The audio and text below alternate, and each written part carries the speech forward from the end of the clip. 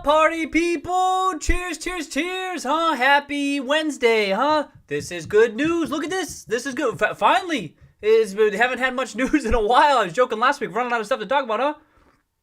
This is good news. As reflected by the price action today, nothing crazy as far as other market participants are concerned. But this is good constructive news, especially for that super bearish argument that GameStop was heading for trouble in the near-term future. You know what I mean? Like this is what I mean. In Uber, we've been chatting about this quite a bit, how this really super bearish thesis has just been deteriorating before our eyes. This very short-term stuff is now practically dead, right?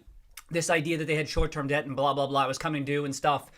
And they've been talking about this for quite a while now. This was their focus for the year, first as bond exchange, and then they specifically said in the last conference call this was going to be their primary focus, taking care of these bonds before they come due. I mean, they specifically said that. I mean, they've been telling this same story they're telling you.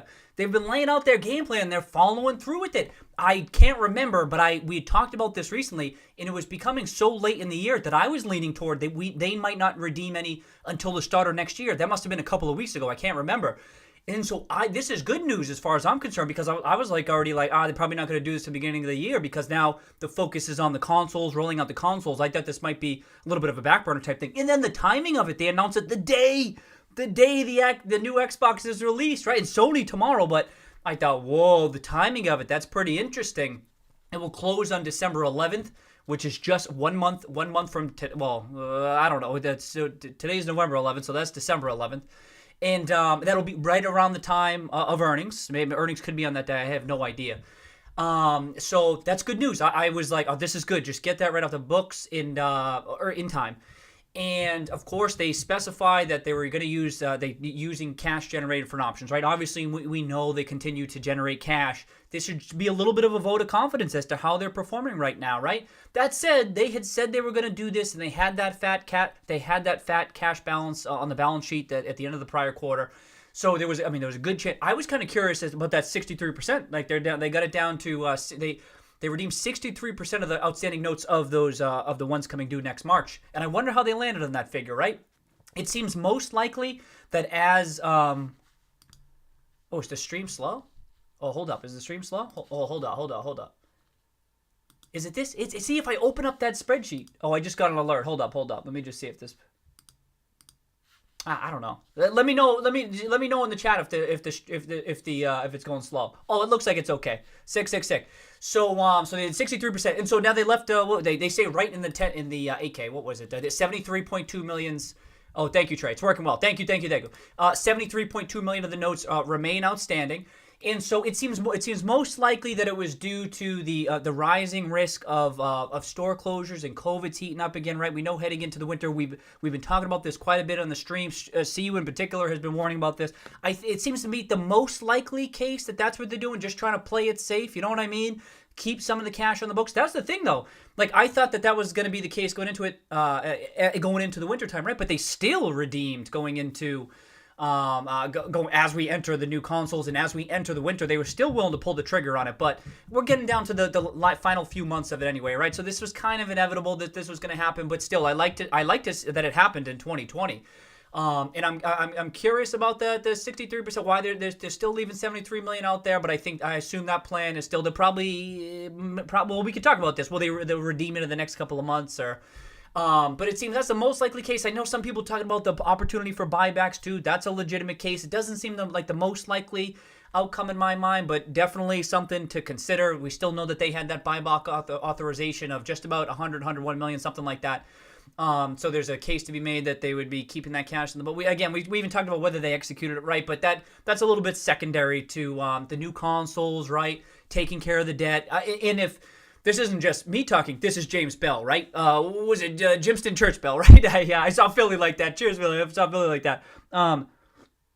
He's been saying that they were going to do this, right? He pretty much. I wish I should have pulled it up. I'll pull it up later. So that's sick. So that's good news. And I thought I like the timing of it, right? I was saying that this is the week that you might announce if you're a lot of people talk. Oh, you saw GameStop was trending on the Google Trends, right? I popped that up. Do I have it up? Oh, I don't have it up. But you saw it was trending. Let me just say. Right here. Boom. It was it number one yesterday? I forget. GameStop, Xbox. Oh, it's lagging. Whatever. So it was number two trending, and then it was, and we had the short. Oh, I'm getting to the short interest, right? But number two trending, and I like all the people talking about how the fact, when we compare it to Blockbuster and so forth, and all these other ones, like how often is your company trending, right? And one of the top search research results here that are things that people are searching, and during those times, right? Kind of silly, but what the hell was I talking about that for? I forget. But so the timing of it, right? The timing of it is that it aligned with this week. We knew they were getting the new consoles. Everyone knew this, blah blah blah. But I was thinking that if you had some news to be released, it would be interesting timing to do it at the same time. A lot of people are talking about literally, you're one of the most searched things out there, right? In your companies, and that's why it's good. It can be good. It can have a heavier impact on investor sentiment. That's how I think about that. That doesn't mean that was necessarily front of mind or anything like that. I've just been thinking leading into this week that this would be an interesting week. I keep on thinking that we're going to get some news anyway about on the business front too. We still might get that. We'll see. But I like the timing of that type of stuff because people, again, are already thinking about it, and then you release it. So then you get the short interest too, right? That came out yesterday. It was about where some of us were predicting that maybe a couple million were closing. I know a number of people were thinking that. Look at this. And I like that we get it at the same time, or we're getting that GameStop's trending, right? Like even I'm like, whoa, what? And you can see by the mark. What's interesting to me though, that market is the volume. No one can look at the volume. Less than 5 million in shares traded today. And I just keep on coming. But then I'm looking at so less than 5 million today. But it's been the month of November. There has been not much at all. Even the latter half of October, it's been very interesting to me. And so no outsized impact on the market price today, right? This type of a news item isn't that one that everyone's going, It's just not. And we've discussed this many times. And that's because this short interest that we're seeing in the general bearish sentiment surrounding GameStop is not as much these days because of the strength of its balance sheet. I know some people still think that it doesn't have a particularly strong balance sheet. I strongly disagree with that. But that's been less and less of an issue because of the cash balance has been building, the performance of the past couple of quarters. So this is left as a concern right now. If you have a company that's on the ropes and they're almost done, and then they announce that they bought some back, that it would be more impactful. This is less of a major concern for folks. Now what most people are bearish about are those long-term secular risks. So that's why it's any type of partnership news or reinventing the business, anything that causes people to realize, you know what, they could continue to thrive right now, which I still think they will do based on some of the revamping that they're doing to the omnichannel all over the place, right? But that longer term type stuff, right? That's like the digital partnerships, leveraging their database, their Power Up Rewards database in whatever way. I don't know. We'll just have to wait and see. But that's the type of stuff where people start thinking, shit, they thrive just not here, but thereafter as well, through this console cycle and maybe thereafter. That's the big question mark. And so this news doesn't change that, right? And that's why it didn't even hit 5 million on volume today, right? It's pretty impressive to me. And so that's the thing. Even on this type of news and this whole month, I keep on thinking if anything were announced, and we've talked about this was one of the announcements they could make. It's another digital partnership a la Microsoft. I mean, Ryan Cohen hasn't even talked about any of this stuff yet. What if he adds to his position? We saw the market kind of reacting to this stuff in the past. What if he were to add or talk about the GameStop position? And there's all these different opportunities, right? And if that stuff is announced now, and we're just seeing that there's just not that much selling pressure right now, but there's not even that much buying pressure. If suddenly there is a tremendous amount of buying pressure, it could kick it up a notch. As of right now, we're still in this range, right? There's this one. This is the monthly. Hold on. Let me get to, here's this intraday, right? Just generally, I backed it out a little bit, right? Just we're in this range. It's gradually moving up a little bit in November. This is into the election, through the election, post-election, just this general heading up there, right? But we're just in that range right there. This was, you can see, we're right in that box there. But that of 15, 16, 17, if they can announce something, I think maybe, it seems like there's not too many sellers right now. And so people need a reason to buy, and just that redemption isn't enough, but it's good news just for a company that some people are saying is in secular decline and blah, blah, blah, that they're in a good enough position to redeem some of that in November of 2020. And so I'm going to assume they're going to redeem the balance in relatively short order here. But so there was that, 73 million still outstanding. And then I had just had the balance sheet up here as a reminder as to what this, where they were at before then, the bonds. I had this up too. I was just taking a peek. They've been all trading at a par, right? We know they were trading at a bit of a discount. Oh, here, I can pull this up right now. They were trading at a discount back in March and April, right? At 70, which a lot of people, these are the 2023s, my bad. We want the 2021s.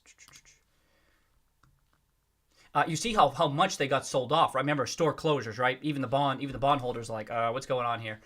But even if they had tried to buy back in size, I mentioned this in one of my early GameStop videos, even though it was trading at a discount, if they tried to buy back in size, it would have been, it would have bid up the price a bit. That's what I think. And so, it's not as big a deal for someone like me. All else equal, you like to buy back at the discount, but it is what it is. And so I got this short interest too. So not much has changed, right? It's reduced a little bit, but it's about flat over the past month. And I just find it interesting because, like I keep on saying, for my thesis, that it has only been strengthening with each incremental news item that we're getting. The big question mark has been for me just getting to the console cycle, and then here we got people, GameStop trending as one of the top searchers, right? You know what I mean? Like if you watch some, especially my first early GameStop videos, I'm like, they're still relevant, and now we're here, and that was the biggest variable for me. Now it's just a matter of execution, but I think we're on that path. And so it's and pretty impressive to me that this short interest remains as fat as it is. This one's bigger. I think I pulled this one up. Yeah, almost 140% of the flow. That's the other thing too, that volume. I keep on thinking there's so many longs outstanding because of the shorts that I just expected a bit more volume. Maybe, I don't know, we'll see. But no material closures yet, and there hasn't been much volume since this has been announced, right? Sorry, I keep on clicking. I should just keep this open. So what was this? What was that as of again? 1029? Yeah, not much since, right? And there hasn't been any news, so I doubt, I assume that's still in the ballpark of where it is today. That would be my guess. And I don't think they're not going to close on this news. They're not going to close on,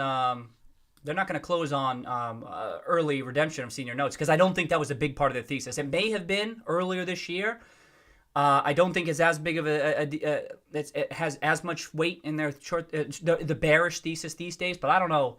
So we'll see, but any major announcement otherwise, more related to the business, that long-term future, then I'd expect them to close. But right now, and this is the thing, I know people, so to tie it back to this volume, there's so much volume, I think people in general, like, again, I always say this, like, we're joking about the short interest because I'm having trouble trying to comprehend the other side based on my fundamental analysis, but at the end of the day, you need, there's no one buying the shares these days. There's no one's buying the stock these days.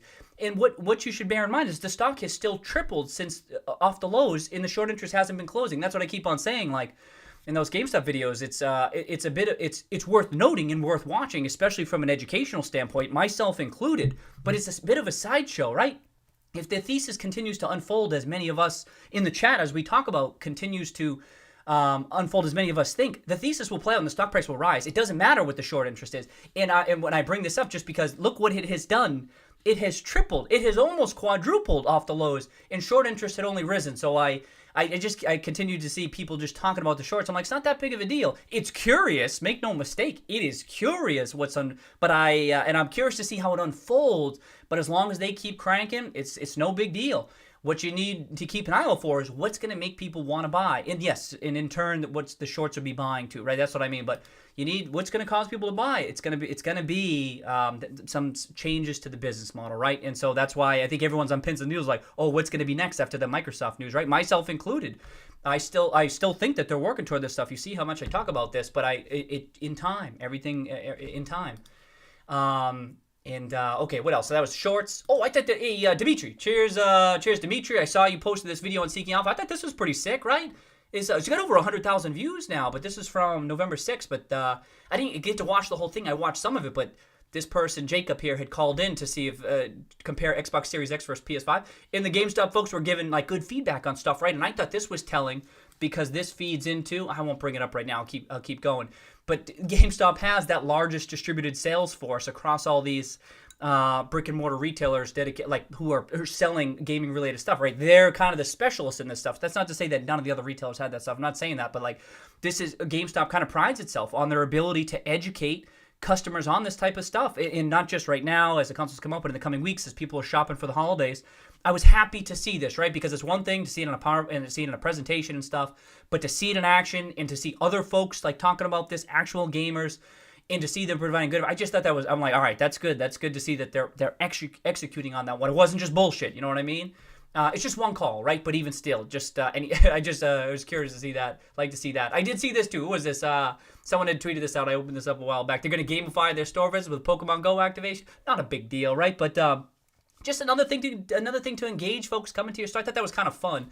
That's and that was big a couple of years ago, right? But even still, I thought, all right, that's pretty cool to kind of doing something with their storefronts. I know all those concept stores they were doing in Tulsa kind of pumped the brakes because of everything that's going on, but they're still able to do stuff. I'm pretty sure I read that they were like going to be extra cautious because of all that's going on. So that's still good that they were still doing this as long as they be safe and stuff.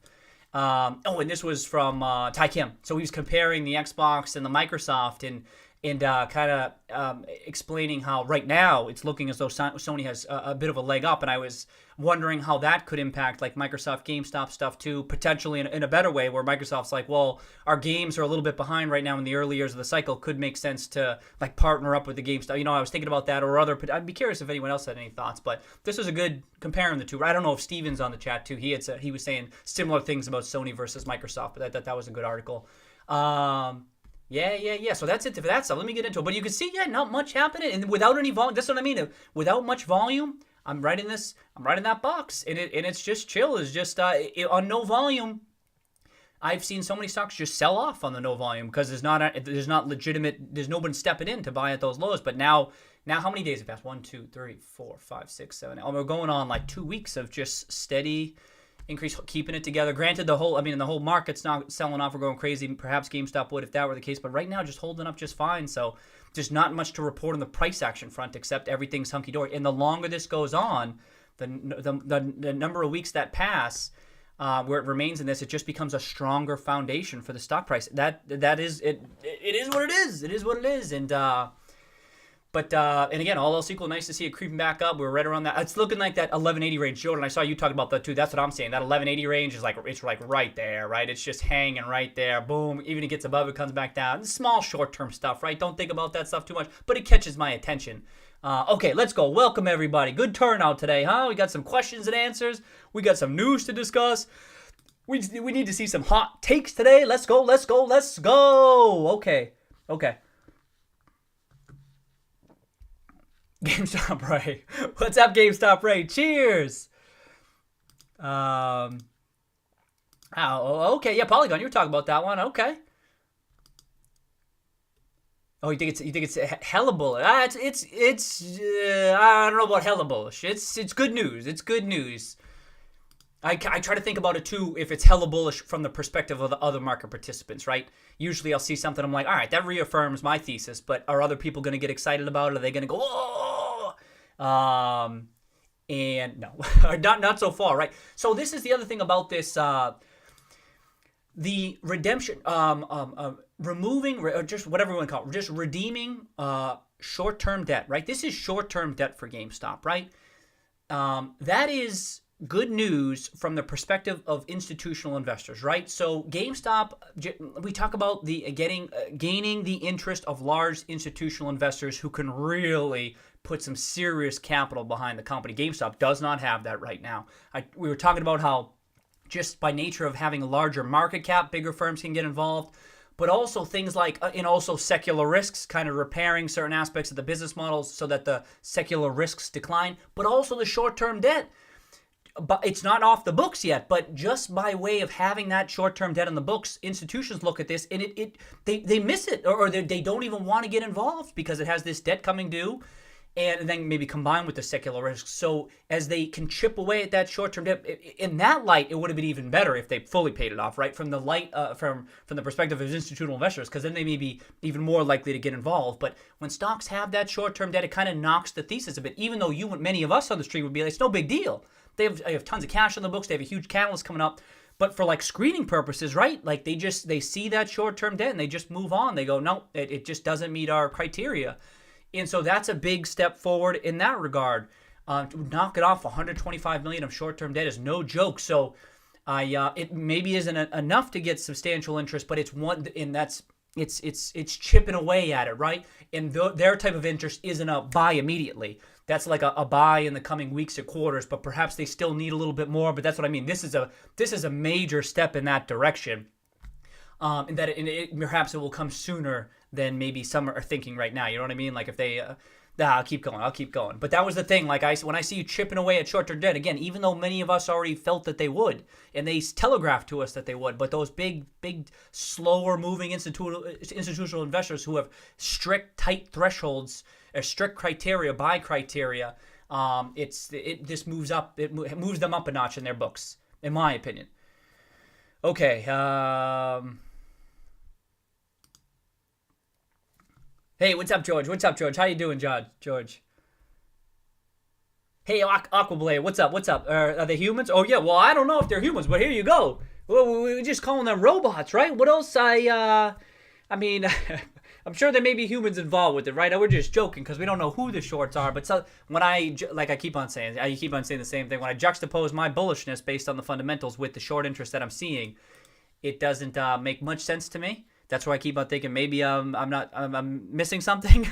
But in that light, I'm like, oh, it just must be robots who are like beep beep boop boop boop boop boop boop boop, who just behaving as they've been programmed to do. So I don't know, Aquablade. It's a good question. We're still trying to figure out. Eduardo, what up, Eduardo? How you doing? Steve Stonk, welcome. Oh, we got a new meme. I know a lot of people enjoy. Oh, I missed it, Steve Stonk. Okay, I will check that out. I am already looking forward to. Steve, you've inspired me to try to go down one of these paths. So cheers to you, Steve. Steve Stonk is on StockTwits. He's got these hilarious ass meme vids. You gotta check them out if you're dialed into GameStop. They're terrific. It's terrific, Steve. You've inspired me. All right, I'll check that out first thing.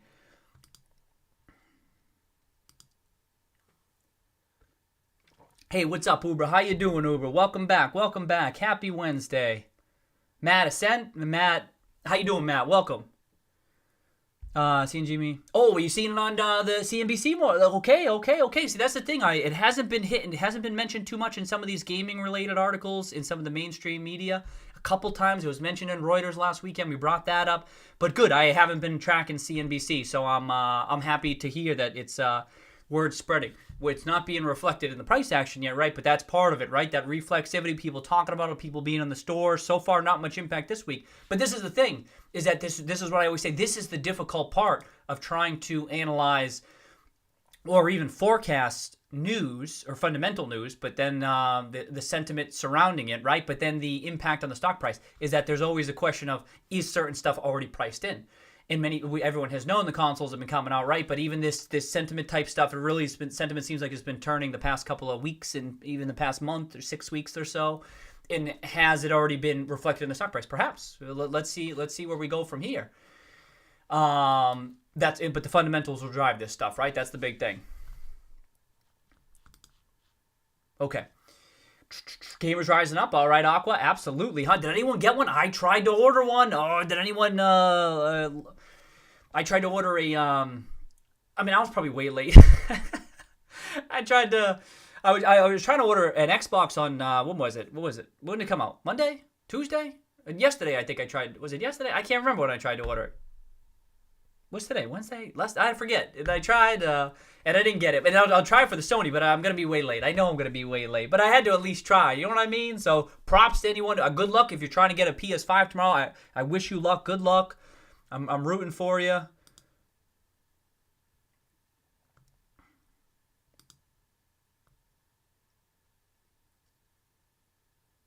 Well, Rob Wolf, what's up, Rob? How you doing? Happy Wednesday.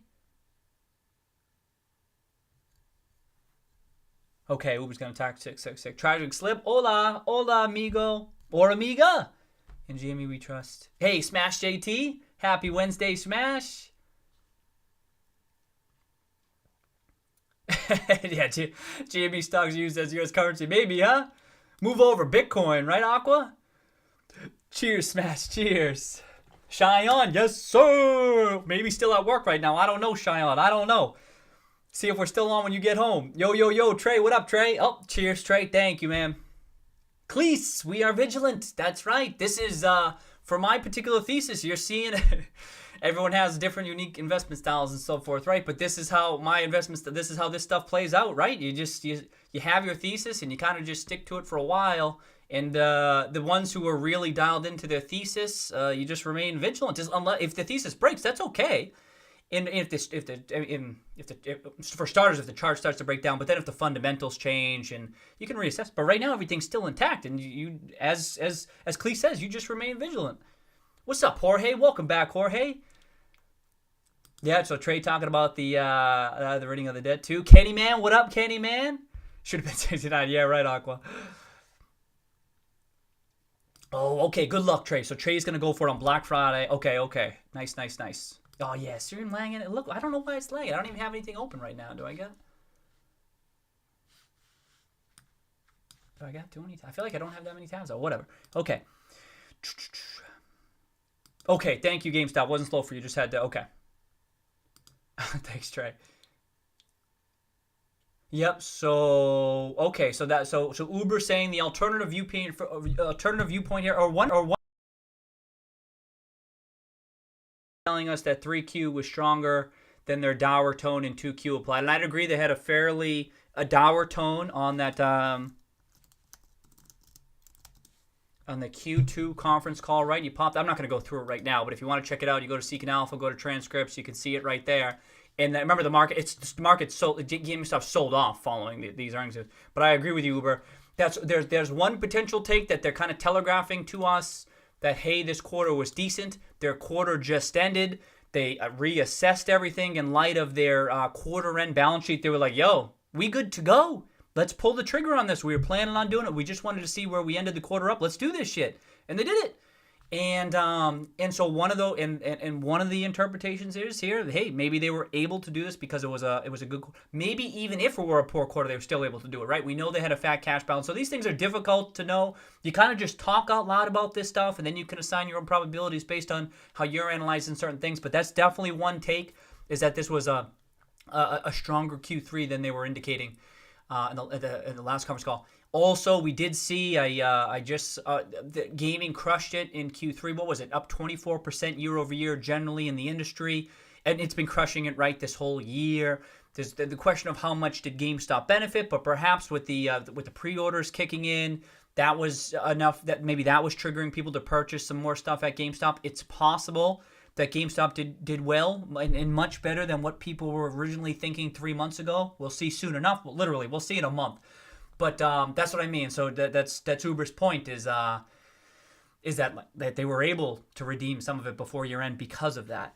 Potentially. That's all we're saying.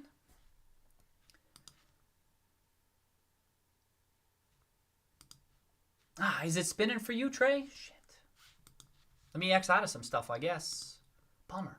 I know I'm way behind, but here, maybe YouTube is really slow. X out of this. I'll bring that back up later. Let's just see. I don't really have much open. Oh shit! Did that work? Shit, that made it work. Sick. Okay. Damn. Whatever. Okay. Yeah. Well, Q4 will be the gangbusters one, right? That will be the big one. To reduce our outstanding debts reflective of our success.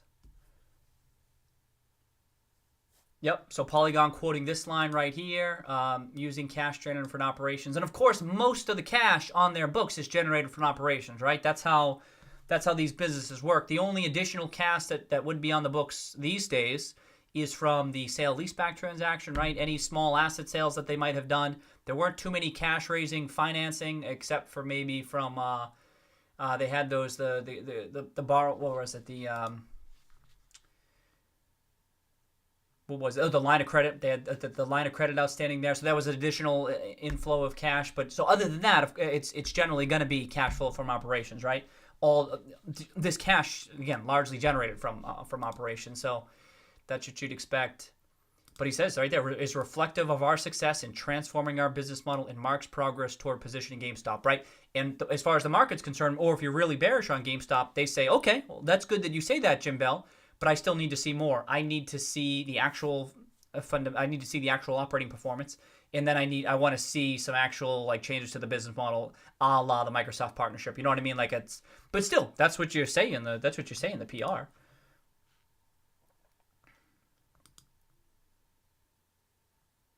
Long-term profit growth, right? That's standard language that you'd see here. Yeah. Oh, yeah. It was James Wang who just posted it. That's right. He was the one talking about that MPD. I think I had seen it earlier today. Someone posted it. Yeah. Was it 20? Oh, yeah. You already called it out. 24%. A quarterly wrap up from MPD says it was the best third quarter ever. Thank you, Tragic Slip. Thank you, Steve Stonk. Yep. GameStop should offer more console units instead of just bundles because the bundles turn off many potential buyers. I know that's the thing is that, damn, is it bugging out? I have it just spinning. Shit. Let me try to, can I get the quality down? All right, see if that helps. I just tried to do something to the, I apologize. I don't think I even had anything open. I just rebooted too. Shit.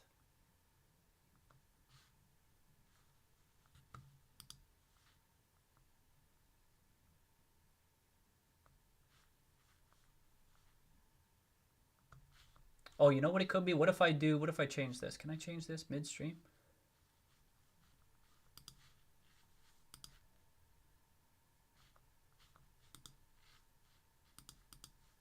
But a bummer.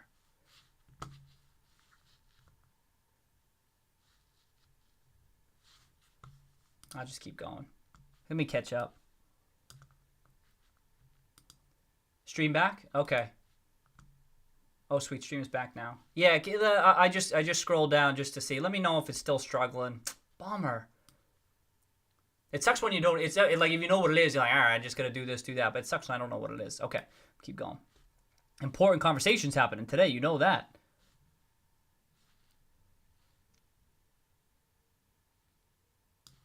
Stream bugging out. Hey, Justin. Welcome, Justin. Cheers. Just wait a bit.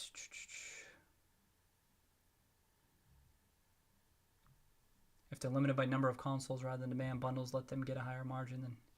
Okay. Yeah, that's the thing with bundles. Aligns with managers in action 100%. Yep. Yeah, that's the thing. Supply and demand, right? We were talking about this in the past couple of streams. The bundles. It's supply and demand. If people are willing to pay for them, right? That's the thing. Some people are going to be frustrated or disappointed by that, and other people are just going to be like, just gobble it right up.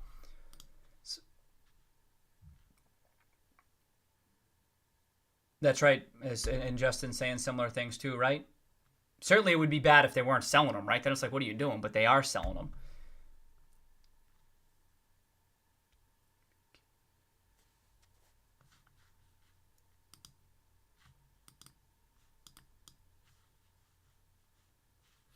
BQ3 and then we'll pair those experts like BFA. Yeah, I know, right?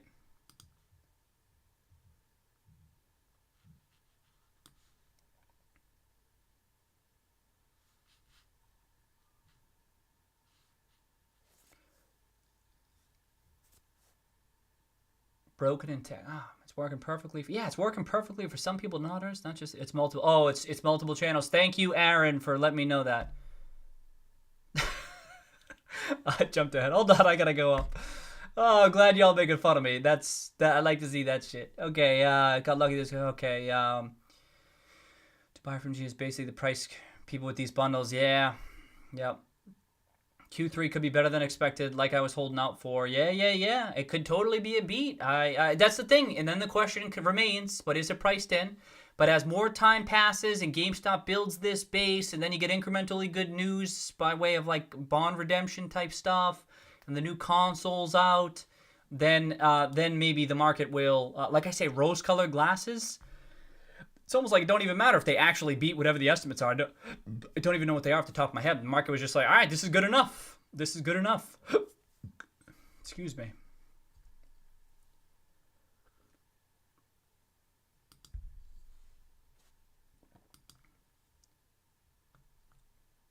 Hey, who cares? No, that's the FINRA. The latest short data is the FINRA data. That's legit.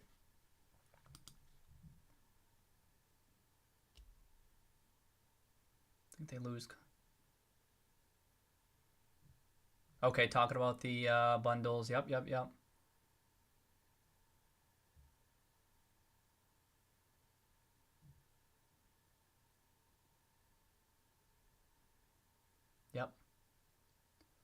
Just trying to catch up, trying to go. Not I'm just spinning. I'm just spinning on the stream, but let's see if I can get caught up anyway. Two controllers. Yeah, so Aaron saying his video is a YouTube broke. YouTube broken on West Coast here. Okay, thank you, Alex and Aaron, for letting me know. I'm mostly working for Polygon with some interruptions. Stream's not working for Junior. Cheers, everybody, huh? Sorry, I'm just trying to welcome everybody. Welcome, everybody.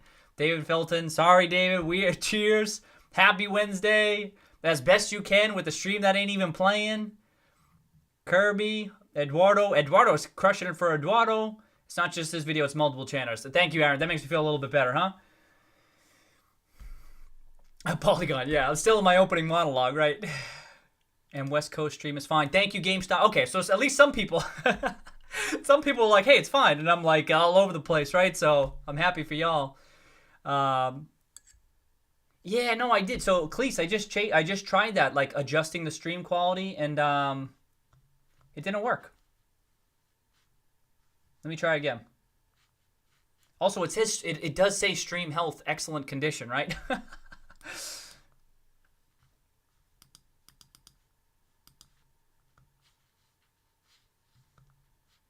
Here, let me try. I'm going to try.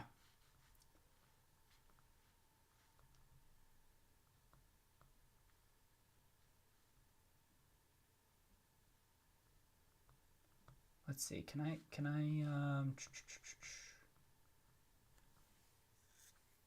Damn, can I not change that midstream? I could have sworn I could. Hold on, let me see. Bummer, man. I can edit like the video, but not the what? I could have sworn I could edit the settings.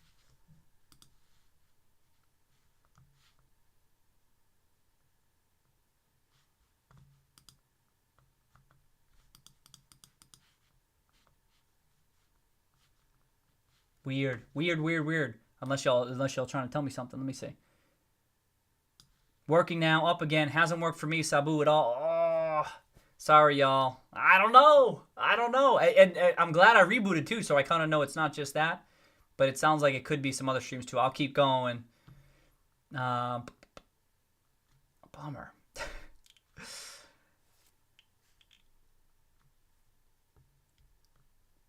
West Coast can't stream is fine. Okay, guess I'm wrong. I was waiting until the third beer. Anyway, Kirby, cheers. We're gonna just dance it. Time to short YouTube. Histrix, what up, Histrix?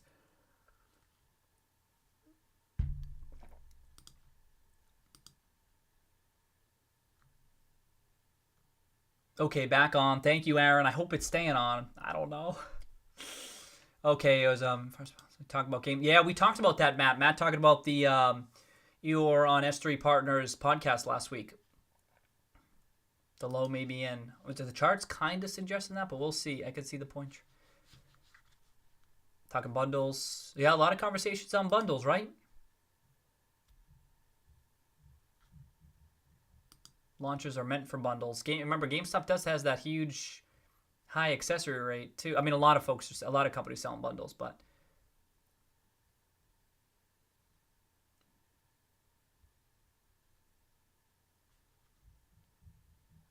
scalping. Oh yeah, Robert. So Robert, welcome, Robert, saying the bundles will help with preventing scalping, reselling on eBay, getting the product directly to a real consumer. That's interesting. YouTube down on Twitter feeds. Okay, Alex, thank you for letting me know. Oh. I mean, it already sucks enough that it's like lagging, right? But if it's like something that I did, I mean, I'm new to streaming, right? I'm like, oh, I hope I didn't screw it up. Now I'm at least a couple months in. I feel like I have a general idea as to what not to do. Like sometimes keeping the spreadsheets open. So if it's just YouTube, sorry, y'all. We can move to Twitch. I remember there were some investing folks. We talked about this a couple of weeks ago, right? With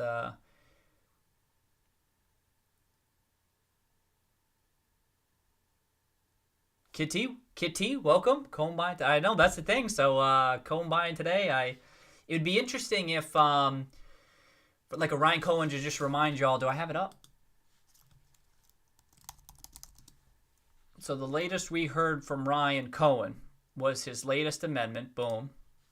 And the language here, willingness.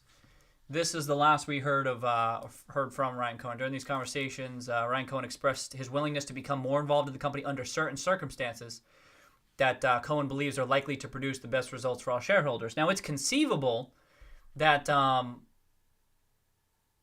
these circumstances might involve a material digital partnership with a major player a la Microsoft and debt reduction. It's conceivable that that's the case. Is it now that maybe he it takes a larger position in GameStop, or if not that, is starts talking about the position or is more active in his role as an investor in GameStop? That's not necessarily likely. But as you see incremental news like this, again, since this filing, the Microsoft news and now the debt reduction, I think, okay, that's some serious stuff. We have no idea. We have no idea what those circumstances are, and even if they were met, what that means, we don't know. I'm just saying that these are big. These are big news items. If you're a big time investor, not just GameStop, but any company, and you see these steps being taken, you may be like, all right, okay. It could be that he wants to see successful operating performance over a couple of quarters. I have no idea. But I just thought, okay, there's two big things. That originally it was just the Microsoft thing. Now here's two big things. It seems more likely it would be operations related than the strength of the balance sheet. That's what he was checking in on, but I have no idea. Your guess is as good as mine. Hey, Kyle. What's up, Kyle? Can we look at Microsoft and Sony quickly? Yeah, what were they up today? Hey, yeah, that's kind of a big move. Nah, that's not a big move. What's it been doing? Not much. What's Sony do? Ooh, oh, no. Yahoo Finance. Okay, about the same. Oh, a smart run up in Sony. Chart's looking decent. Okay. Just curious how they're, in some of the gaming firms too, how they're reacting.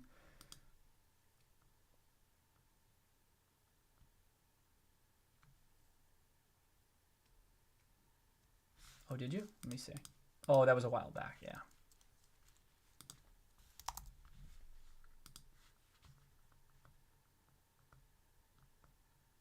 Oh, you just put it up now, Rob. I'm going to pull it up, Rob.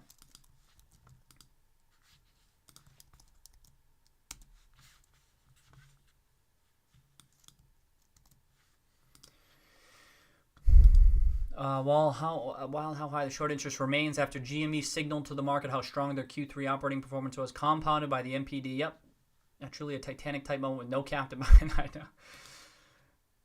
Okay. Thank you, Rod. Let's see what we got here. You got the green line, share price, GameStop. Oh, you can't see. Sorry.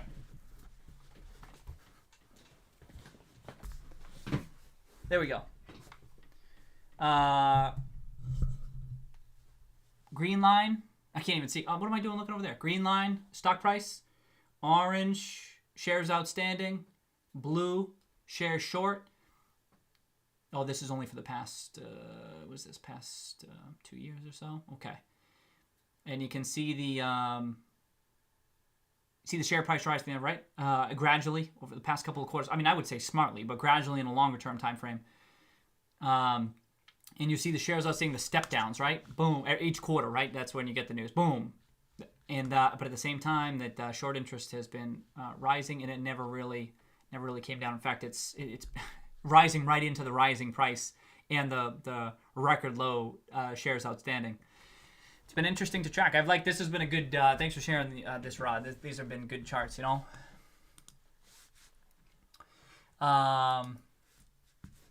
You think another filing? Lots of big buys. What makes you say that? This stuff.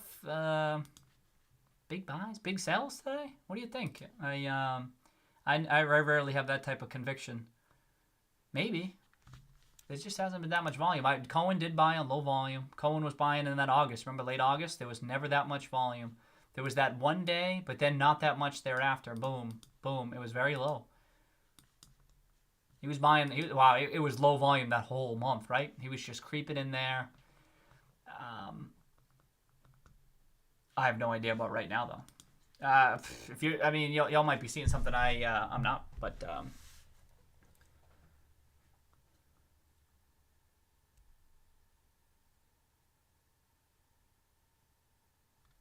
Oh, block buys. Okay, I usually discount that stuff. Okay. Smash saying the same thing. YouTube is down, having intermittent issues tonight. FYI. Cheers, Smash. Thank you to those folks telling me. It makes me feel a little bit better. Watching on my TV, stream will load on my phone right now. Thank you, Smash. Thanks for the heads up.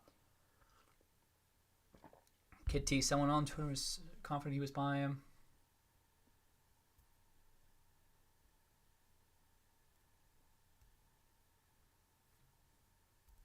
So, wow, welcome, Malcolm. Welcome. It would be perfect for GameStop to announce Sony partnership tomorrow. So that's what I was talking about. I was thinking that if we were going to have that type of news, that it would be it may be more likely to be announced before. But then I'm sure I said this on the stream last week. But if you announce something week of, that might be the most impactful.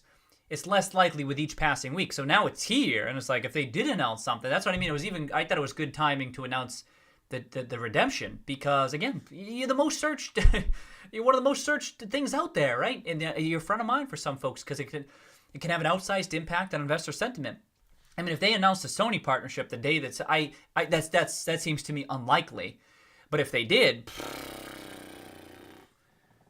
I mean, I wouldn't even know what to say. Would we do an emergency Thursday night stream? As y'all know, people keep on saying Thursdays. That would be something. That would really be something, you know. But it seems yeah, we can hope. Really, and a lot of people think Sony might be the natural one. I have no idea because Microsoft has its own consoles coming out. Could it be there's Nintendo too? Maybe it's a different type of any major announcement would be big. I felt. Okay. Oh yeah, no order number.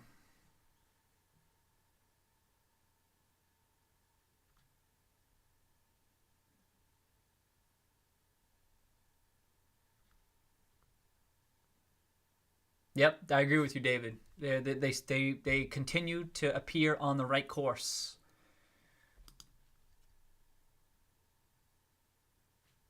Nope, Dusty made it. Cheers, Dusty. Happy Wednesday. Welcome. We've been having some trouble with the streams. Apparently, all of YouTube is streamed down.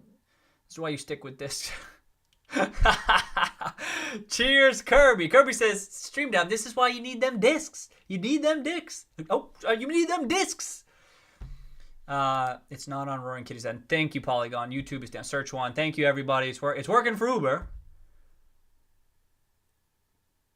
TV, but not on my computer. But it's weird that it would work on the TV, but not on other things, right? Because you think if it's a YouTube thing, right? Am I thinking about that right? You think if it's a YouTube thing, it would be on any. No, I don't know, but I think y'all know you might know better than me. Kirby, how many beers did I miss? I know. Kirby watching, I'm like, and then it's like, oh, it must be a number of beers deep. Oh, maybe I look like I'm a robot if I'm stuttering on the stream. You know what I mean? The beep beep boop boop. Boop, boop, boop, boop, boop. I don't even, yeah. Oh, yeah, any orders, yeah. David Sheely, what up? Welcome back, David. So, you know, I would have had an order number, but I didn't go through. Bummer.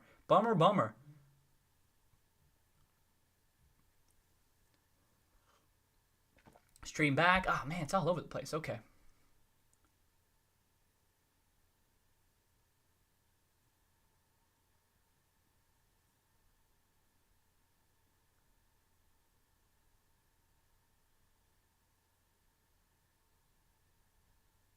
Talk about the order numbers, yep.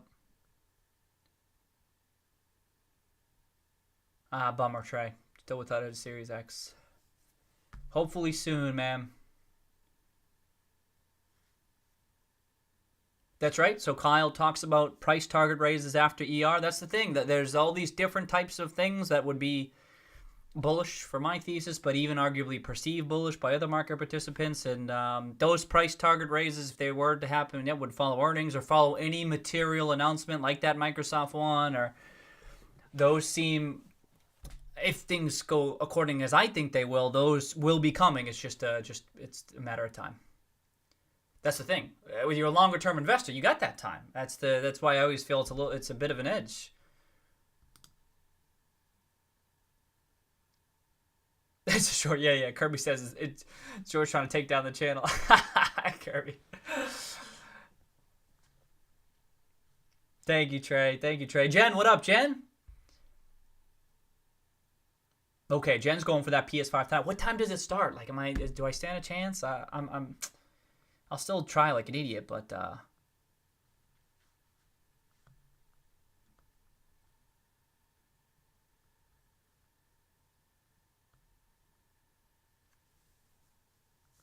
again, weird. Hasn't worked for you yet. Sorry, Sabu. Not sure what it is. Okay, thank you, Alex. Alex keeps on explaining how it's not working anyway.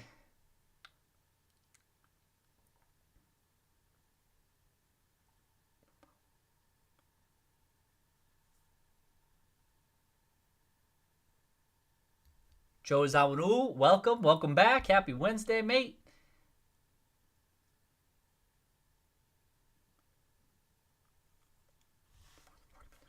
Oh, more than one. Yep. Working fine on Rob's laptop. Okay. Tried to open my iPhone. Got it. Okay. Thanks, Rob. Thanks for letting me know.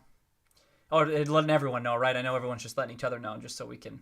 I wonder if it will clear. I wonder if it's like an all-night thing, or if it just. Does this sometimes happen for just like a little bit of a while, but then it fixes itself? Seems like that could happen. We'll just see. Fingers crossed.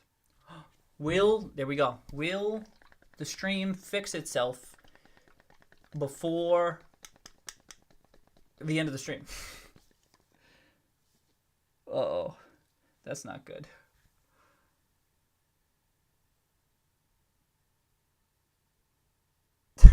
Nothing's working. Nothing's happening, huh? It said my sources say no.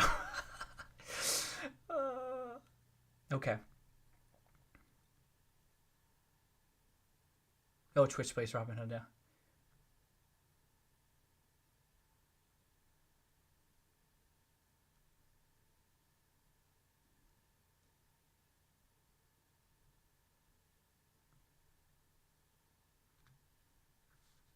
Wait, Aquablade, did he? No, that wasn't Cohen, that was Burry. Oh, yeah, the Burry tweet. That was interesting, huh? It's since gone, so we can't see it. What did I? Talk about this shit. I saw it after the, Oh, right here.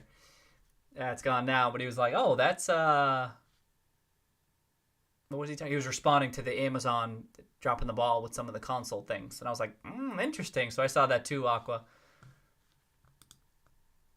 We'll get updated filings from like Scion and other firms too next week. What's it, 11, 12? Yeah, next week, early next week. So we'll see positions as of September 30th, right? I mean, in the case of GameStop, a lot has happened since September 30th, but still curious to see that shit, right? Oh, y'all already know. What am I? You see, y'all ahead of me. Y'all know.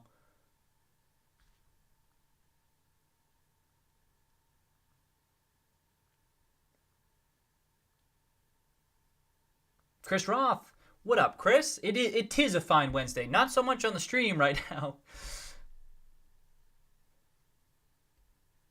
We're sandwiched between two new consoles. This could be not a holiday, but it's kind of like one of those full moons that only come every 70 years or something. I mean, how often do you sandwich between two brand new consoles? Every 7 years? Like, maybe not 70. Terrible.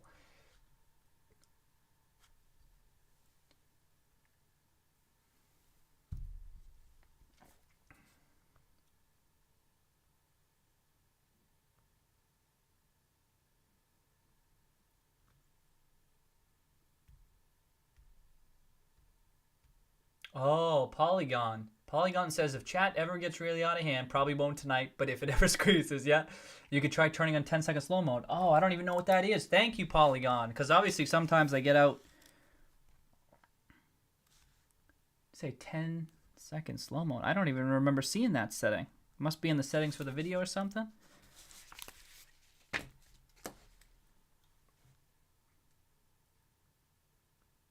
Yeah, Thirsty Thursday, Steve, right? Oh, Steve, I can't wait to see yours.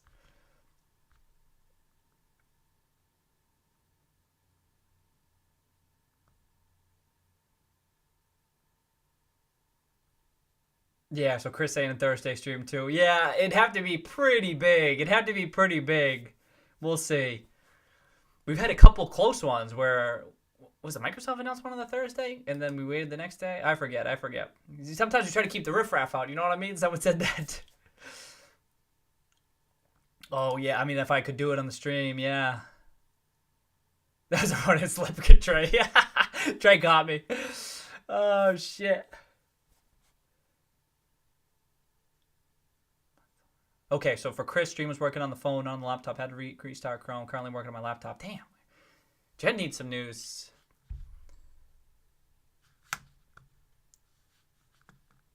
Where are we at? 7:58.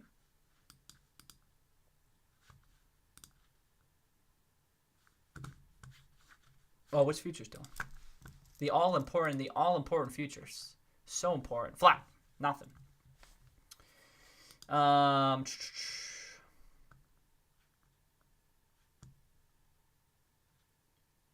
Oh yeah, so Trey, good idea. Trey says instead of doing the, I mean, I got the instead of the mouse tray, right? Trey's like, maybe you don't need to do the mouse, just get a little bit of a toy. I like that. That would be easier, right? I have the cats. If you've seen the other videos, now my daughter has them, but a robot toy. I like that. That's a good idea. Beep beep boop boop. Because the mass is too much. You know what I mean? This is too much. Who was it? Kirby was saying this is the cause. If you're wondering why we're having a struggle on the stream tonight, it's because these people got involved, right? These people got involved. Beep, beep, boop, boop, boop, boop. So, Trey, this is what I feel. This is too much. Well, I can't be doing this every time. We just need to hop something up real quick and go beep, boop, boop, boop. I agree. I think that would be adequate. You know what I mean? Good call, Trey. I'll track something down. I found a ton of cats, which was great. Too many. But now my daughter loves them, so it's perfect. Okay, Cole, welcome, Cole. Short interest down, yeah, marginally, right? Short interest, for all intents and purposes, have just been flat. It was crazy to see it above 70, but it's just been flat for the past 2 months. Is it 2 months? I forget. Rod, correct me if I'm wrong. But roughly, we're in that 65 to 70 range, which is just so high. Still got it up? No, I don't have it up. Whatever. I get this up. I closed out of it. There it is. 5% drop.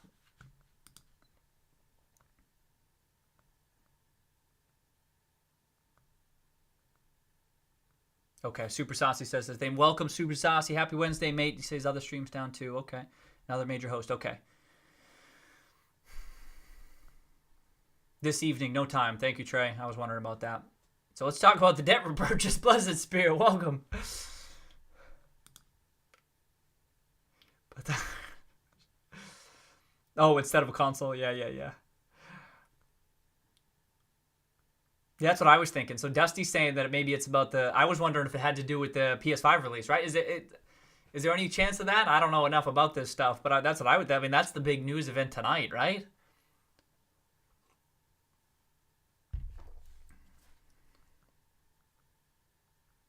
That's a good... So Polygon says, does the debt buyback raise or lower the percent chance of a stock buyback happened in Q3? That's an interesting question.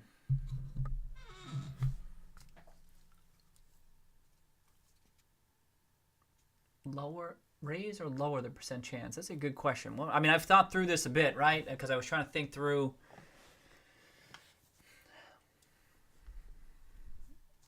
You'd have to say everything at the margin, right? This type of, but I think this is important analysis to do personally. Even if it has a marginal impact on your thesis, it's important to make the adjustment in your head as best you can, and even talk through it. You know what I mean? And but I would say it reduces. I'd say it lowers the chance by a small amount. And I know the counter is, well, they left about, they still left about $73 million on the table. I get that, but because I lean more toward it was out of a matter of caution, you know what I mean? Like keep a little bit extra cash in the books. But maybe it opens the door for, maybe it could be. It's a good question because I don't know the answer, right? You can tell I don't know. But if I had to, I'm usually just lean in one way or another. Like the odds of that buyback had already been kind of low because of what they said in the conference call, and now they followed through with it. And now Q3 is over, just to be clear. And then there's this window where the quarter has ended, but they haven't announced. Sometimes those are blackout periods, right? Companies can get around that, but maybe perhaps this could have opened the door for purchases following earnings, right? That's a possibility. So I thought through that. This closes December 11th or whatever it is, and they can buy shortly after earnings, just like they did last year after Q2. But if you take, that's the thing, you take 125 million off the books, that's 125 million bucks that could have been used to buy back, and it's not there anymore. So that's why I kind of it's a good question, Polygon, and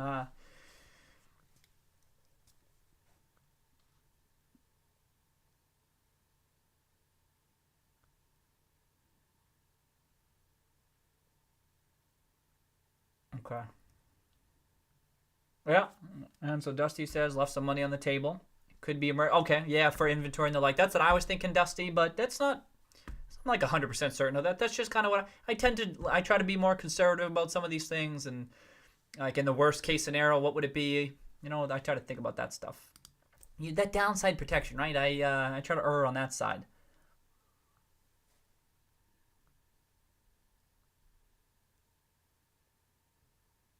Okay. Thank you, Alex. Alex says that they're due 11/16. I thought it was almost always. I thought it was always the 15th or earlier, but I'll trust you on that one, Alex. He says updated filings due November 16th. Oh, so maybe that's why they'll be filed on the 15th. Maybe that's it. I don't even know the rule, but okay. So that'll be next week. Cool. Thank you, Alex. Thank you, Kitty Oak Developing. YouTube is suffering a massive outage. Is that for real? Is it a massive outage? Let me see.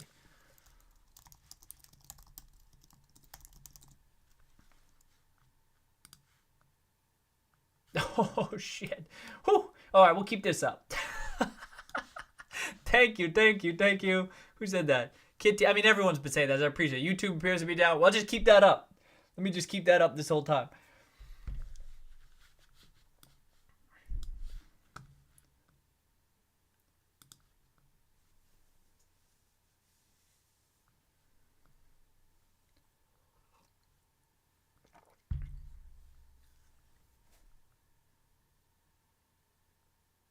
Oh, yeah. Okay, so Rob Wolf saying, going along with what I was saying, Rob Wolf says, is it, I always said Haley's Comet, but then didn't people say it's supposed to be Halley's Comet or something? Oh, and there was did anyone watch Cosmos?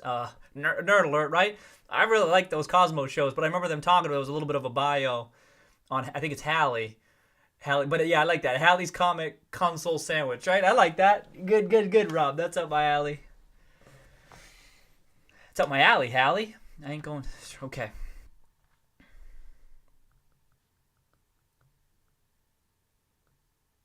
Okay, I'm almost close to being caught up. Am I close to being caught up? Come on, let's try to speed up here.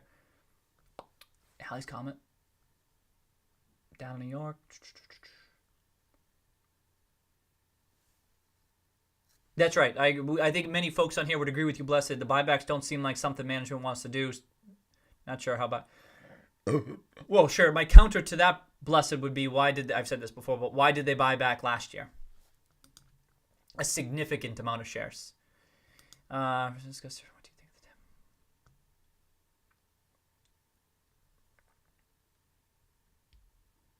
demo? Oh, I agree. Uber, right? And an even better Uber if they executed it shortly after they reported earnings last time, in which case they might have been able to buy back 10 or 12 million shares. But I agree with you. Talk about a vote of confidence. Yep.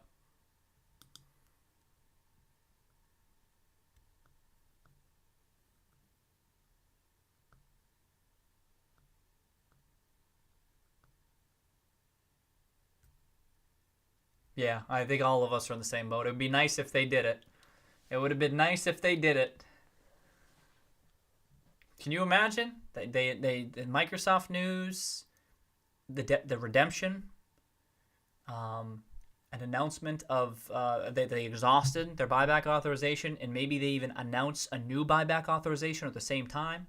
And then, like I was talking about too, imagine if Ryan Cohen says that, okay, you kind of executed on some of the things I was debating about or thinking about, and now I'm more willing to get involved. Like, remember, he hasn't even talked about this stuff. So, like, those are the types of things. Kind of I mean, for some of the longs, seems like a dream setup. You know what I mean? But even however unlikely that is, I was just trying to think through some of that stuff You can dream, right? Come on. But you always have to weight this stuff, right? A sober analysis of this and be like, what's that really optimistic outlook? What's that scenario look like? And pencil through, assign some probabilities, and then you land on your base case, blah, blah, blah.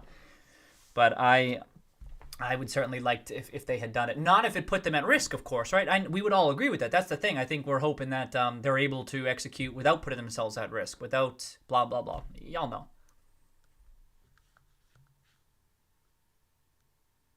Oh, Trey. I got something for you, Trey. I have been working on something, Trey. You'll see it soon. It's not quite that, but it's wait.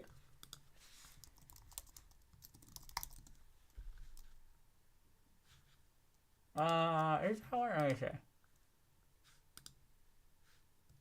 Oh, I don't think I get that one. Oh, maybe I could add that one though. Okay, I have. Repaint it to be GME.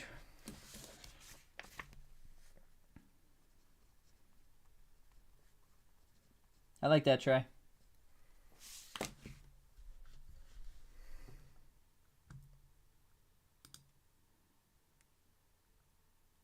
Power to the drone fleet. Yeah, 100 million left. Yep. Plenty of cash to do both. That's what I thought too, Justin. Ideally, they bought shares here. This is where they ideally bought shares. I know, Justin. I mean, we'd all agree with this, right? Because if they were to have bought back shares, it was right here. They announced this night, sold off. I keep on thinking like 2 days. Usually you don't, not usually. I have no idea. I was just like a 2-day window before you might start executing. So they could have bought back below 7, below 8. It wasn't that cheap for very long. It was 4 days. That's the thing. Those immediate bearish takes following earnings did not age well at all.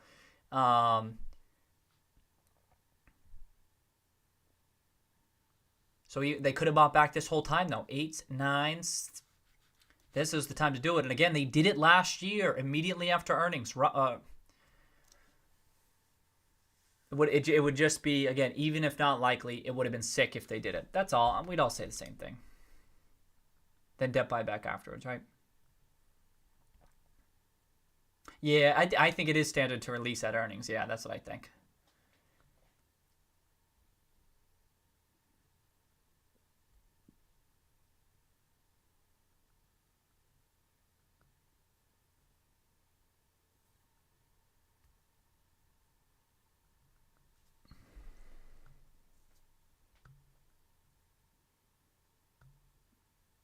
Okay.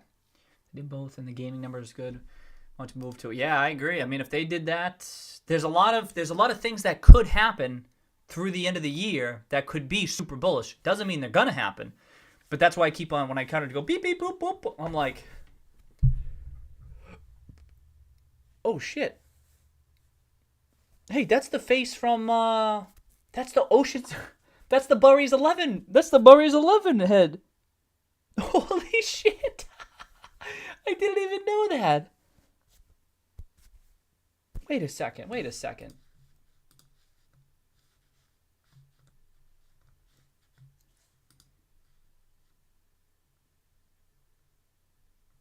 did I do that? Oh! It is! It's the same one!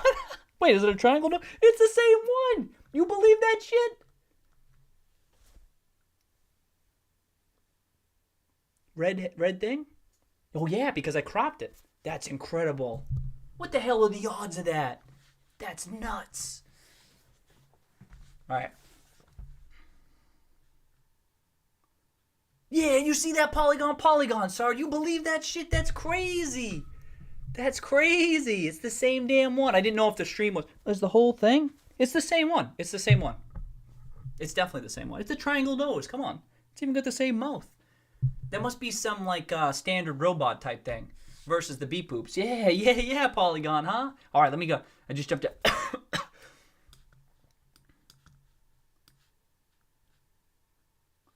Okay, where am I? I was close to being caught up.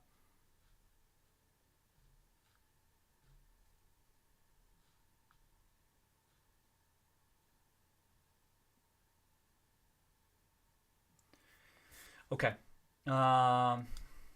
Those funds already settled separately, or is it eating? It's yeah, through the cash on the hand. Yep. Okay, Sabu's up. He's ready to run.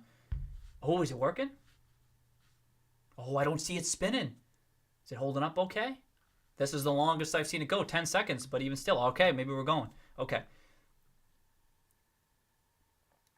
Yeah, that's true. Justin's saying just maybe all of us, myself included, kind of think through, well, it'd be nice if they exhaust the full 100 million, but why not just 20 million? Someone said that a while back, too. Why not just half of it or something? That's a fair point.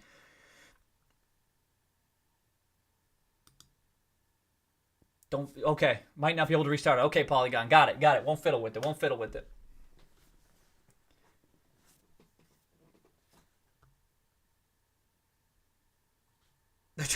Yeah, Daniel, they're trying to take down the stream. Nah, no way, kid, no way. We got this. It could be scooping them up before below 11, yeah.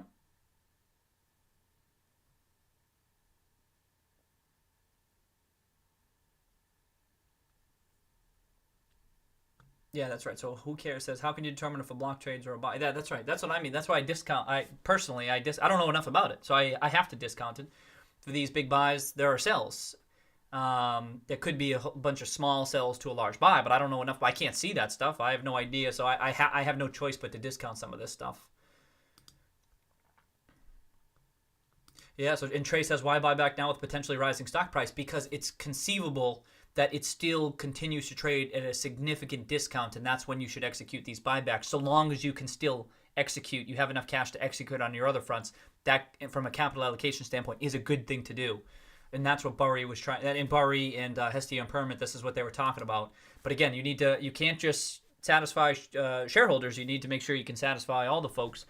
And obviously, if you put GameStop in harm's way by executing the buybacks, then you wouldn't want to do that, right? Even if you're a shareholder, you wouldn't want them to do that. But it's a balancing act to a degree. But as long as the stock price remains, it's not as discounted as it was. That's the big thing. That's what I would have liked if they bought back in July and August.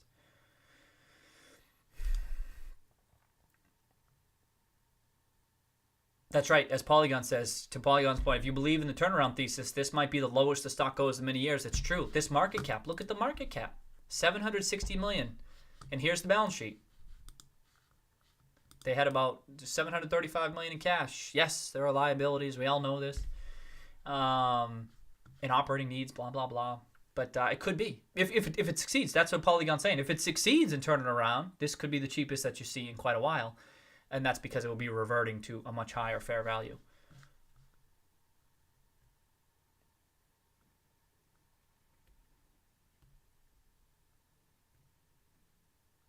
So yeah, Dusty just said the same thing. Could have happened sub 10 right after earnings. That's what I was hoping for, Dusty. Hoping for. Doesn't mean I think that they did it, but short volume stuff. I'm not looking at that too much too. Okay, don't refresh the stream. I did, and it's not working. Oh, geez, sorry. Who cares? Okay, it looks like it's holding up okay on mine. I don't know what that means, but yeah, Polygon been super quiet, that volume. It's a thing. Like yeah, I don't know. No Fox tonight. Yeah.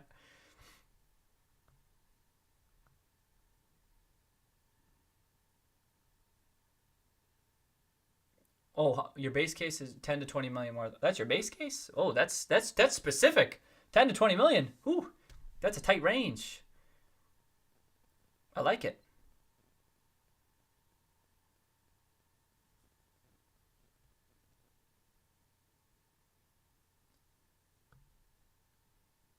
Yeah, so Polygon's saying, if you look at the chart that Uber posted, I still got it up.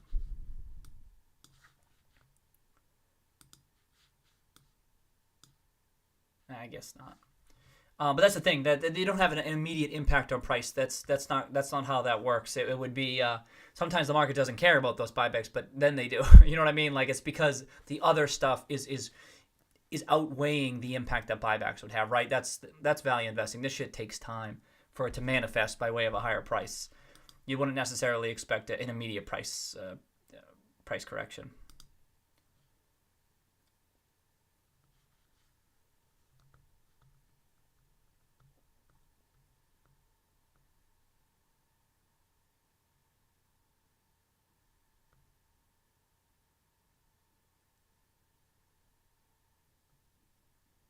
No, I know. So Polygon, I didn't even realize. Talk about, oh, there's a murder. I didn't even realize this when I got it. Someone pointed it out like a couple of months ago now that it was the Roaring Kitty versus the robots. Yeah, I didn't even realize that shit.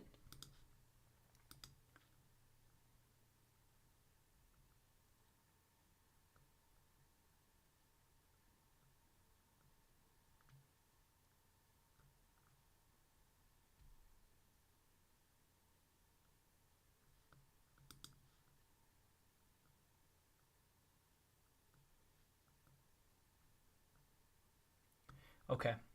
Sorry,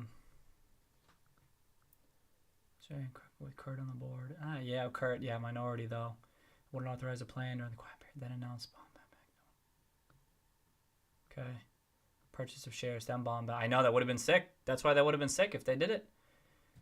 Can't hack a GME stream. Got that right, Trey. Yay, yay.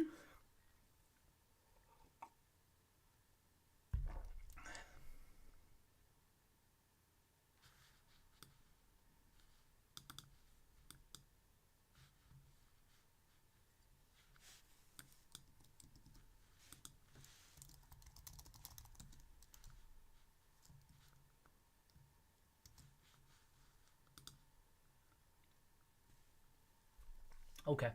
Get earnings. Earlier pre-orders located. Debtor was reduced and the share count reduced by another 2 million. 2 million shares? Oh, I'd hope more than that if they did it. Where am I? Oh. Almost there.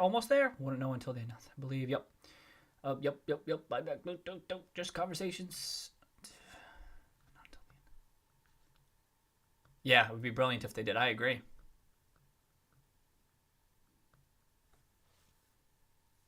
Right. Yeah, if they did the full, it could be up to 12 million if I recall correctly.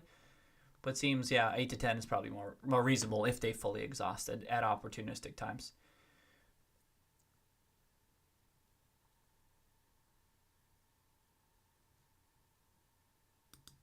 Wait, why couldn't they have purchased that much? Why couldn't they have purchased $100 million worth? What did I miss? Impossible. Oh yeah, I'd like to hear that, Justin. How is that impossible?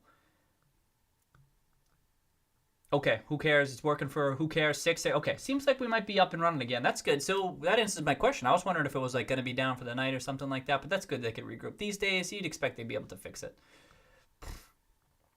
Okay.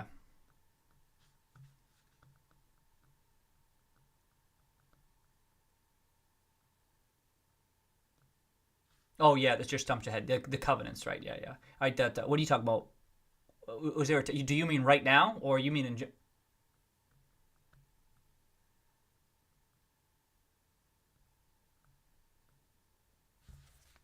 I'd have to double check. Okay, let me go back up. Be huge plus reduced debt. Coming, that would be a little bit more aggressive. Right, they could have opened the door for more aggression. Yep, be a bold move, clever as hell. The balance sheet's gonna look great after Q4. Balance sheet's gonna look terrific. That was a big part of those GameStop videos I did, right? That the balance sheet is it could subsidize this turnaround. You could still say that maybe it's not going to happen, but to suggest that they're not going to have an opportunity to do it, it's just silly. The balance sheet is going to look incredible. That's what I think. Then you get the right folks involved, board and management and so forth. Opportunities there. Reduce stores. Yep. Wait. Reduce stores, reduce debt, massive cash inflow. Boom, boom, boom. Okay.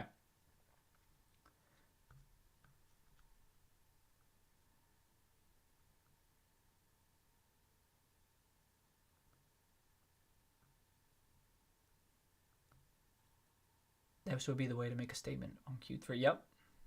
Before Q4. That's right. I mean, if they did it on a Q3, absolutely. If I were Walmart buying consolidate. If I were Cohen, I'd be enjoying myself. Yeah.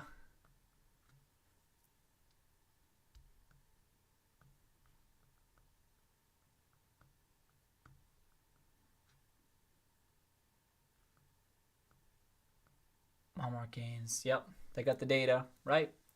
Yeah, I don't know about a Walmart, but an Amazon. We had Microsoft first, and then maybe an Amazon. That was the other one I tossed up. I'd asked this last time. Was there any others? But not really. Those would be the two. It's not likely, but But like, yeah, like a Walmart, I don't think that makes sense.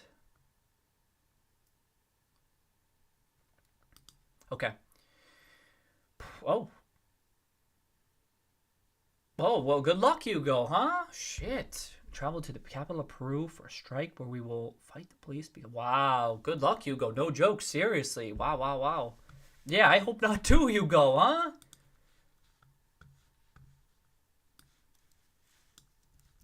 Wow. Lima. Lima. Shit. Good luck, Hugo. Stay safe. Stay safe out there. I hope you accomplish what you're trying to accomplish, but stay safe for sure. Jeez. I'm gonna look up what's going down.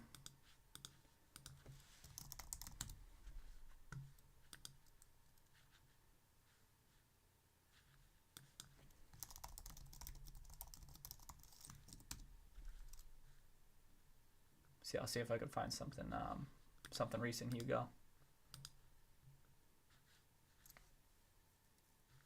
Oh, I found it. I got something from the Washington Post. Okay, I'll take a peek at that later. Boom. Boom. Okay, I'll check this out. Good luck, Hugo. Seriously.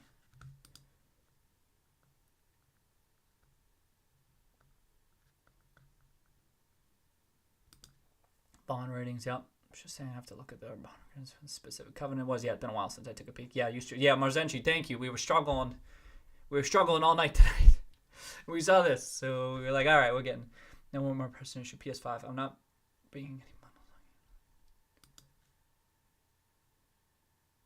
Sounds like they need the cash to avoid a potential downgrade.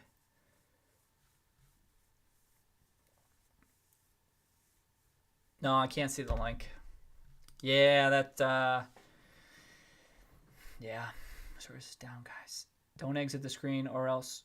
Oh, Marzenchi. Oh, you're bringing us up to date. This is the latest. Don't exit the screen or else toasted. Thank you.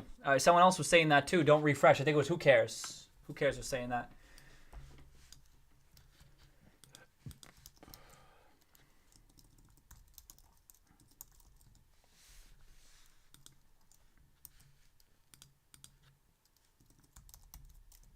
See if I can get that going. Damn. Oh, there we go. Boom. Okay. Yep. Okay, yeah, that worked. Wait, what page? Yep. Oh, yeah. Let me, can I I can display this. Yeah, let me bring it over. Hold up. I got it, Justin. Boom. Boom. Thank you, Justin.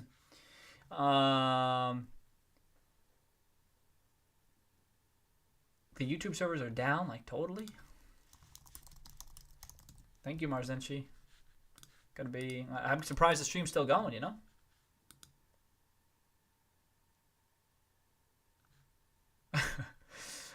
People posted how YouTube servers are running. Okay. What page? 59?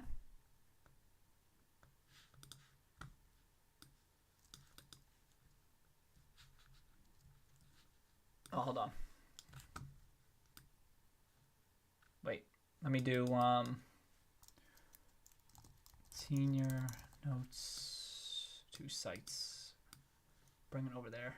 It's half the internet for me. How? Oh, it's the internet. Oh, so is it broader? I can only see cat.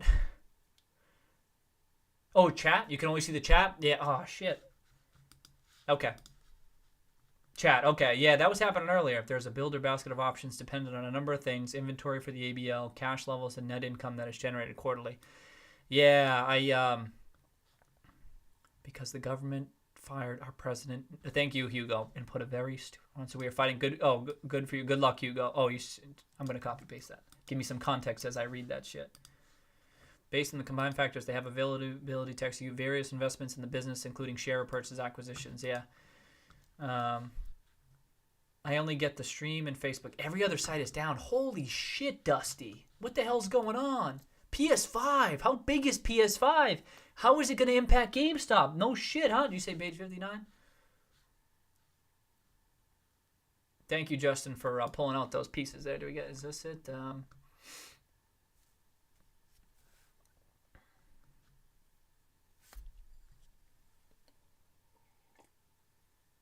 I understand some of these words. Oh, shit.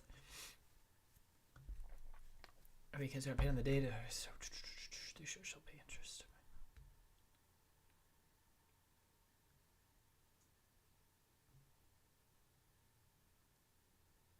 Is it? Oh, the beginning. Okay. I was going to say, that didn't seem.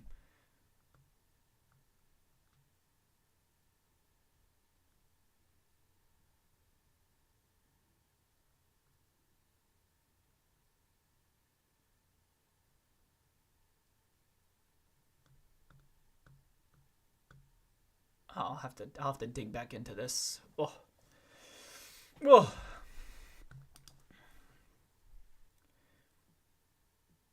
Oh wow, everything's down. GME crashing. It's like oh boy, good luck, Hugo. Oh, be safe, Hugo. Damn. GME crashing. Too many people. Fortune. Everything. Oh, those are up. Okay. No, they're down for Dusty. Oh, can I Twitch stream? I was joking about that earlier, Marzentry. I had looked into that. Okay, thanks, Justin. Yeah, I'll pull it up. I'll happily. It's been a while since I've dug back into this, right? And what a lot of this stuff too. I think you even used this word, Justin. Like some of this stuff is like fluid. It's like they have a little bit of flexibility in ways. And I'm not an attorney on some of this stuff. I just use my best judgment in interpreting some of the language that I read, and I'm like. And at the end of the day, I always feel like you can get around certain things, and I'm like, does this, unless it's like really abundantly clear that certain things are restricted and blah blah blah. I'm like, Marzenchi, but I don't have a Twitch account. I had looked into Twitch originally, but I don't have a Twitch account right now. Sorry about that.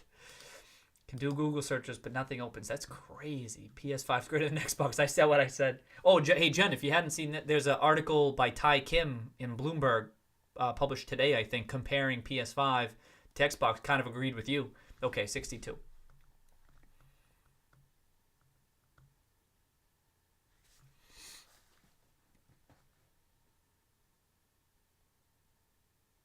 Are we looking at debt-related stuff, not share purchases?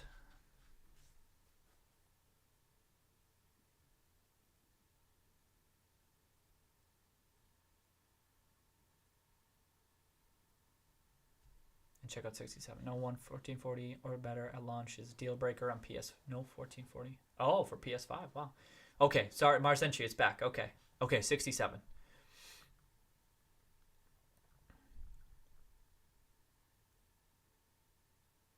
Okay.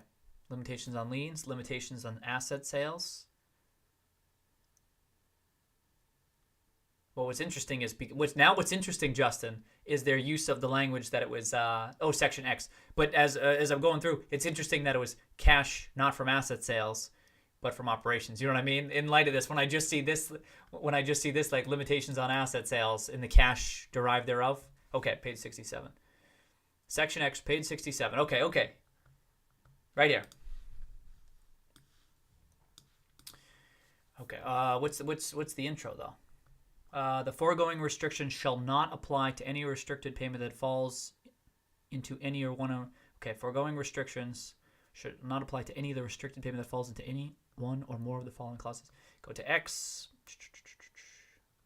Or purchases... Can you see that? Purchase shares, common stock will make payments with respect to...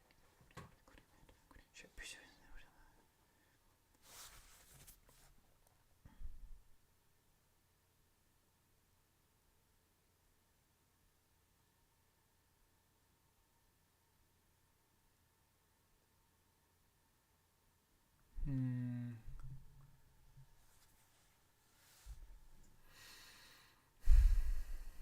67 straight. Oh, it's up. Okay, thank you, Super Saucy. Thank you. Okay, we're good. We're ready to run. 666. Cool. We're looking at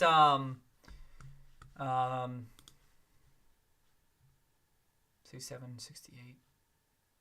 All YouTube down. But Roaring Kitty still. Let's go. We gotta do this. Roaring Kitty crew. Okay, yeah, Jen. I think you could. I think it's you could Google that. Okay, I think the builder basket comments I had before is the best possible summary of this document. GameStop definitely could have purchased more than 10 million, but not 100 million. 10 to 20 makes sense. I need to. I don't know. I mean, I need to I'll have to reread this. Like, I need context for this section. What even is A and B? Where's A?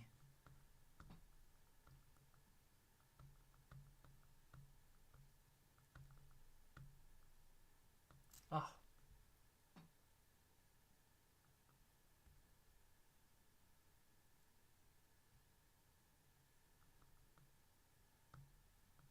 Okay. Limited and restricted payments. Yep. The issuer shall not make and shall not permit any restricted subsidiary to make directly or indirectly any restricted payment if at the time of and after giving effect to such proposed restricted payment.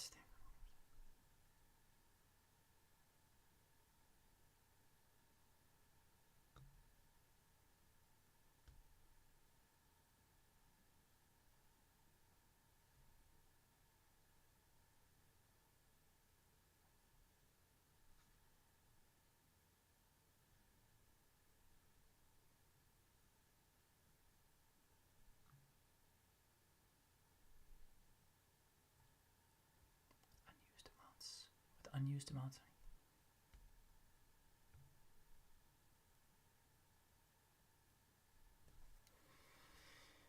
Well, it couldn't be 10 to 20. But if I'm reading this right, Justin, it can't even be 10 to 20. It says it can't exceed 10 million in any calendar year. And then it can be carried over to get to 20 million next year. But you could only get to 20 million next year. You can't even get to 20 million this year. At least for this. I still need more context. I got to review this. You know what I mean? Am I reading that right? So she'll acquire shares of common stocks provided that the aggregate amount of such a purchase shall not exceed 10 million in any calendar year. That would be 2020, with unused amounts in any calendar year carried over. All right, I gotta review this. Okay, Justin, what's up? What am I missing? I mean, this is also the right move for the long term.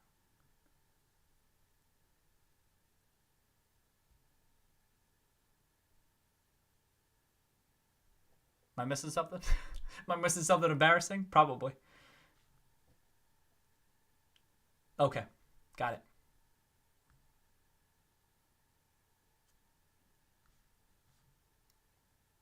Interesting. We know soon enough, you know what I mean?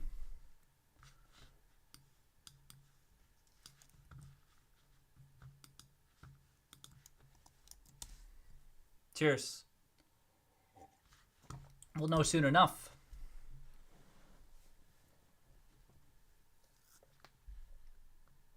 Okay, perfect.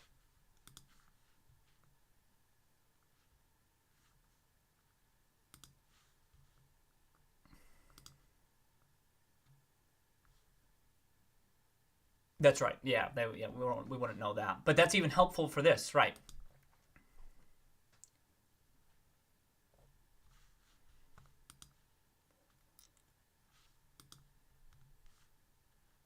Okay.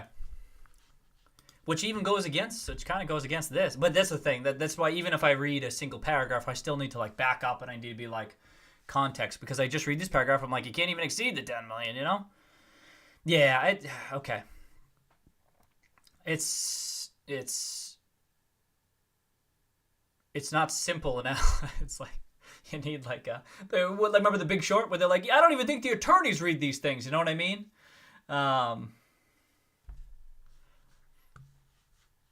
That's why if your thesis hinges on the language in some of these things, right?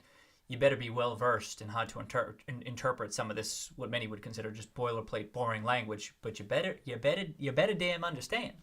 For the ABL cash net income. Okay, you're right. Fluid, as you said, fluid. It's a good word in this context. How would rollovers apply from the covenants and the predecessor bonds that are part of, or are they completely severed? Right.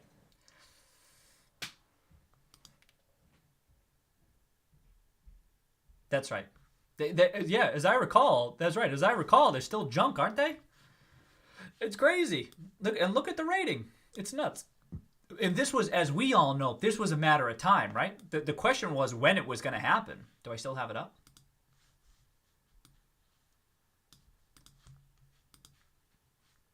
Yeah, 2021's gone. Yeah, crazy. Do I get it? Oh, I don't get it up. It was like, it's like C?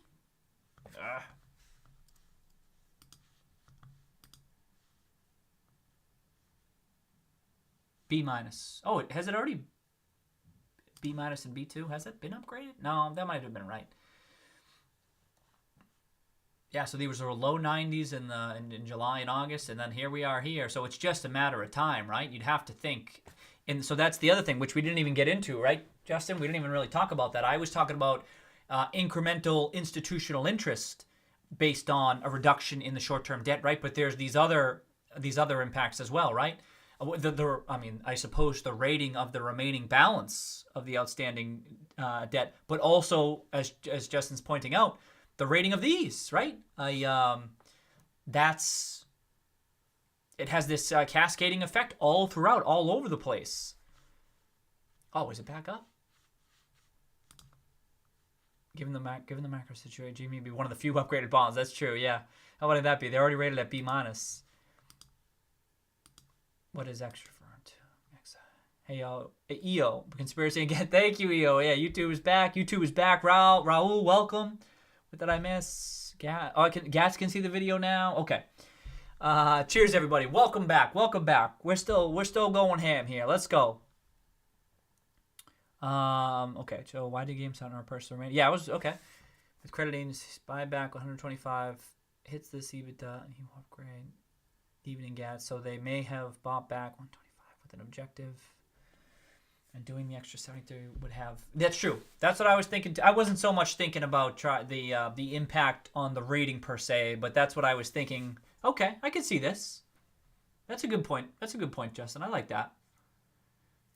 Is that the diminishing returns, right? Diminishing returns on the actions that they're taking. That's a good point. That I don't know, and I hits that, get the upgrade. Okay. Indeed. And then why don't outlay it unless you gotta weigh the impact of the interest expense and so forth. But if it's not worthwhile, you don't do it. You don't pay it off just to do it unless it's worth it.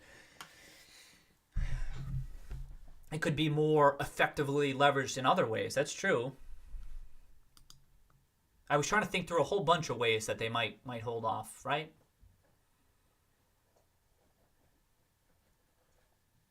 The simplest one for me was just that they just wanted to keep a little bit extra, but it definitely could make sense that it's for more like advanced reasons. You know what I mean? Jorge, okay, Jorge's back. That's right. So what Super Saucy said, that was just my default. What's the most basic explanation? Simplest one. Occam's razor, right? Yes. Gat's just here for the chat. Whatever, kitty. Whatever, kitty.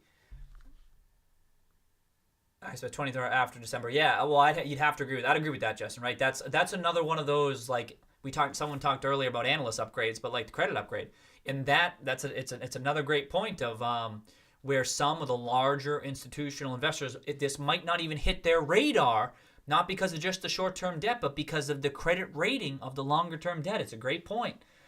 That size of the company, the secular risks, the credit rating on the bonds, and just how much is outstanding. We keep on talking about the strength of the balance sheet, but you got to put yourself in the shoes of people who analyze companies in different ways, and they're very particular about the types of companies they're willing to invest in. So, while for like the broad market, immediate knee-jerk reaction is like, yeah, whatever, this can have a long-term impact on the on investor interest, especially from larger investors. Work down before video. Okay. So the chat was work. Thank you, Jorge. Okay. Do IT teams make more sense based on the strong, proactive management thesis?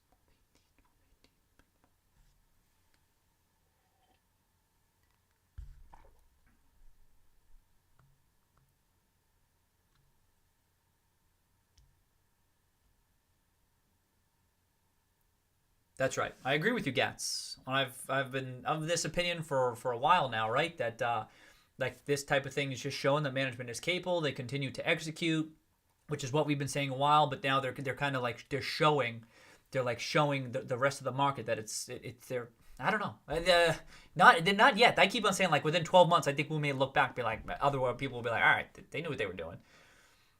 Keep the extra cash at all times, right? Yeah. It's a good point, Justin. Yep. If the 2025, yeah, I don't know how much of that is their focus, right? That upgrade, but if that, I agree. I mean, if that's the case, what's the marginal impact? Who cares? Well, why pay it off? Again, it would result in a reduced interest expense, and it's imminent, right? It's coming due anyway, so it has to be done. But why not do it right now? Maybe preserve a little bit extra cash for whatever reason as the new consoles, as we're in it right now, and hit it. It's true. That's right. Most effectively, most efficiently. I was saying effectively. Yep. Buyback 21, small share, get it upgrade. Buyback remain. Yep.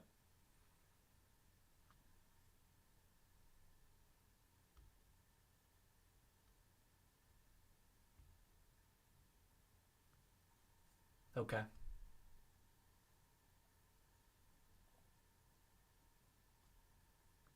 Yep. They told us they were planning on retiring that dirt early, right? We can even get it right here. Did I get it up? There we go.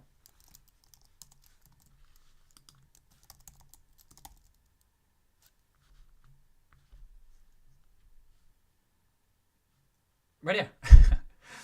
With regards to roughly 200 million remaining of the 2021 notes, we anticipate redeeming those bonds over the course of the coming months between now and the maturity date. Right? I mean, I know there's only a couple months left, but and then he was asked it further. He was asked it later. Yes, our intention is to select points between now and the end of, well, I guess it's March 24th, which is the maturity date. So that is certainly our intention. We're not providing any further guidance, right? They said they were going to do it. Okay, okay. Even though we would all, this makes a ton of sense, and a very good change from the previous burnings of cash. You're right. Yeah, that's right. All else equal, you want it to go faster, but that's exactly. I don't know. I don't know about acquisition. That seems less like in time, but to date, I don't know because they've been pretty anti-acquisition so far. It's possible. I thought maybe down the line they get to that point, but right now it's just because the consoles are the focus. But we'll have to see. Is this news bad? No, it's good news, Jorge. It's good news. Debt covenants applied to acquisitions too. Spencer just tweeted about the successful launch. Thanks, Uber. Until you retire the debt. Okay. Until you get the debt upgraded. Okay. Yeah. Nervous about the acquisition, right? I think most people would be.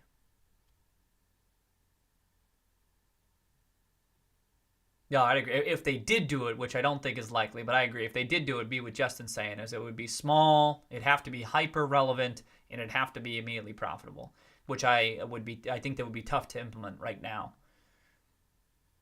Something digital on mobile. Be really yeah, I don't think it would be mobile either.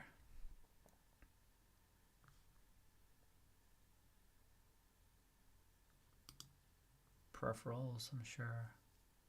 When is Xbox? Too Many Kids 4. Welcome, Too Many Kids 4. Okay, caught up. Yeah, I only need the stream to break down for me to catch up, right, Polygon? The Xbox, I think they're all going to be restocked on a regular basis. I think, but I'm not the right person to ask. I'm not so sure.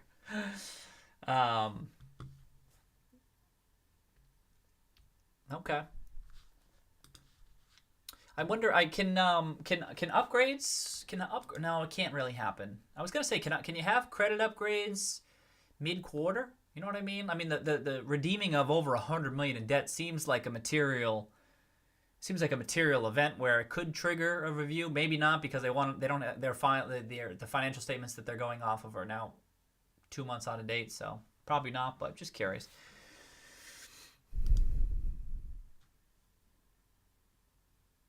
Yeah, talking about Cohen, right? What's Cohen up to, huh? What's Cohen up to?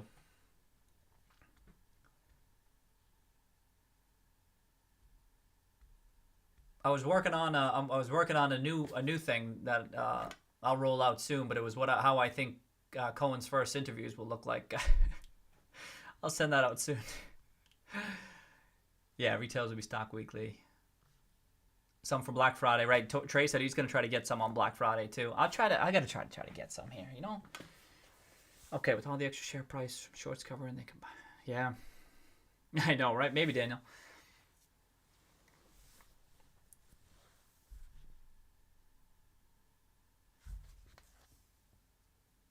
Think there's a good chance? Oh, I don't know about that. That'd be great. It'd be timely. I'll tell you that shit. Right? I mean, this is the week. People are talking about your store. You're literally one of the most searched items out there. This is the week to do that, but I have no choice but to continue to think any particular week it's unlikely. But as more time passes, at the same time, the odds tick up, right? I think. Yeah. You're speculating. I'm speculating. I don't know. But I was just thinking, time has passed now, and what I was saying earlier to Justin, is that language. Did I still got it up? This language here is we don't know willingness under certain circumstances, but things like the Microsoft partnership and things like short-term debt reduction, not crazy things, but those are definitely major things that could be. Those are the circumstances that I was kind of looking for. It could be, like I said before, too. It could be maybe he wanted to see execution on the operations side of things, see how Q4 does. But those are big things. Those are two big things that we've seen happen since this was reported. So I was thinking about that. I'm like, all right, these are pretty big things. So maybe we would hear something soon. Not particularly likely. Pure speculation on my parts. Pure speculation. But 2 months have passed, right? Is it 2 months? Yeah, over 2 months. And could be never says anything, but I doubt that. And then, so it's more for me just a question of timing and what these circumstances are. I don't know.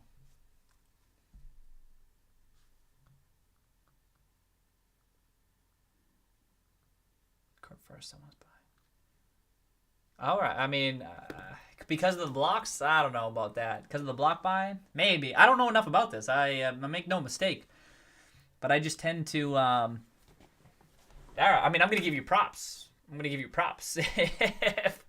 if there is, because I can't see anything. That doesn't mean, you know what I mean? And just to be clear, it's not like you need tremendous volume, as Justin has said, and we just discussed earlier here, is that you don't need tremendous volume to be acquiring shares. You can do it very discreetly.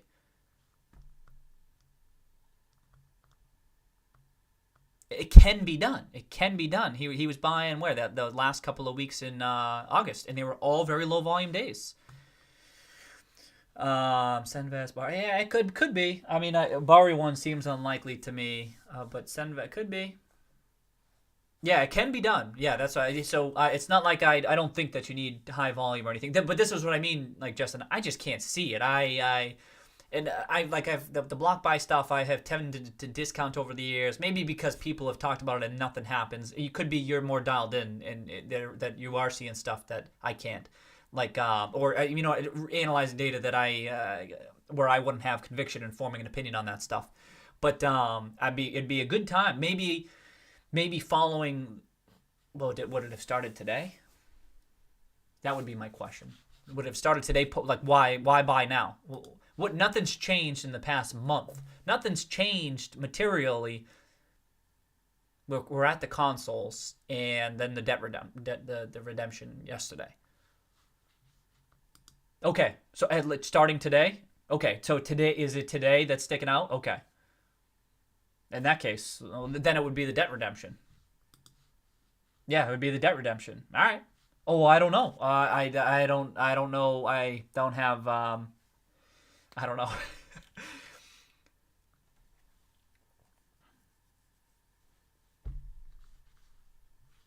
Yeah, I don't know.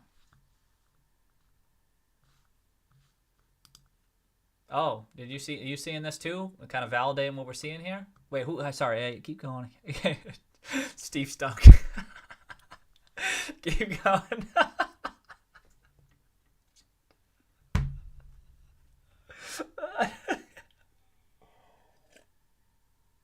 Yeah, Cohen's been silent. Paying off the debt to no, probably not to. I don't think that's what they're doing, Jorge. Makes you far more attractive. They might prefer the cash till next quarter's release. See if there's a new buyer. No, they'd have to file. Depends on who and what threshold it could be. Right, depends on the threshold. Agree interested to see who has been block buyers. Could have been a qualifier. Okay, I'm back. I'm back to the front. I'm here. Yeah, right.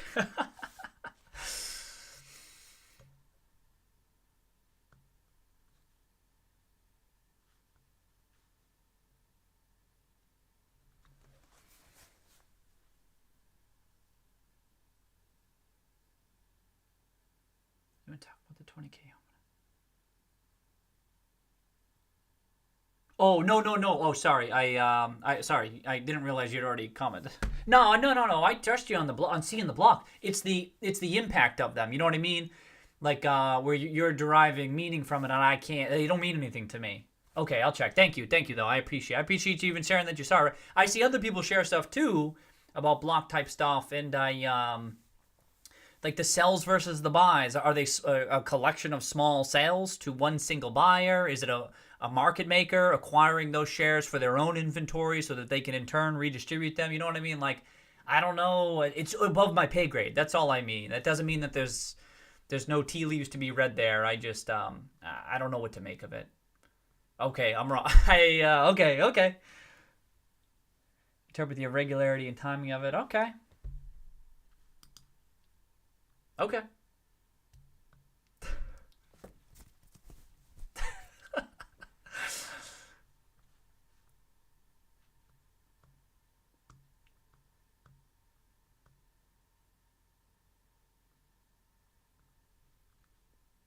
Oh, okay. See, I didn't know. Okay, you're saying no is not a collection. Okay, that's even helpful. You know what I mean? Like I'm not dialed into that, so that's one thing I think about, right? That's one variable. I'm like, well, have we accounted for that aspect? Obviously, for every buy, there's a seller on the other side of that. It could be one major seller. It could be a collection of small sellers. Most frequently, I'm thinking it could be a market maker, especially in a company that is this heavily shorted. There is just so much float out there. There's so many shares trading hands, and I don't even know about.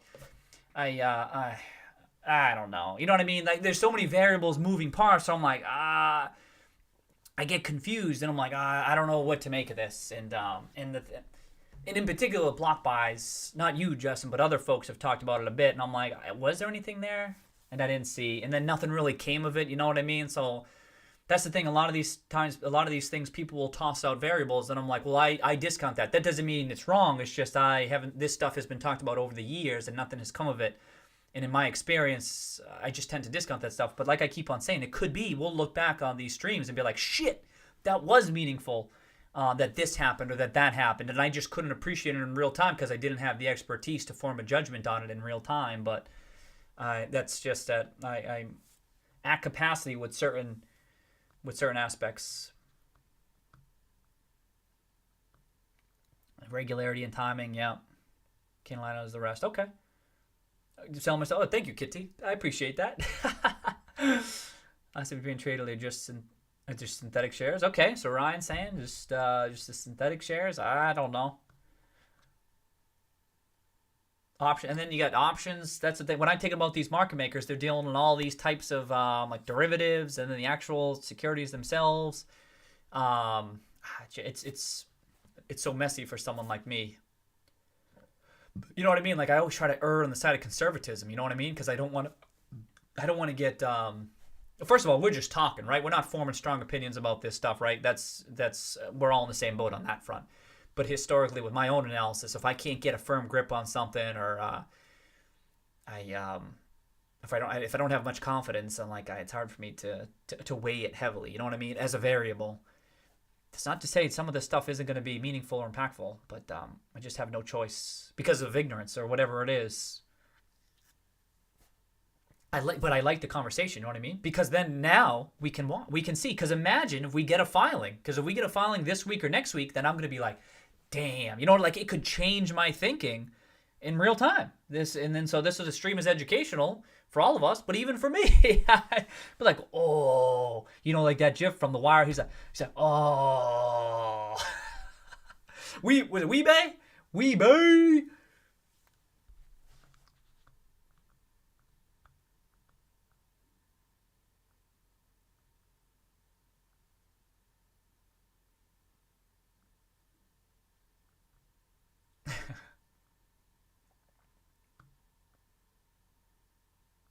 Someone called the last.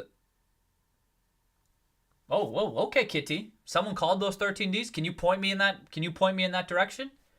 I didn't see that. I'd be curious about this. Here we go. So Kitty's saying that over the years, he says someone called the last two 13Ds. Someone called Ryan Cohen's 13D. If you got a link, shoot it my way. I will look at it. I didn't see it. Doesn't mean it didn't happen. I just didn't see it. And was it a result? And what on what basis was it forecasted? You know what I mean? It needs to be explained. Otherwise, it could just be a guesswork, and anyone can just toss it. Anyone can just guess these things. You at least need to say, I think this is going to happen, and here's why.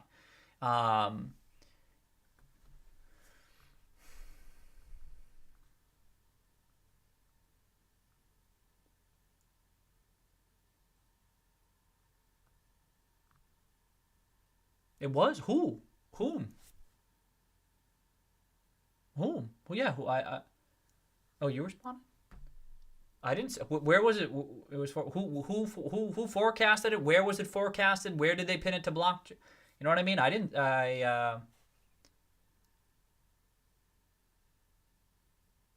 Okay, I'll look into that. I'll try to track it down. I will.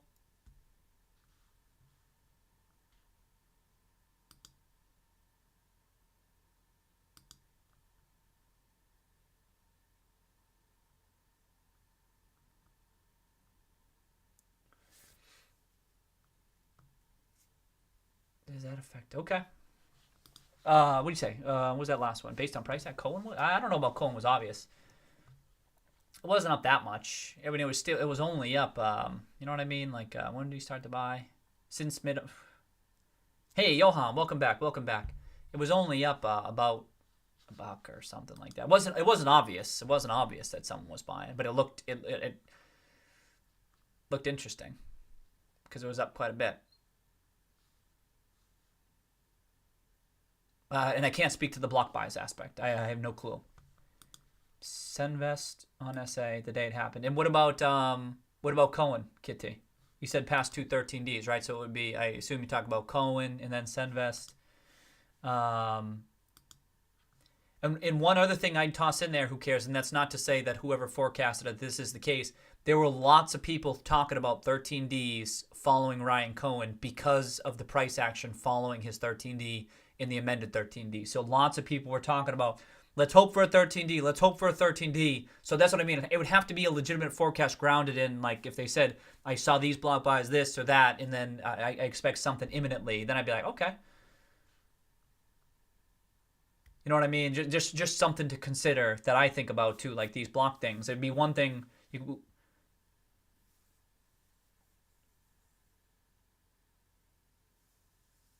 Oh, okay. Oh, it was him? Oh, okay. We'll keep an eye on this. Okay. I'll just say that lots of people were talking about potential 13Ds following Cohen, and if that was pinned to block buys too, that's cool. I don't know, and terrific. And then if it happens here, then you got me on board. Now I'm like, you what is it? You had my curiosity, but now you got my attention. You know what I mean? So good. So you gave me some context there. I'll try to track that down too. See what I can find. If it was day of, that's helpful for me because then I at least have a date so that I can try to track down. But cool. This will be curious to see if there's anything. What is it? 11th? Probably next 2 weeks. Either this week or next 2 weeks. It'd be nice to get it this week, right? Just with all that's going on. That'd be sick. That'd be sick.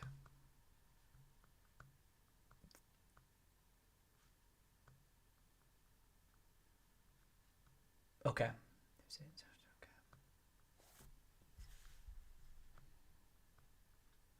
Looks like they may actually line up.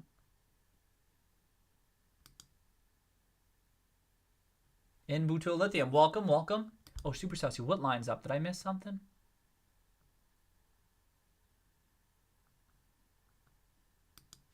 You don't mind yourself sending celebrity Xboxes. GME should send. Yeah. It's not about being on. It's about the reaction to major short dumps.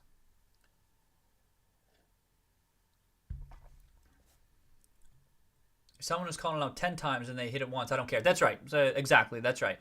And then if someone calls it out twice and it happens once or once, I agree with you. Completely agree. That was my point, Kitty. That's all I was saying. If no one says anything, but then they say it once and it happens, boom, that's more meaningful to me, right? We're on the same page on that front. And And so I agree with you. That's why, if depending on who it came from and how many times that had been forecasted and it actually came to fruition, that's what I'm trying to get to the bottom of. That's all. But even still, if it happens now, I'm going to be like, okay, this was talked about, this was discussed. You know what I mean? Then I might be more intrigued, right? Because I'm like, then I'll be like this. I'll be like, shit, I gotta learn about that. Because there were tea leaves to be read, but I just didn't even know that. I just thought they were leaves I'm supposed to rake up. You know what I mean? I didn't think there was anything there.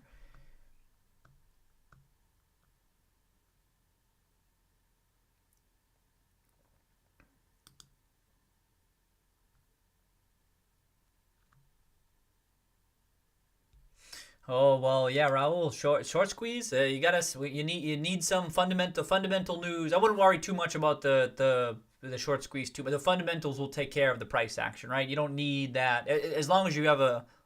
We all have different investment styles, Raul. Mine is a longer term, and for mine, you don't need that type of squeeze type stuff for stuff to happen. And I use even the recent price action as an indication that the stock has tripled and short interest has only gone up. I believe that's true. Or flat, you know what I mean? It's been roughly flat. So those things are hard to predict, but the fundamentals still take care of itself. If they unfold as many of us think they're going to unfold in this chat here, then the price will rise. Doesn't matter what happens with the shorts. But of course, if it happens quick, that's terrific. There's still the potential for that to happen, right? Even if it's not likely, there's still the potential for something to happen. If that's your question, you know what I mean? I said it's so sure it's not going up. I agree with you. Yeah, so I guess the same question. I get the same question, Raul. They're super confident in their thesis, and I can't answer that. You know how Microsoft said Raiden wins. Toasty. Oh, I can do it. I can be it. Watch this.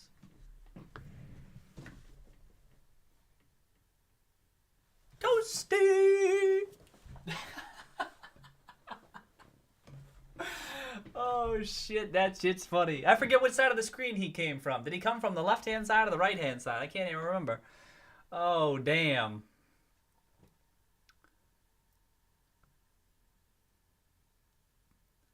Pointed out a cup and handle. Idaho reporter pointed out a cup and handle structure from February 2019 to now. Strong indicator of a bull run. 2019? Whoa, February 2019. What the hell? Oh, yeah, this one. Okay. Well, you don't have the handle yet, though, right? You don't really have a handle yet. You just got a big-ass cup. But, yeah, if it keeps going up, that's bullish. Oh, shit. Would there be any come to Jesus moment for the short thesis holders if the 3Q pans out as we're sensing? Yeah, what do you think, Uber? Do you think you could do it from Q3 alone? I don't think so.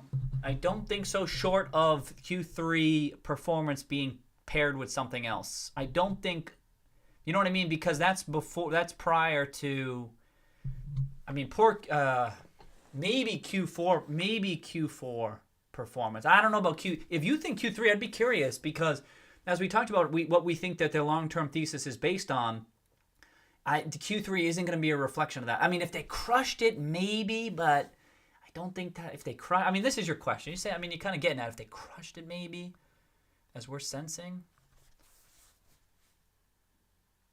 It'd have to be paired with other stuff, like buybacks or something, and serious buybacks, but Cohen or something. But even Cohen, they don't care about Cohen so far. They don't give a shit.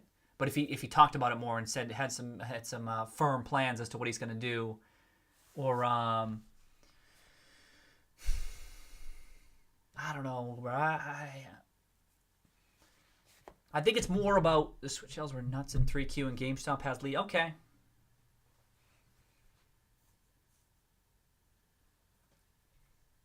It'd have to be a crush. It'd have to be eaten. You know what I mean? Like for it to really have that impact. Because I think they're so confident. I think they're so confident. You know what I mean? 137%, 67 million shares short. Like I don't think it'd have to be huge. I think. I like the question. Right now you're getting us actually thinking about that Q3. I keep on discounting it. If it were paired with other stuff, or stuff that's announced even prior to then, that'd be nice. I don't know. Good question. Good question.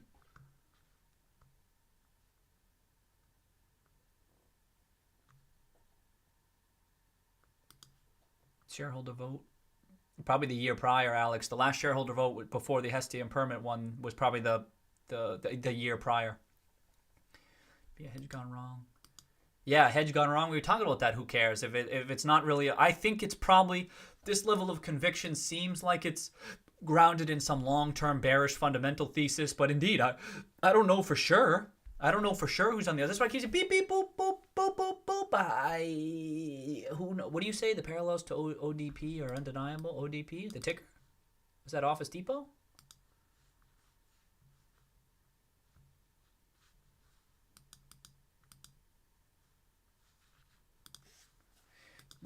Search one. I missed the 90s. Oh yeah, it was the Mortal Kombat. Yeah, and this is gonna be a record too, right? You're kidding me. Timothy Thomas, welcome to the stream. Thank you. Welcome. Happy Wednesday. Really? Oh, is it me? It's not me, is it? Oh, damn. Welcome, Timothy. Tell this fine young gentleman that I say hello. That's a riot. Cheers, Timothy. Oh, that's a hoot, huh? We have to have some news. All right, Jorge. I think maybe you did say that, Jorge. I kind of forget. I think you might have said that, but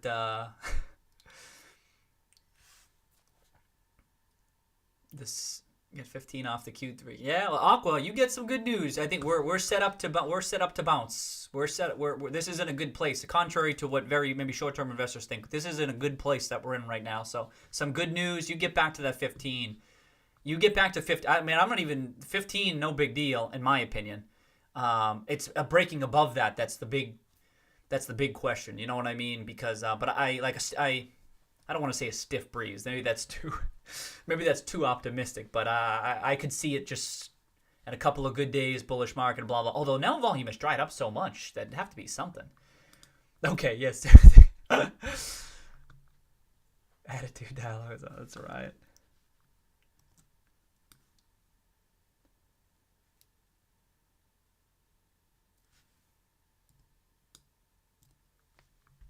Okay. See, Jordan. Someone mentioned buybacks? Did someone mention buybacks? He appears.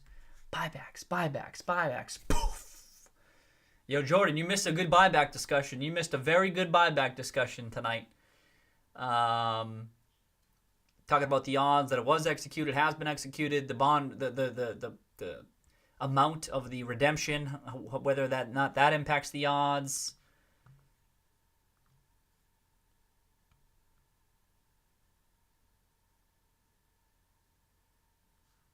Hey, JJ Veasley, what up, JJ? I don't know about digital PS5 in store. I think everything was online, but I'm not sure. Yeah. So EO says most important thing right now is sentiment. 2 days ago, everyone was depressed. Hopefully not, right? Hopefully not. And we are energized and speculating why management is doing this redemption. Also, the Pokemon news was huge. Oh, you thought it was huge, EO, huh? Pokemon Go Stop equals good chance to sell collectibles. Oh, okay. Do I still got it up? Oh, shit, I don't got it up. I had it up.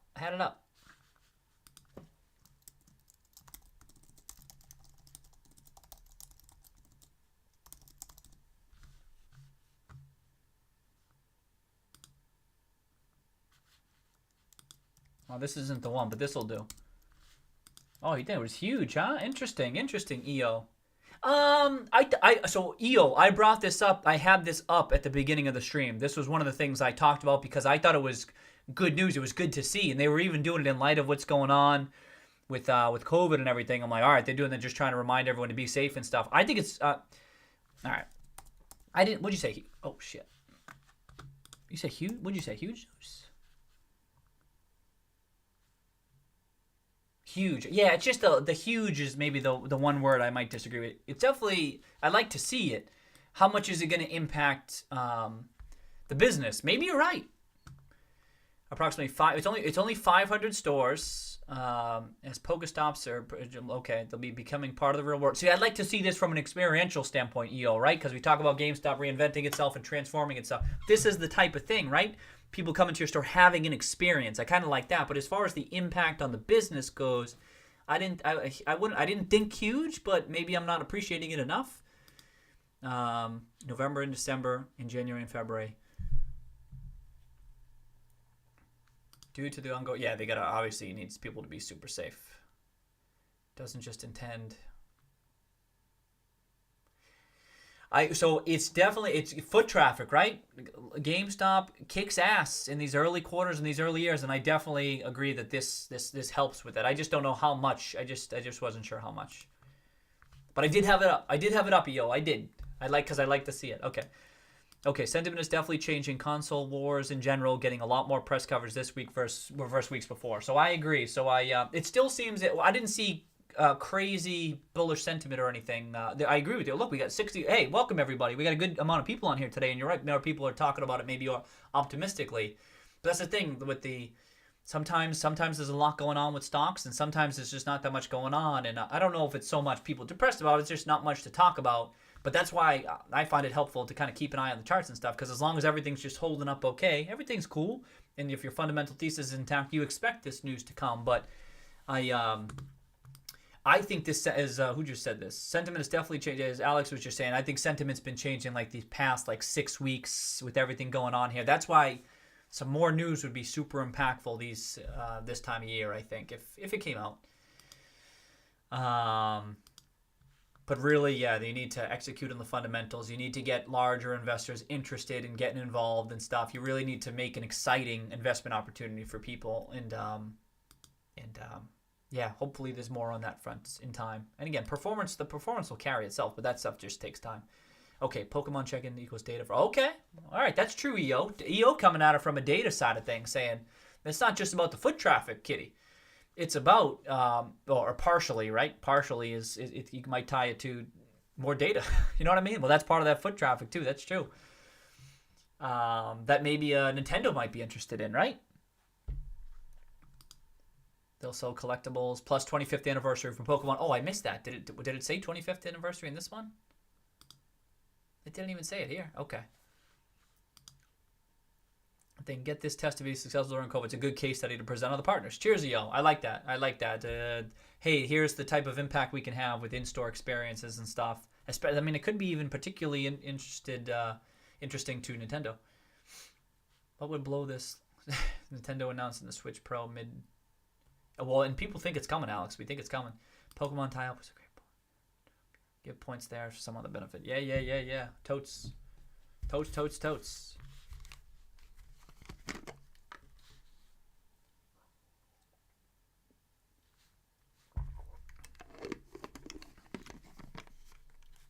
Okay. Yeah, futures down a little bit.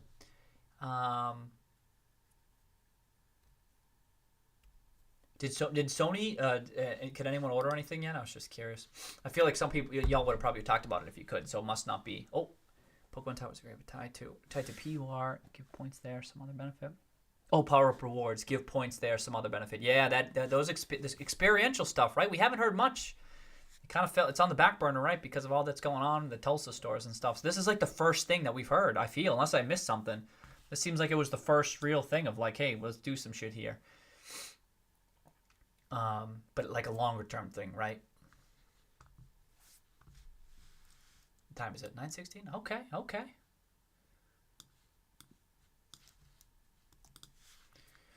One time in Japan, Pokemon was having an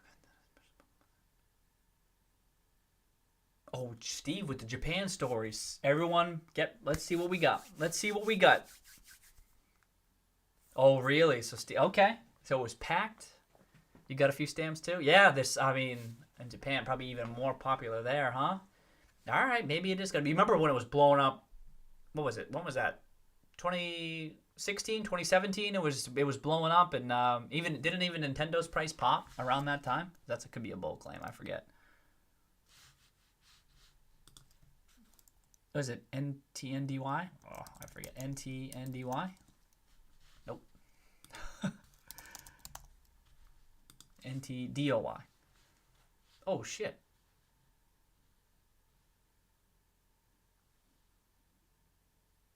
Whoa. That's a big drop, huh?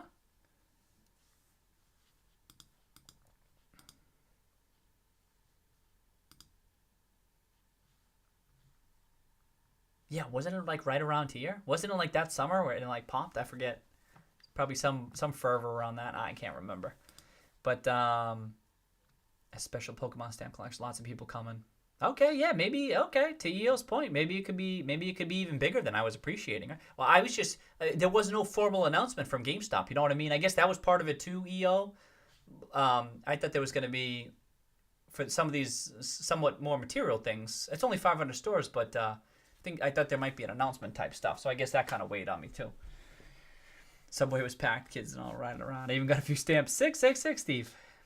Do an in-game purchase that only activate at GameStop. Yeah. Could angle that a whole bunch of ways. Amazon already sold more consoles than were available. Oh yeah, I saw that, Johan. Yep. And Johan tweeted about that, saying, "Oh, that's a bit of a fumble from Amazon. Who could benefit?" You know what I mean?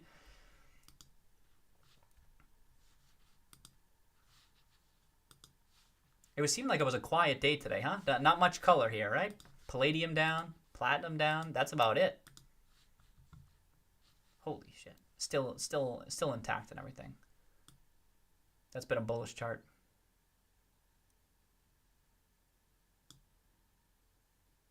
Oh, you got it, Alex? Sick. Nice. You're gonna get it. When are you gonna get it? Saturday. Sick. All right. Good for you. Big fumble. Yeah, right. Exactly, Blessed. And then who benefits from that, right? That's the big question mark. It's like it was an unexpected opportunity. I mean, I don't know how much it actually impacts it, right? It's not like this big deal, but something. It's a talking point, no doubt. Oh, that's sick. I'm glad you got it, Alex. I was just saying early in the stream. Let me know if someone gets it here. Huh? Maybe some people already pre-ordered and they did get it. I don't know.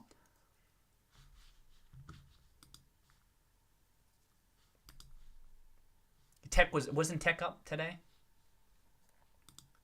Oh, the Dow was negative. Look at that drop on Nintendo, huh? Oh, sick. Oh, Dusty. You already got yours, Dusty? Sick. Okay, so people got it. Nice. Yeah, look, Dow was negative. NASDAQ was up 2. Small cap. Oh, wow. Okay.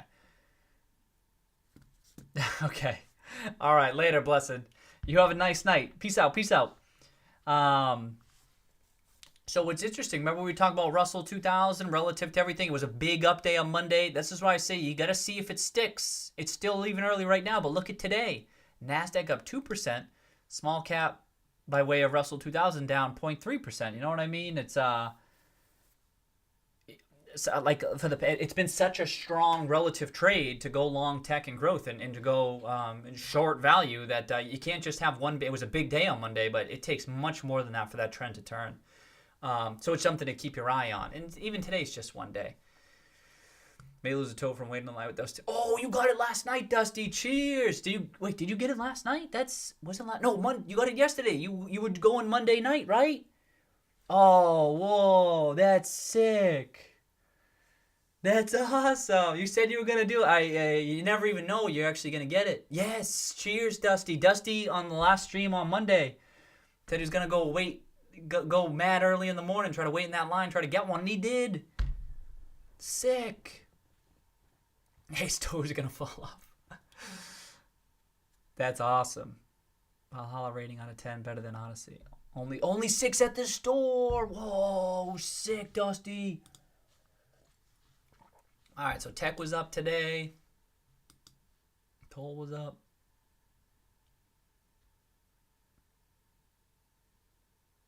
Oh, yeah. Oh, I tell you Alex, there's a publicly traded company who makes industrial refrigerators. And it starts with like an M. I think it's like based in Minnesota or something. Does anyone remember that name of it? I looked into it last year. What the hell's the name? I can't remember the name. There is one out there though. They're like they're the top player in that. It's like middle. Is it middle something?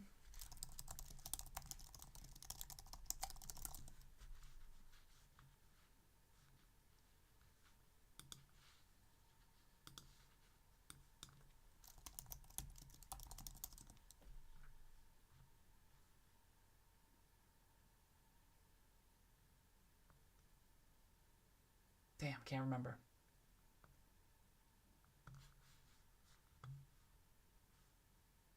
Maybe I'm making it up. I could be getting, let's just say first vaccines.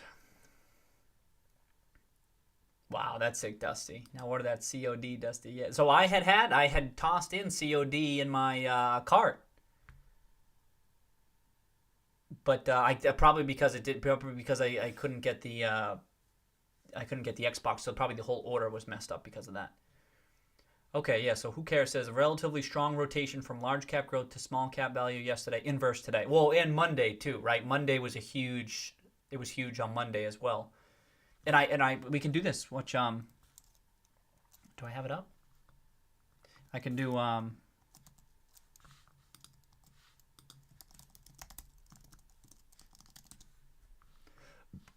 so this was Monday. Here was the big up and then coming back down. You know what I mean?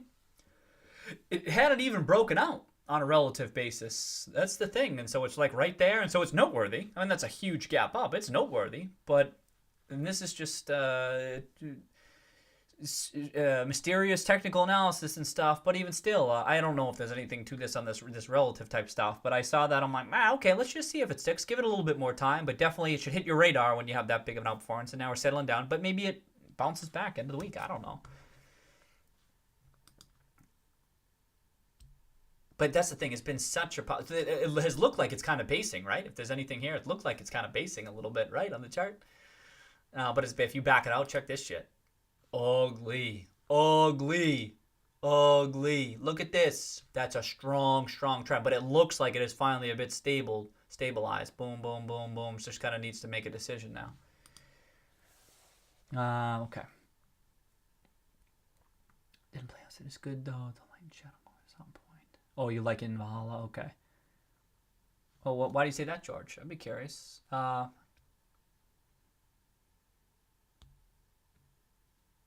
okay. Oh, what are you asking, Steve? Oh, is that the name of the company? Let me see. No, it's not that one, Steve. I want to say it was like oh.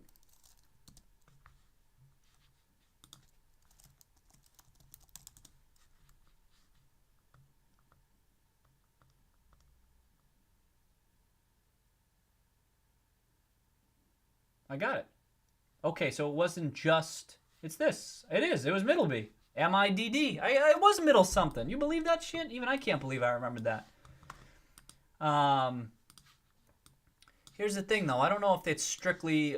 So, okay, let me just double check here. Alex, this was the one I was thinking of. Middleby. It's industrial... Specialty industrial machinery... Marcus distributes food processing and residential kitchen equipment. It's for like restaurants and stuff. Is that it? Conveyor, combi, speed cooking, hydro, in ventilation equipment.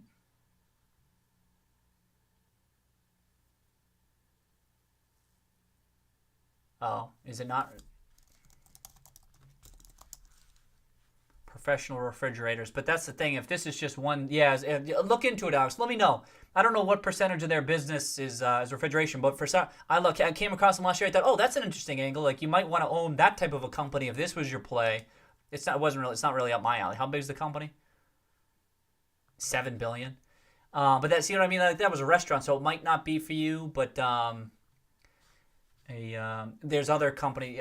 You could probably just do a quick Google search. There's probably companies out there that other major players, and then you can come across a presentation on their website that kind of lays out the industry, and they might talk about some of the other peers that they have. But there's probably a breakdown somewhere.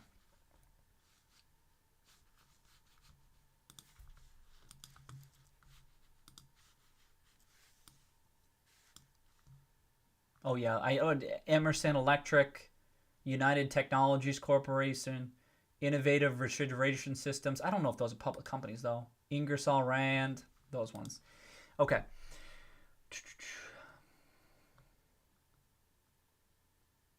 Sold theirs in person, not online too, I guess. Oh, okay.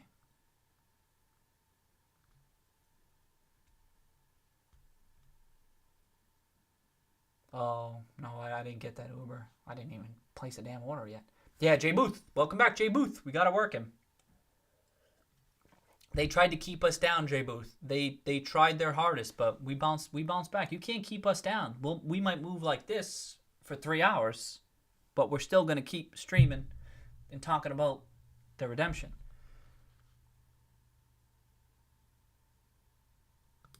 Yeah, so here's another one, the dark pools. I don't know about that stuff.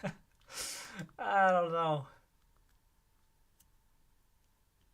Might get hit hard. Oh yeah, I whether that was bullish or bearish, I wouldn't put too much stock into that.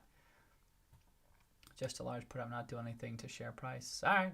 I mean, maybe we'll see tomorrow, I guess. Oh, I don't know about that, George. Oh, I haven't heard much on that front. I guess we'd have to see.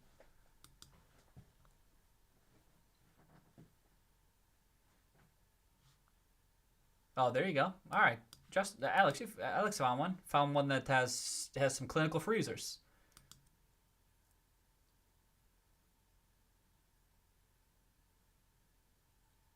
Oh, okay. Phil Spencer said, "Thanks, Justin. In 24 hours, more new consoles sold in more countries than ever before." Sick. Just wants gamers to rise up. Aqua, I feel you. Aqua, I feel you. Largest launch in Xbox history. Sick. Sick.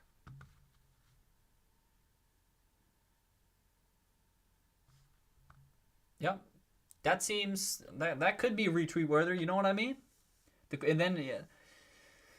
But hey, but Justin, remind me, wasn't there in 2006 wasn't there like a major movie that was released that was like the biggest movie release in ever, and that people were waiting in long lines outside the store to get that movie release, and it was the biggest launch. Terrible joke. Terrible. Just not a good joke. Just I'll edit that out. I'll edit that out. Thanks, Justin. Thank you. Thank you, Justin.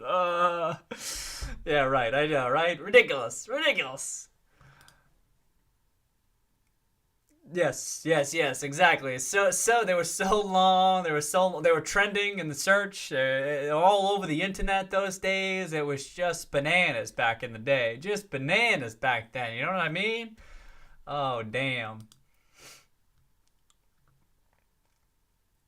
Q4 will be one of the. Oh, it will definitely will be Aqua. It'll be one of the best years, will be one of the best Q4s ever. The ride there could be. Yeah, we'll see. Well, what I would say to that Aqua is this: how do you feel as though their Q3 was? You know what I mean? And look what the stock price does. The quarter closed, if I recall correctly, right here. Q2 ended right here, and this was Q3. You know what I mean? So I mean, I'm just. You know what I mean? It's not so much about what's happening. Like sometimes if enough stuff is happening and if sentiment is changing and people are picking up on the story, that's value investing, where people start buying into the correct thesis, the correct story, and it doesn't really so much. It's not necessarily perfectly correlated with how they're operating that quarter. You know what I mean? That there's other variables that can impact the price. I mean, I know what you're saying though, Aqua. I feel you. But I mean, it could be even their best. It could be their best quarter ever because even from a profitability standpoint, because of the cost-cutting stuff that they've been doing, the tremendous demand that they're having, in their revamped omni-channel stuff, like their online stuff, they're crushing it on that front too. So it could be. We'll have to see. And then the question will be, Aqua, will it be priced in? And it could be priced in before we get there. Do you know what I mean? Like it could be priced in before we get to that. Yeah, seeing the Google Trends search with GameStop, there's clearly no one cares about this brand. Crazy. That's right. But Cole will crush them. That's right. All I could think was that there's that one.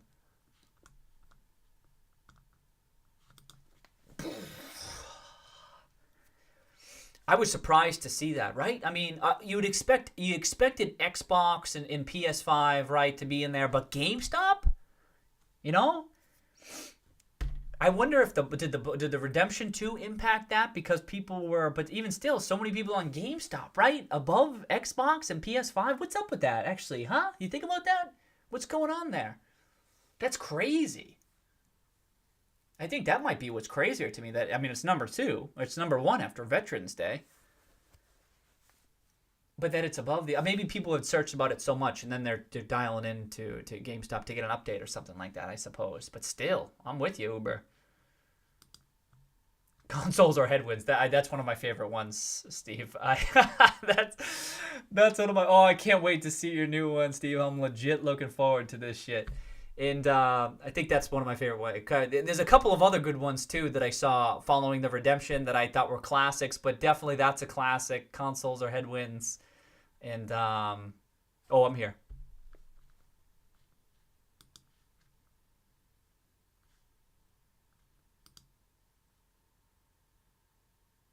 Oh, they were searching for GameStop Series X. Yes, that's, yeah. Oh, I see. Is when it was number 5. Oh, I see. Sorry, I missed your first comment. Okay. What was crazier was when it was number 5. I missed this. They weren't searching Microsoft Xbox Series. Yeah, well, look at that. Exactly, Justin. What the hell? What the F? What's going on? Talking about that mind share, right? That's what I included in that one of those GameStop videos where people might say, well, that's not actual market share. And I'm like, yo, people care. They had $1 billion in that quarter when their stores were closed. Like, people shop there. They have a captive customer base there that they... That's why that imminent bankruptcy angle was. I really thought that was bad analysis. I just thought it was bad analysis to think that they couldn't get here and then could not even potentially thrive. That's not to say the whole transform blah blah blah. But this is, and then it aligned with the short interest stuff. But you're good point. And why not that search is on my Twitter. If you okay, I'll check it out. I didn't see the that when they were number 5. I had seen that. I'll check that out. Amazon is delaying orders. I had seen that, So GameStop is in Target had order issues. Oh, well, so GameStop. Okay, so that, I mean, obviously that was helping. That's helping things too, right?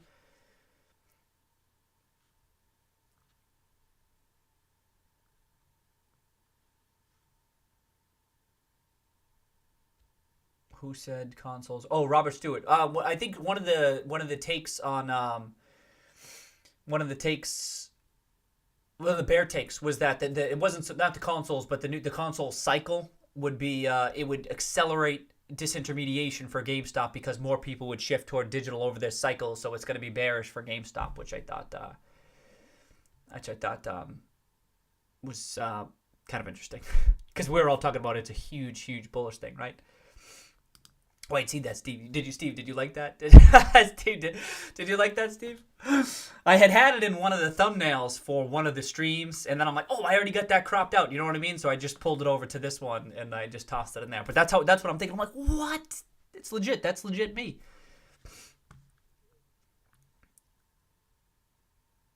Console closing. It could be. I doubt that, George, on the payment side of things for them. But I don't know. I haven't seen too much. Can't wait for the PS6. Yeah. To look up the clunker. Decided to look up the clunker in their profile. Oh, that's right. That's where it was. Yeah, the B of A one, right? And I think I saw some other folks talking about it too. Well, that's the most prominent one then. Wow. Yeah. I mean, I guess we'll see. We'll know in time. You know what I mean? But right now, I think what. That's what I think. Because it's about free cash flows. You know what I mean? And like many, I mean, I'm sure we've talked about this on the stream, but like you can even have a company, and again, I think GameStop has a tremendous opportunity to transform into a more permanent player in the industry by way of some of these potential partnerships it can ink. But even if you had a company that was definitely in secular decline or whatever like that, and I mean maybe some folks would agree with this, but like I feel like it's a fact, but you could be in secular decline, and your stock price could be trading at such a discount relative to what even your fair value is in light of that secular decline that it would still be a good purchase. You know what I mean? And that even if all these aspects are unfolding over time or have a negative impact on your business, it could still be you could still be bullish on the stock. You know what I mean? And it's not quite the same here, but it was something I thought about. Like, even if that were true, the amount of free cash flows that could be generated in the interim could like could like buy the company out a number of times. That's how I was thinking, and I think. But then, yeah, there's another side of the thesis, and that is the longer term impact on the business over time. Because if you, I don't know, I can't go down this again. Not that anyone's asking. You get me thinking about it, right? And I try to put myself in their shoes. Oh, and anchor. Okay, I didn't. Okay, thanks, George. I'll look that up, George. I'll look that up. I hadn't seen that, George. I'll take a peek. Okay, I think I got it.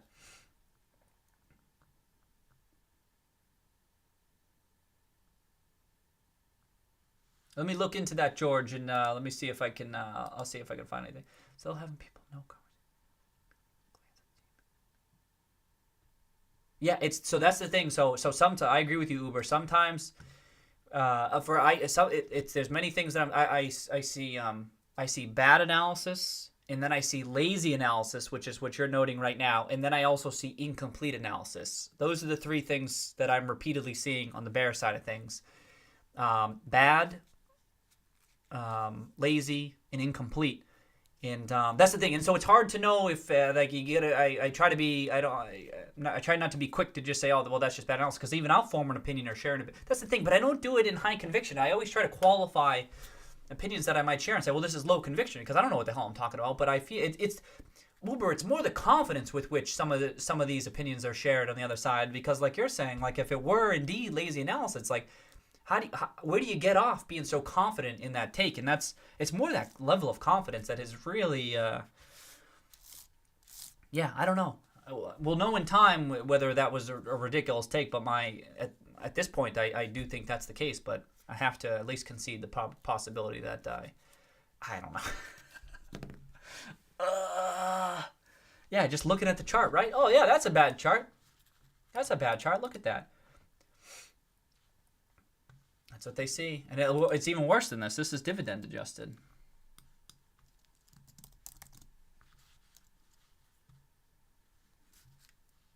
Chart looks a lot better now. The chart looks a lot better now for those folks who might be somewhat new. The chart looks a lot better now these days. It coming out 4 white candles on the monthly. I mean, we were used to this. This chart, look, try buying in. This is when Barry sent in his letter, and from a lot of folks were getting involved here. That chart looks awful. It's one of the worst charts you can come across. But that's the thing. That's why fundamental analysis it's a cheat code. You dig in, you go, oh, well, yeah, there are some risks here, but at least there's some downside here in this very short term that at least maybe they'll be able to figure their shit out. You don't see that with the chart. You only see that by digging in and checking it out, kicking the tires a bit. So that's why I always feel marrying the two can be helpful. But anyway, now the chart looks a lot better. But it's interesting, Uber, that you're saying that people are even glancing at this chart and be like, oh, it's in permanent decline without. So this is the thing, Uber. So I think what happens too. I mean, no, I don't know. A lot of people talking about the short side of things, right? And then what happens is not enough people talking about the actual fundamental. I mean, we joke about it here, and I talk about it like I'm curious about it myself because it doesn't make sense. But some people might just say, "Oh, it's just one of the meme stocks of 2020." I'm like, "Yo, there's a real thesis here that maybe some people are just saying, oh, it's only bid up because of bullshit, right?" And that the chart, it's obviously going to resume its previous downturn. I'm like, oh, no, people aren't paying attention. They're not paying attention. As Uber says, the mainstream, it's just a lazy bear thesis. Not even that it's bad. In many cases, it's just lazy analysis, just a quick a priori conclusion being drawn without actually looking under the hood and stuff. And it's not time to take victory laps yet, right? Because if we're right, it's still early stages, and time will tell. But I'm seeing the same stuff, Uber, and I keep on thinking, like, what? I don't know. Okay, any possibility that even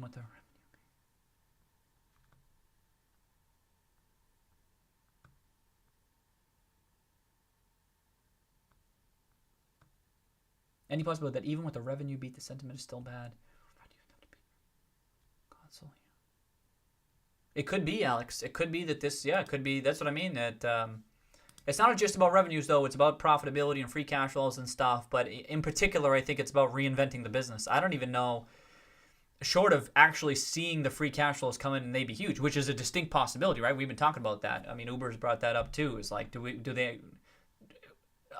once they see the free cash flows, how do you argue against that? But they might just say, well, you get the free cash flows, but you're going to burn through it. You're going to use it up. It's going to be wasted, or on poor acquisitions, or spent on trying to revamp your stores, and it's not going to work, and it's going to be a waste. So they still have an angle, but that it could persist. But I don't know.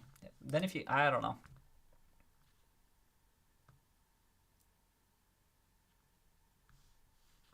I'm talking about as far as you know what I mean, the short thesis that there's still. All right, let me keep reading. I feel like I'm getting off track.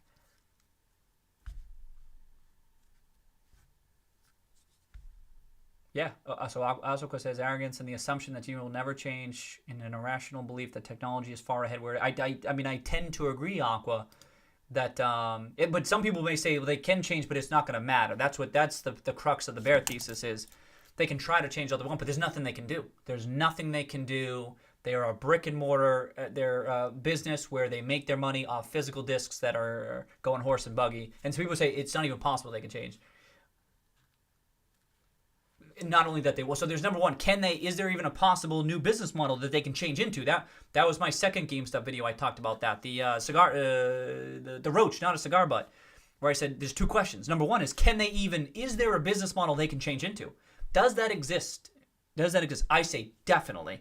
The bears say it doesn't even exist. Many of the bears say there's nothing GameStop could even change into. And then the second question is, even if it does exist, can they pull it off? Can they execute? And so I mean, I'm just kind of elaborating to what Aqua's saying, and that technology is far ahead of where it is now. The idea being that physical could persist for quite a bit longer to, again, at the very least, protect that downside. I agree with you, Aqua. Is there an arcade, an alternate universe pushing a bear? I know, right? Invite them, J Booth. Invite them. Seriously. It'd be helpful. It'd be helpful for rounding out a thesis, you know? Oh, was Zayas? Oh, Dr. Zayas, all right. Cheers to Zayas. Converted someone to the bull side. Right, that's the thing. It's this is kind of what I was talking about, Uber, is that sometimes people just think they got the wrong story. And they got the wrong story. And sometimes I wonder if it's... And you even see me talking about the short stuff and the squeeze potential type stuff. It's because it's an absurd setup. It doesn't mean it's going to happen, but it's such a fascinating story that I'm intrigued by. But at the same time, it's the fundamental story that I don't think people have come around to. So I'm sure someone like Dr. Zayas can actually cogently share it with someone else, and then you can make someone come around to it, right? And I mean, the stuff we share in this, y'all share in this chat, it's like if you tell the right story, people are like, oh, okay, now I kind of get it. But at the same time, sometimes, Uber, and you see it too, sometimes you even share it and it still doesn't get through. I feel like their priors aren't being confirmed, so they go, no, there's nothing here. Yeah. So that's not always true. I don't know. But that's good. It's no easy task, Uber, so cheers to Zayas. Oh, GameStop at number 19, top grossing app in App Store right now. During pre-order, it was number 14. Throw up sensor tower on the screen. More sales in app than a lot of huge companies right now. Oh, is that what that's showing? Let's see if I can get it.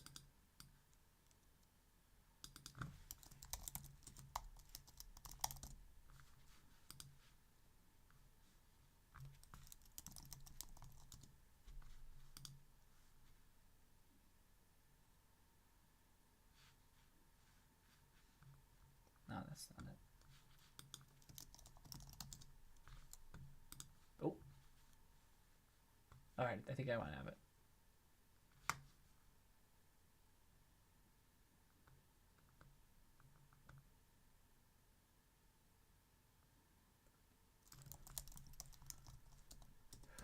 Oh, I don't see it.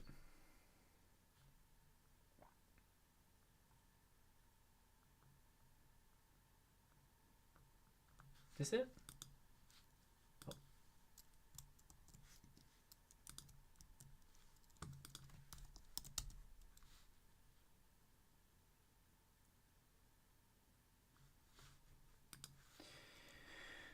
Should help it get even higher with position PS5 launch. Oh, you got an order number? Sick.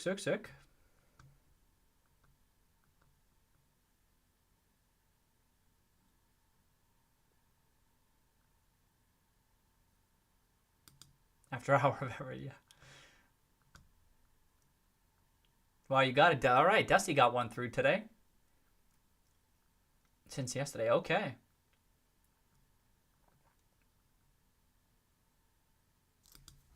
Yeah, dude. Well, that's the thing. That's why it's good. You see people talking in the chat, right? You can see other people thinking through. You see other people's thought process too. As far as other people, how deeply they think about their decisions. That's not to say you can still think deeply and you can be wrong and change your mind and stuff. But I think for many of the most vocal, in particular bears, I mean, there are some vocal bulls out there. It's the same thing, right? Make no mistake. Like people betting on some imminent short squeeze or something like that. So it's on the bull side too. It's not just theirs, but in particular the bears. There sometimes the analysis strikes me as again can't tell if it's lazy per se or if it's just incomplete. But I wonder if maybe they haven't thought through it quite as much or looked under the hood as much. And sometimes it's hard for me, especially on the downside. It's hard for me to think. You know what I mean? In particular, the downside. Like I feel really high conviction in the downside. So yeah, I don't know, Jay Booth, but as what Uber's talking about is that some folks I don't think so. I think you can be confident that some folks aren't looking deep enough based on some stuff that I'm seeing.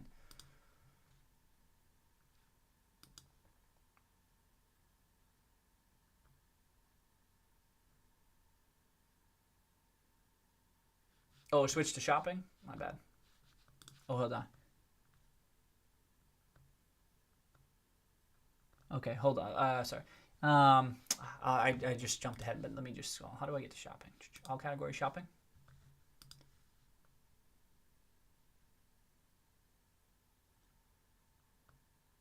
Yay! Suck! Head of Sam's Club? Who's ahead of it? I'm blocking it. My bad. Oh, you can see that. I don't want. Okay, let's see the top though. Okay, Walmart, Amazon, Target. Hey, Shopify, Best Buy. Best Buy's up there, 7. I suspect you'd expect to see a lot of these up there. I mean, y'all know more about this than I do, I'm sure. AliExpress right behind there. There's GameStop right there. In-app purchases. Not sure what the trailing average. I use Freebird. Okay. Has a nice chart of.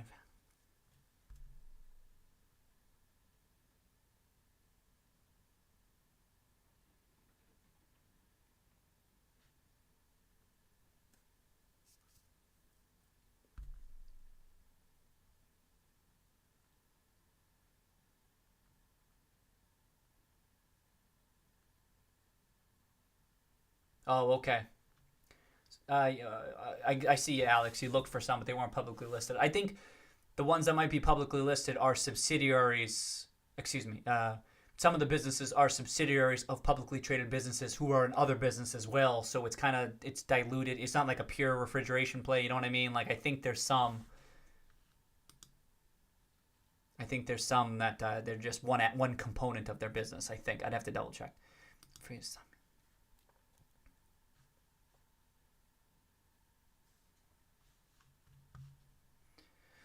Who are they head of? Sam's Club, Walgreens. I mean, I don't know. I don't know how to interpret this. It's just kind of fun to look at. You know what I mean?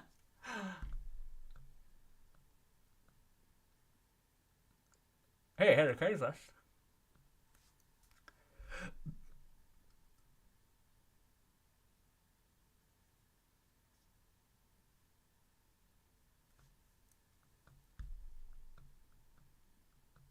What did you say? It was. What did you say? It's number 19 now, but it was 15 before. How do you say?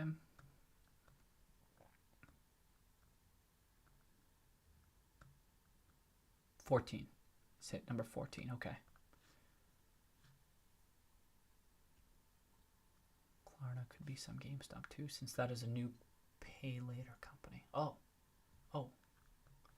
Okay. Oh, that's Klarna right there. Maybe they're probably involved with. Maybe a whole bunch of these, maybe because of that online. Good point. Yeah, it was Klarna who they teamed up with, right?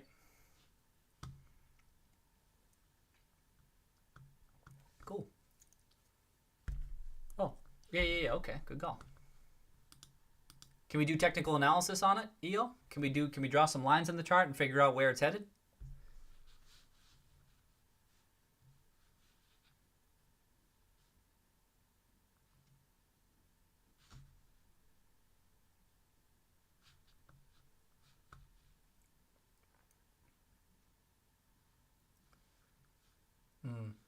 looks like a cup and handle. Headed to number 1. Yeah, it looks like a double top. I'm seeing a double top here. You see how it hit the top right there, and now it's hitting that top again? That's a little bit it's a little bit bearish. Marginal analysis, right? But something to be aware of. That's all. But in an uptrend. Ask the Magic 8 Ball for confirmation. Where's the GameStop edit in the grossing app list, huh? Oh, that wasn't a good question because it said you may rely on it. That time of night, people. That time of night. I wonder if this is the new app too. If it has got the new app in. Oh, it looks like it probably does based on some of the comments here, the feedback and stuff. Oh, 1 star. Okay, some bad ones, some good ones, some neutral ones. Needs work. Oh, it's pretty active. People are pretty active on there. What is costing? Is that one factor that canceled orders? Not a high number. Hey, all right, Jay Booth. Cheers, cheers, cheers. Yeah, no worries. Hey, good timing on your getting involved. September?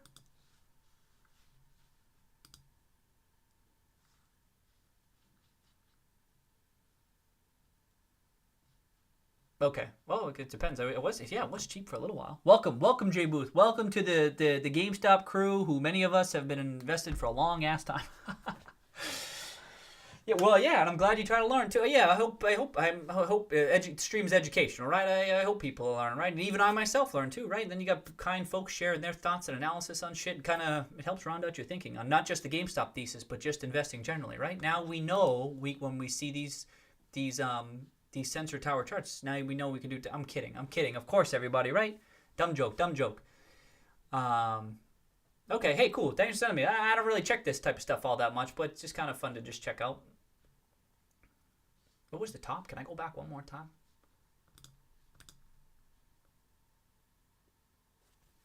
Like, is it just you? Oh, free Minecraft.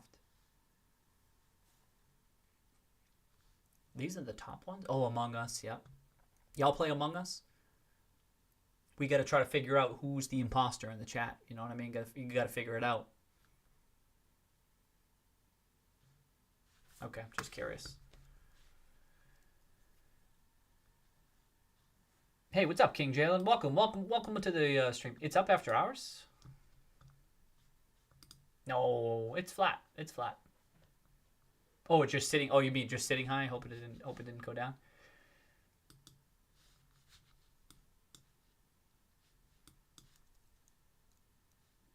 I'll keep this up. I'm gonna move this over here. Oh, I got it open over there.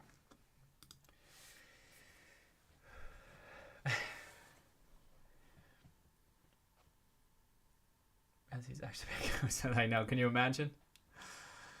Can you imagine? The one version and have to find the fox. Yeah. Oh shit. Hey, King Jalen, you can check out this. This is a website that if you're looking for after hours action, one thing you can do is this after hours. What is it? Marketchameleon.com. But if you pop in here and you go to after hours, you can kind of see how much volume you got after hours. And unless you're at like a million plus or something, I mean, all else equal, of course, I'm with you. You like to see the price stick at a certain. You don't want to see it selling off, right? Of course, but unless you're at like a couple of million or something, and usually that after hours action is like you can overlook it. It doesn't mean too much. That the daily price action itself is a bit more meaningful, for what that's worth. I know. Can you imagine? Pop on the beep boop boop. I mean, who knows? What if I'm fooling you right now, Uber? Could go either way. Playing on both sides. I'm fully hedged. Gotta find Fox, the pig foxed. I know. I don't even know Uber Fox has seen those photos. I know the pig fox doesn't even know he's walking into Fight Club. Oh shit. Oh, that's funny. Oh, 9:57. Hey, oh, whoa, we got 3 hours today, huh? Without even paying attention. Hey, reminder, these charts are public, so you can check these ones out if you're like I update them whenever the hell I get to them. You know what I mean? But they still look intact. Higher lows, lower. I mean, I already showed them, but I just got it open. Low volume, blah blah blah. I'm not showing anything else. comments did I like? Oh, I got that YouTube video from Dimitri. Oh yeah, he said this. Google was giving away Stadia controllers and Chromecast, and people are still unsure if it's worth it. I don't know if that's true, but I was laughing at that shit. I did click the Twitter link, but I couldn't find a news source. I think they had been giving that away. Ending a pre-order from GameStop. I forget what that was about.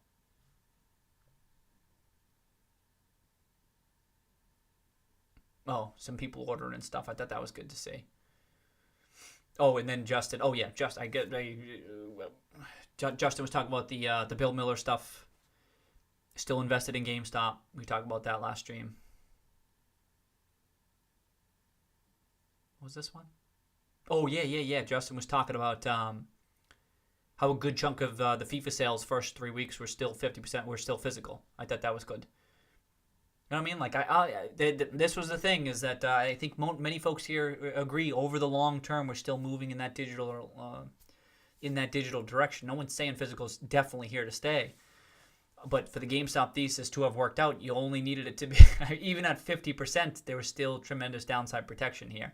I still think it's going to persist for longer than some people are thinking, but I don't have to make that case. So whatever. Yeah, even with COVID, 50%, I thought that was good.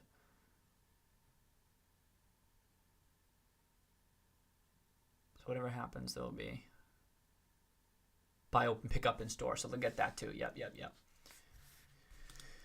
Oh, I fell behind on some of that. There were so many. Sometimes when there's news, I fell behind. I can't keep up with the comments in certain places, whether it's on Twitter or Seeking Alpha or StockTwits too. StockTwits super active, so I lose track there too. Giving it free to YouTube Premium. All right, that was that. I got that. Futures still a little bit negative. Yeah, and and tech was up a little bit today. What did the portfolio do? I didn't quite check this. Let me sort by. I don't need to sort.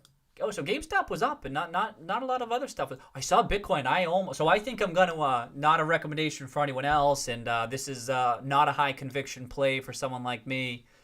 But now the chart's looking even. Remember, I just added to the Roaring Kitty this model portfolio here just a week or two ago, and it's really taken off. I think I think I might add again, but now I think I might wait maybe for a pullback or something. But it's looking pretty. I mean, I'm a fundamentals focused value investor here, right? But the chart was looking intriguing, and the fervor, the speculative nature out there, I could see it picking up steam. But the chart's looking interesting, especially relative to some other things out there. What's happening? It seems like it's holding up okay. I did see that today. I popped it up real quick.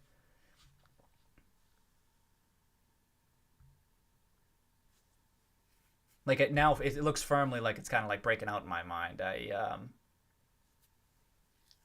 Yeah. But now, I mean, look at that. What is it? It's a top 20 position now. But it was up 6% too. Okay, so yeah, gold was down. Today was just flat day. Everything kind of holding their own. PBF holding up. Bitcoin. TWI down 9%. Okay. 10, 9, 5.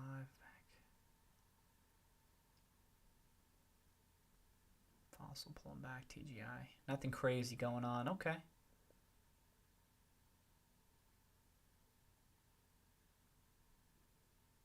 CYH, that was getting bid up right before the election.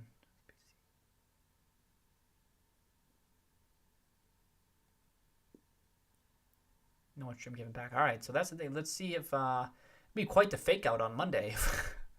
It was like a huge relative outperformance, but that type of stuff, you can't go on one day's price action. You just can't go. COD on Valhalla on disc can recoup some costs if it does not. Oh, yeah, that you might return those. Okay.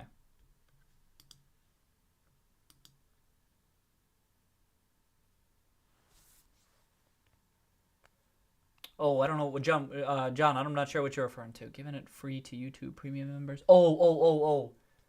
Are you talking about the Stadia stuff? Are you talking about the Stadia? Oh, I don't know. I didn't hear that. Wasn't a joke. That's what they actually did. So it was okay. So it was confirmed, John. You're saying it was confirmed what I had up there. Okay, thank you, John.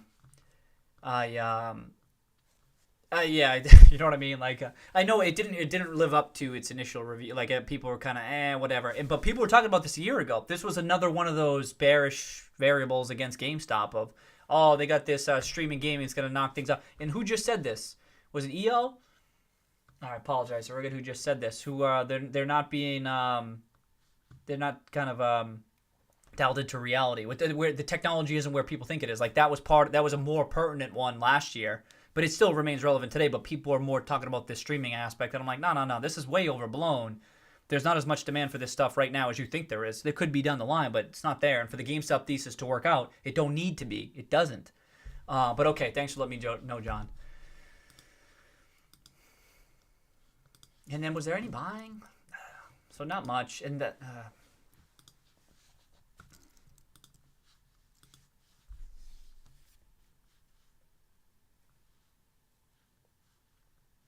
Tupperware, new position though. Yeah, nothing since we streamed on Monday. And then no major filings. Kind of quiet.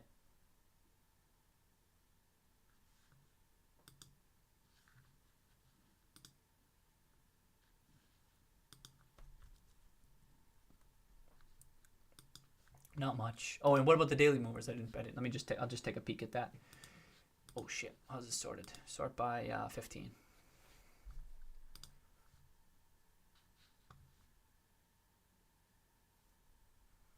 Oh shit, F-Tech? F-Tech? What did Tech ever do to you? Is that from Ted? Y'all see Ted? Damn, wasn't this is this not in the portfolio? I feel like I say this every time I come across this ticker. It's not. I know it's not even on my watch list. Okay, never mind then. Revlon was interesting. I never really looked into it that. Wait a second. Oh man. It's already a double? Oh shit. Wasn't this the one that what's his name was buying a shit ton of them? Let me see if I can remember his name. He was buying like a shit ton between 15 and 20, wasn't he? Ronald Perlman. Did I get it right? 15, 20. Oh, even up to 2020, up to 2025. I was watching it because of all the buying he did a shit ton of buying. Look at how much. He's bought other stuff too. I crossed paths with him on Scientific Games. Yep. That's in the Roaring Kitty portfolio. VT. But he was buying Revlon too. Damn, I missed it drop so low. I mean, that sounds silly, right? This sounds like silly analysis, but you see, I see someone buying as much as they are, and I haven't crossed paths with Ron here a ton, but Scientific Games was a winner, and as much as this guy bought for in Revlon over the years, from 2017, like just very, very aggressively buying over time, a good amount of money. I mean, he's super wealthy and stuff, but when you see it after this buying all the way up to the 25s, and then it sells off, boom, ugly chart, right? This looks real bad. This looks better. Boom, boom, boom, boom, boom, boom, boom, boom, boom, boom, boom. It just keeps on going. Maybe you wait for it to stabilize a little bit, but relative to what his initial price point was, when you're buying at a third of it, I can pull the trigger on that. Maybe then I would dig in. I might even dig in more. Then I could make it a super heavy position, and that's where you can. That's what from my style, right? Educating you on a more aggressive style of investing. That's where I can make the most money. But like, I really like to see that someone who was really buying a shit ton in that 15 to 25 range, and it doesn't work out, and it works against them, and the chart keeps falling apart. And then I'm like, oh, and then I'm watching, and then it keeps going, and nothing really happened. Then I'm digging in, and I'm really trying to assess what the value is. That takes time, and then it looks like it's dead, right? I mean, that looks awful. And then boom, boom, boom. This doesn't mean it's definitely going to work out, but it tripled. It tripled in 2 weeks. I wasn't dialed into it, unfortunately. Look at that market cap too. So it was down to like 200. It looks like it was priced for bankruptcy. Wow, Revlon. Everyone knows Revlon, right? Like, I like that it was a name that I knew too. Damn, this could be a mistake. I mean, I wasn't tracking it that well, so I don't feel that bad about it. But still, I was watching it at the time. It was tough to value, if I recall correctly. I'm like, I don't know how to value this. It was like super leveraged. I'm like, I don't know. I said I'm intrigued by how much he's buying, but I don't know.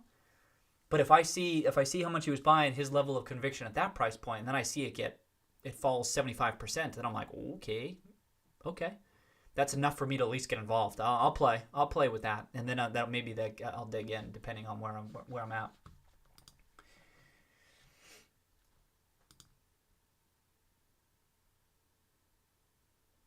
Oh shit, is that a real thing?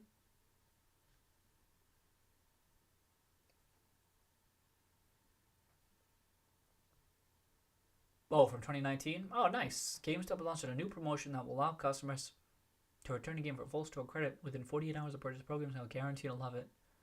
Huh. Full price of 60. Tax is not refundable, and the deal only applies to the standard edition physical version of the game. Oh, they were doing it again, Uber. Sick. I didn't see that. Yeah, I wonder how. I wonder the idea behind that one, huh? From a business standpoint.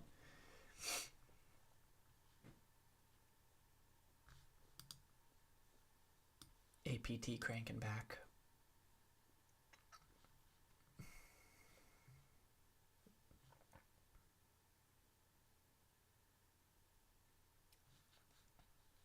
Some healthcare stuff. Makes customer happy. Certain games I can see logic on average. Okay. Yeah, I don't know. Ashford, Wayside.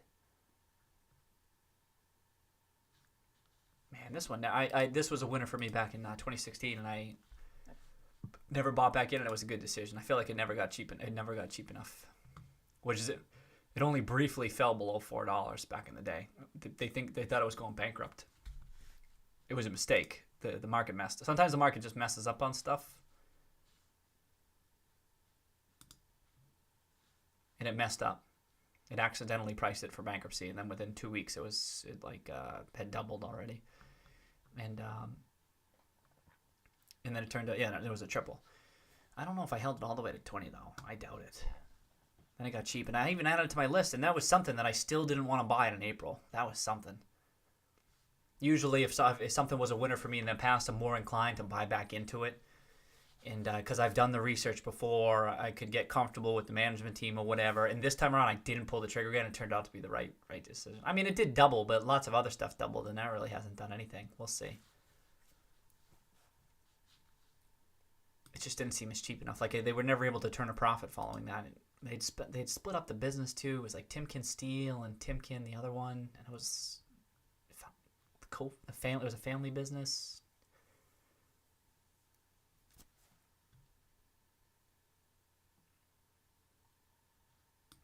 AMC coming back. All right, kind of a quiet day. It'll be interesting, the weekly performance, you know? Man, CPS is going to double this week. Look at that. Yeah, that's good. Yeah, see, you'd think, 1% position has doubled in the past week, and I'm like, it wasn't enough. I didn't own enough of it. I had definitely added to it too, but just not enough. Party City cranking. That was timely ads. This was timely ads.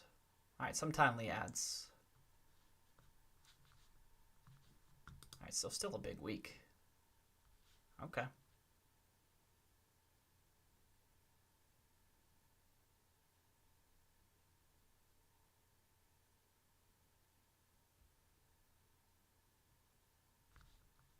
Whatever.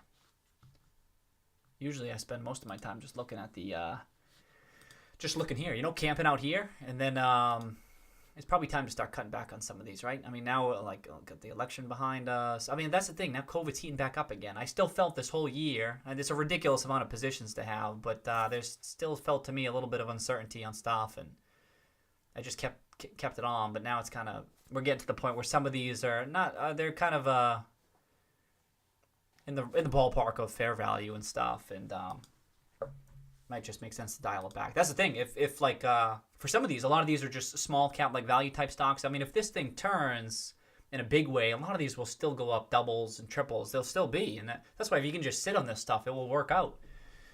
That's kind of my reason for dragging my feet. But at the same time, I don't need all of them. I don't need this many.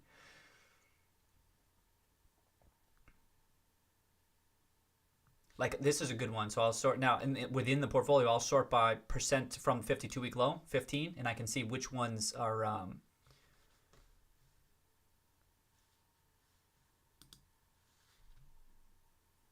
I insane for a $100 price target? No, definitely not Uber. Uber asking if he's insane for a $100 price target for GameStop by 2023. I don't think that at all. A lot of stuff, as you know, needs to happen, but I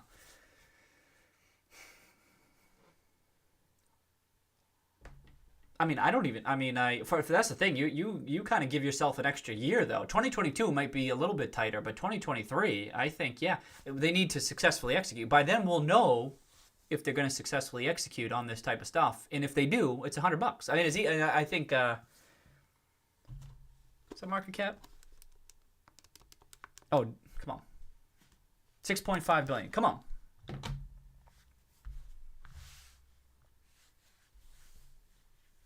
That's Q4, yeah, right, Dusty. Well, you get some crazy squeeze set up, right? Then, again, you don't bet on that type of stuff. But if you have it with the level of short, who the hell knows? I have no idea. But that's you got at least got to model that a little bit. But yeah, I don't think so. Uber, it's gonna come. And if you get as you already penciled through, you get some of these super high margin deals where they're generating a consistent. I mean.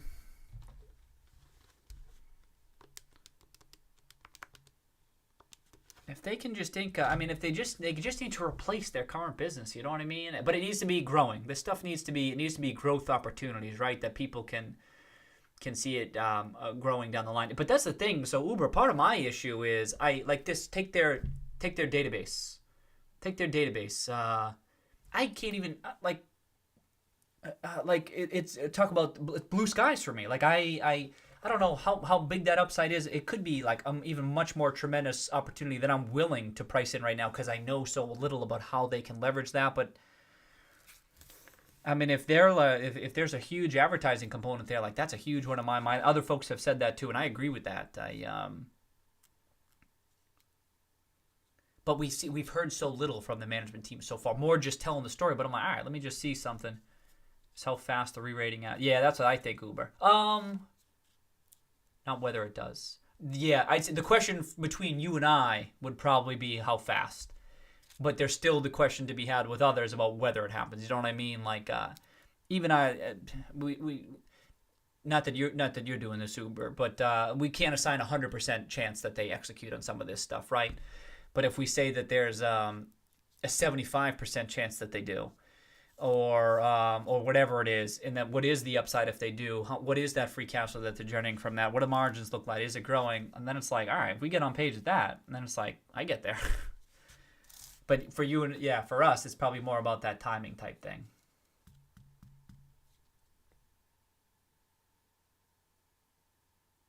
That's what I think. Uber.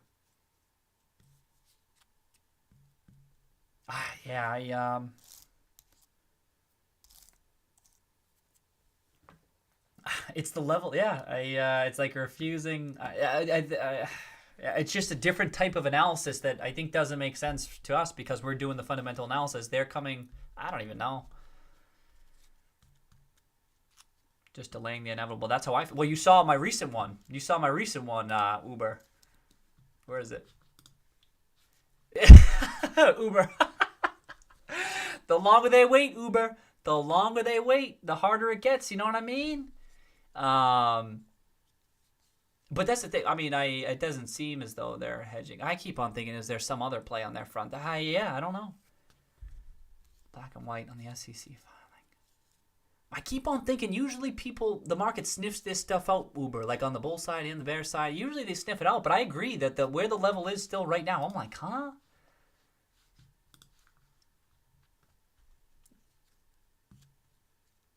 So this brings back to your previous point of Q3. Could there be something in Q3? Forget the full closure. Could we close 10 million, 20 million on a big beat on Q3? No closures? No meaningful closures.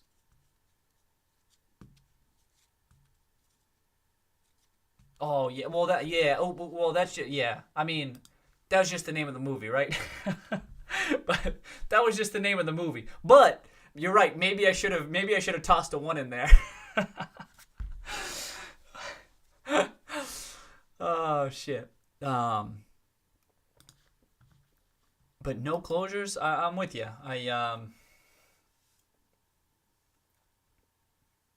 Oh yeah. I mean, I agree with you. I just for the integrity of the movie, I just tried to keep the joke. I tried to keep the joke pure. That's all.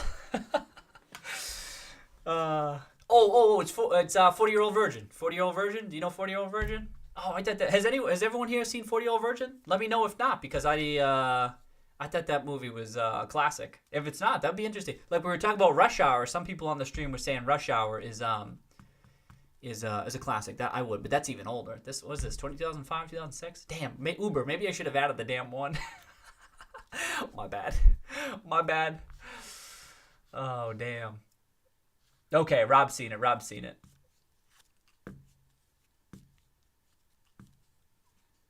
Oh, you joke? Yeah, well, we were talking about that a couple weeks back, Uber, right?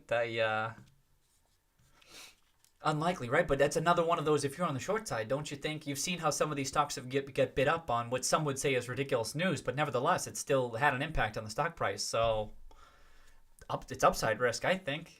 It sounds silly, but they're in the type of industry where it could be relevant. You know what I mean? It's not like this is an oil and gas type company, right, Uber? It's like you would think that it's more, people would understand it. It might be more of a natural. I mean, I don't know shit about that stuff. Make no mistake. I have no idea, but. Oh, well, were you, Steve? Hey, Steve. I'll keep an eye out for it. I can't. I'm still looking forward to you. I wonder what movie it is too. I've been trying to think of some, Steve, like some. It's tough. That's part of the tough part. You know, sometimes you just think of it right away. Hey, this would be a good movie for that. But for the meme vids.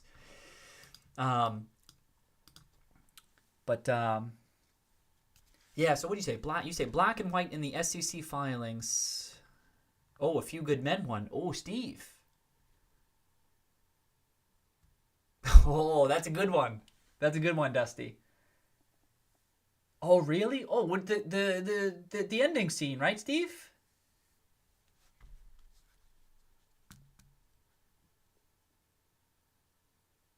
Oh, I think it would be like an argument between the. Oh, it's from Flight Sick. That's a good movie. Yeah, shows you can't handle the truth. Yeah. I can see that one. Oh, Flight, huh?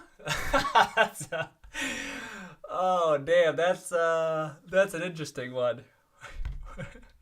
We're gonna roll it, Steve. We're gonna roll it. I say that quote all the time, and it makes no sense. My wife knows what it is because I say it all the time. But I go, we're gonna roll it. Oh, sick. I can't even think of what scene it is off the top of my head.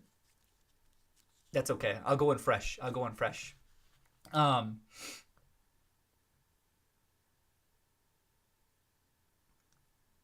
That's the thing, Uber. So we talk about the black and white on the SEC filing. I mean, I think that's just a talking point. Like I don't know. Yeah, Steve. If they actually need to see the performance, or do they need something more material on just a business front? You know what I mean? Like I can't tell. Maybe they do need to see the actual performance and major beats. It could be that. I don't think we get to that point though. Something will, I think, whether it's a more formal, more huge partnership of some sort. Again, even though I can't specifically say what it is, followed by Cohen stuff, or then it's followed by upgrades of the debt, and then upgrades of the stock, and buy targets are updated. You might get institutionals buying in, like are kind of buying into this thesis even before it hits the books, maybe. And then it starts to, I keep on saying I feel like they'd be maybe shaken out, but I don't know. I'm with you. I'm with you, Uber. As you know.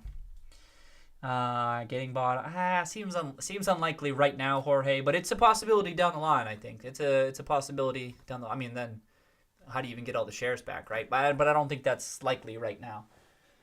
But then they'd have to close, right? Then you'd have to close. That's the thing. Talk about another, as Jorge talks about, the potential buyout catalyst. That's the thing. That's an upside, another upside risk. Talking the crypto announcement.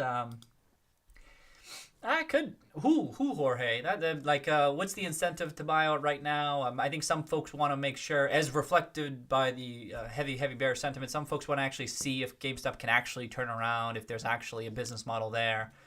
The only folks who would have been interested, I think, up till this point would have been like PE firms. I thought it was going to be like PE firms who would try to just, Microsoft is a natural fit. I'm with you on that one. That would be if it were going to be not a PE firm, but someone else would be Microsoft. But I think even they would probably be like, let's see how you do here. But and they have so much money, Jorge, they could buy them out at any time. It makes no difference if they buy them out now or 2 years from now. They'd probably just want to see if they can execute. But it's not a 0% probability. It's just not it's not like above 50% in my mind. I think it's low. Okay, it's got to be game theory. If you see it happening and know the other players see the validation and reason back, 4Q could be a massive inflection if COVID and no stimulus doesn't restrain things from you. At this point, maybe Uber, right? And they're just like but you could be closed in a little bit. You know what I mean? I guess it's the decision not to close at all. It's the decision not to close at all. You don't even close a little bit? Because even with the game theory, it's not like you have to hold your full position. All right, peace out, Jay Booth. Peace out. Have a nice night. Oh, you're going on a run. Sick. Enjoy. Have a good run. How long are you going? Hope you got good weather out there. But you know what I mean? Uber, even if it's game, you don't have to hold on to your full position.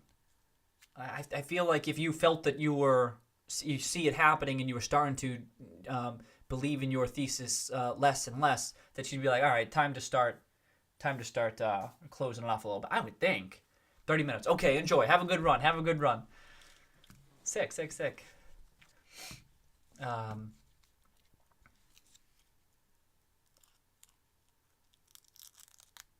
And it rose. Yeah, I'm not. That's the thing. I don't know. If you see it happening and know the other players see the validation and reason back, could be bad.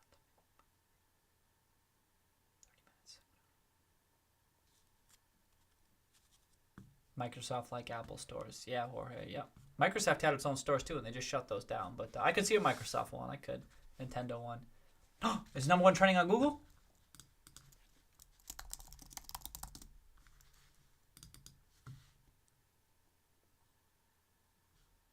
Is YouTube down?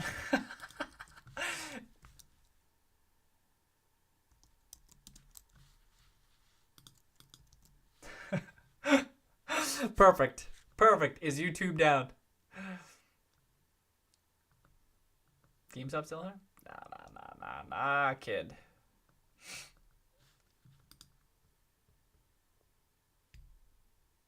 So I agree with you, Uber. I've mentioned this before. Now we're like a couple months back, but that's what I thought too. Don't other folks see this too? Is it that? I mean, the rational players is out there. Hubris wants to just be.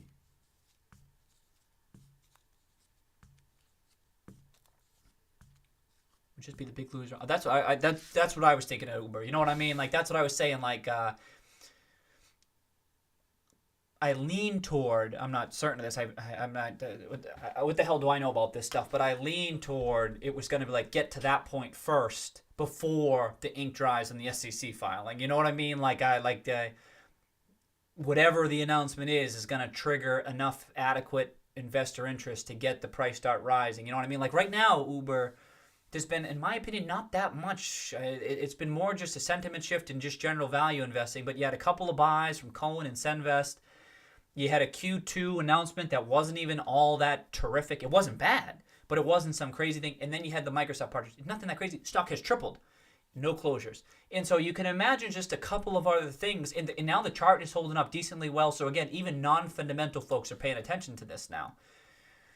And these folks, if things just start unwinding in this bullish fashion, the story continues. You just need the story to continue and to hold up. And then you get these people buying in. I think you get to this 15, 20, 25 that start to buy into this. And I don't think you can maintain. And I'm with you. Like other people see you think other people kind of picking up on seeing this stuff too, and be like, well, wait a second, this doesn't make any.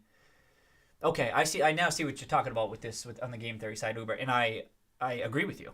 I mean, I agree with you. You're talking about the collective players. At first, I was just reading that as you were just thinking just maybe the shorts on this side, but you're thinking collectively. But in that light, even still, I'm like, it still seems to be still like kind of heavy right now, because as far as how much I think it's undervalued, and I would think with all these additional variables, I think there still seems to me this opportunity, right? And it's just kind of just bumbling along where not really that many people have really bought into it yet, which if that turns, it could happen quick, just like this happened quick. Just like this went, as you saw. Boom, boom, boom, boom, boom.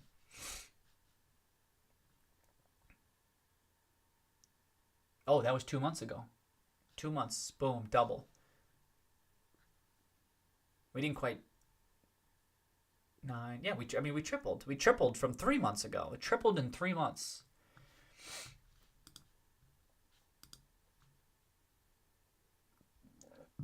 Oh, wait, I doubt that, Kazuya. I doubt that, but...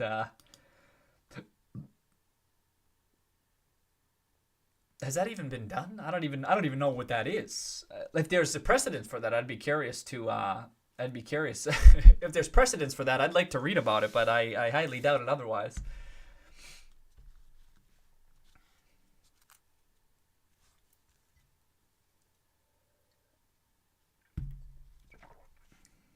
A put option for stock buyback. I'm trying to even think through the logistics of that. Oh, there is. Oh, yeah. Can you point me in a direction? I'd like to read about that. I'd read about that. If you even got a company name or a time frame or something, I'll look it up.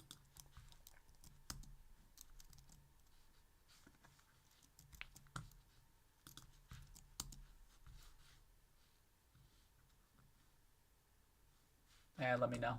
I can't see anything.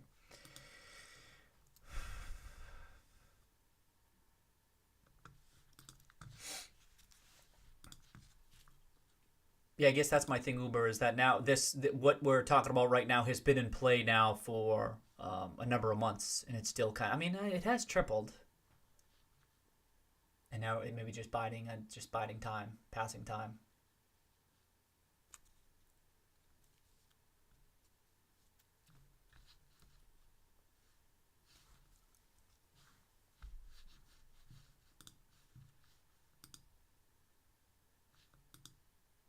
Oh, I was going to do that.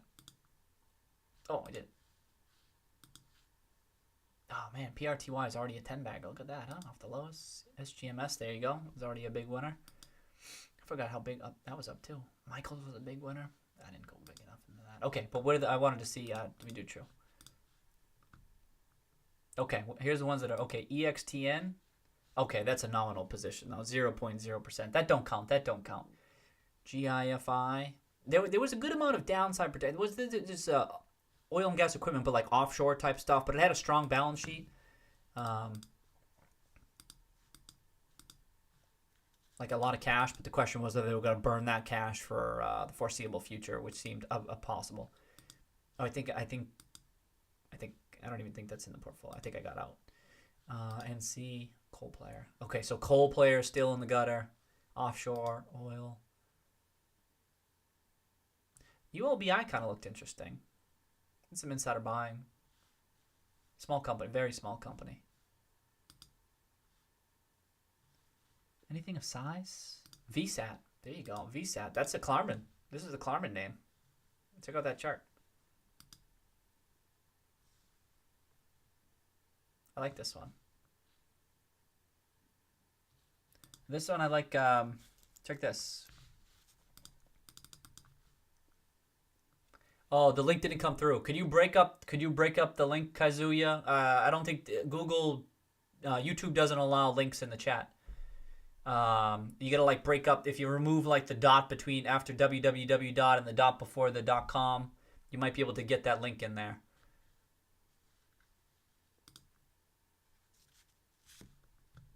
So this is VSAT. Baupost owns 24% of the company.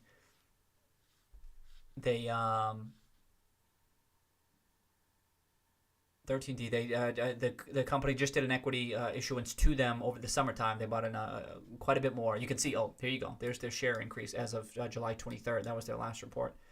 And but what's interesting is you go to Baupost, huge company, right? Clarv, famous value investor. And it's the fourth largest position in the portfolio. Owns 24%. Look at how much he owns of it. 24%, way bigger than any other company. TBIO. Oh, okay. Yo, you're breaking it up? Okay. That's probably good enough for me to find. Oh.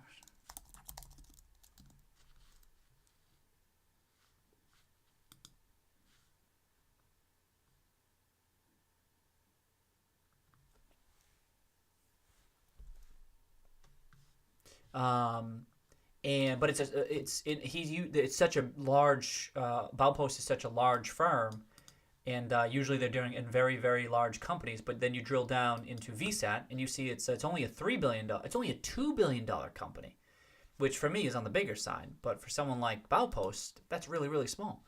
And then the industry that they're in, communications equipment, not really my specialty. But provides broadband and communication products and services and satellite services, commercial networks, government systems. I had pulled up the 10K in the past. If you want to really dig into the business, you might pull. Usually, it might do the 10K, but usually it's reflected here at Yahoo Summer. You go to the website, pull up their presentation that they might have to get a better feel for it. But I'm no expert on this stuff. But so anyway, those are that looked interesting to me. And oh, you got it there.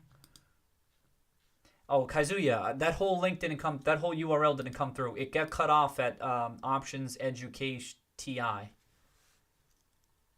So I don't have that full thing. But now you got me intrigued. I definitely want to see this shit.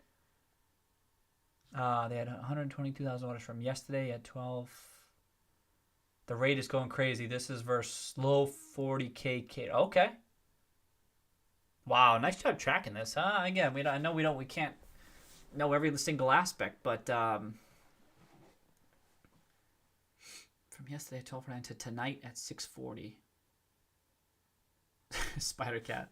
What up, Spider Cat? Meow. Wow, they're cranking, huh? They're cranking.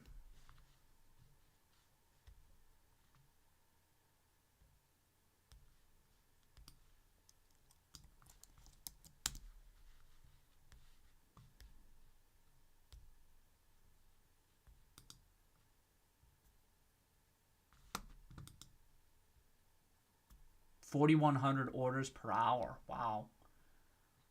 That sounds like a lot, doesn't it?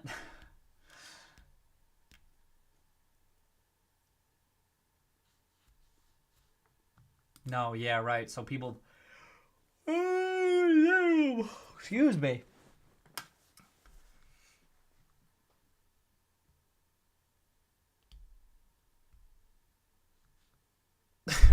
Jorge, you always trying to get me on the price targets. I don't have any price targets. And now Jorge's going to say, come on, guess. And I'm going to say, Jorge, I don't even have a guess. He goes, it's easy. Jorge, did I just accurately predict this discussion? Jorge. Okay, this is true whether the stock repurchase program is executed. Wait a second. Yeah, Jorge. Executed through open market purchases, writing puts, or a combination of these two approaches. I'm intrigued. I wish I could see I wish I could see the URL. You know what I mean? I appreciate you copy and pasting this, Kazuya. That would drink. Yeah, right, Jorge.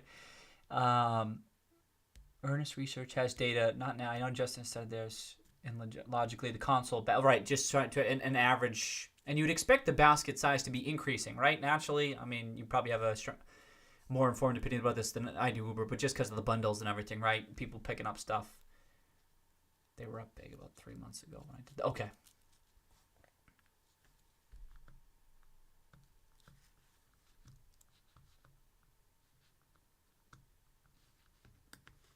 All right, I'm copying. I'll try to track down what you're talking about, Kazuya. Yeah, their online percent of total sales is going to be huge. My question, you think it'll be more than 20%? Do you think it'll be more than 25%? Over, under 25%?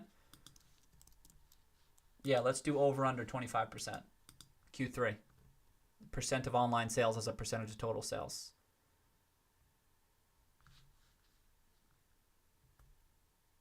Over. Cleese taking the over. Ooh, spicy. Right off the bat, start with an over. Okay, Justin takes the less. Over 35. Oh, ooh. And Justin's taking the less. Yeah, I think...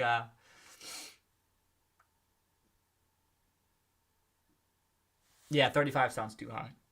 Maybe with store closures, maybe you get something up. You know what I mean? If something happens, but that's not usually. I mean, maybe, hopefully, eventually, right? We're hoping to get to that level, but in 1 quarter from a big jump up like that would be tough. That'd be tough, Cleese.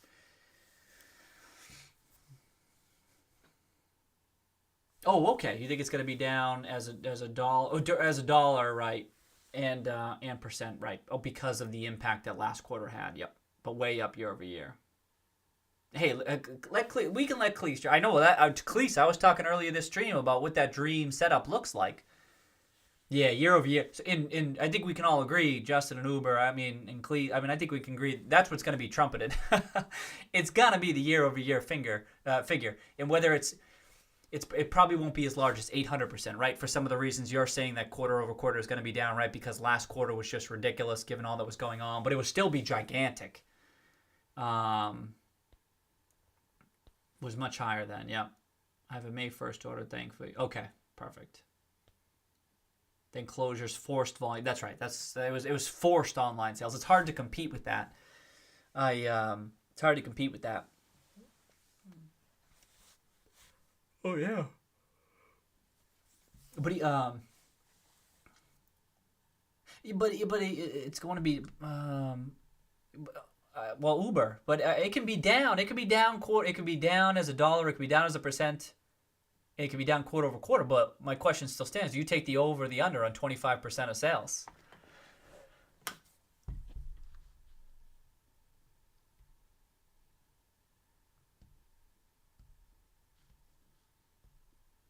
That was a radioactive spider cat. Maybe still a lot of heavy online skew due to closures. Right. That was carrying.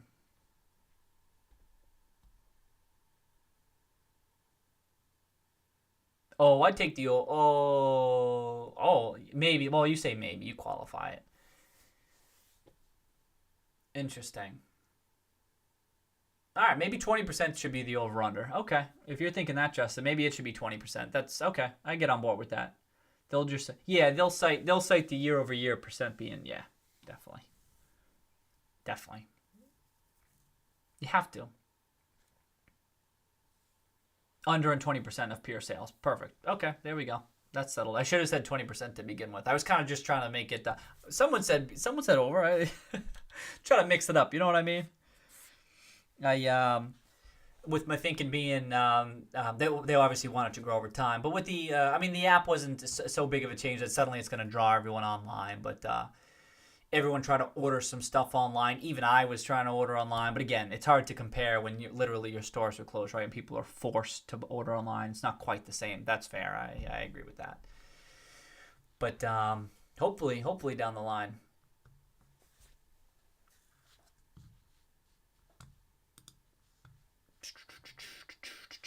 Oh yeah. So did you just say something else there?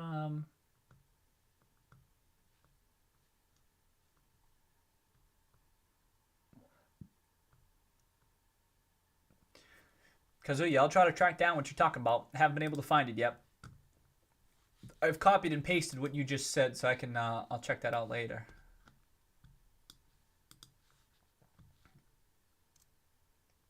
Yeah, huge cost, right? And I think we all agree the market hasn't priced in this stuff. That stuff Uber might need to hit them in the face. I think they need to get hit in the face with profitability. Do they turn a profit this quarter?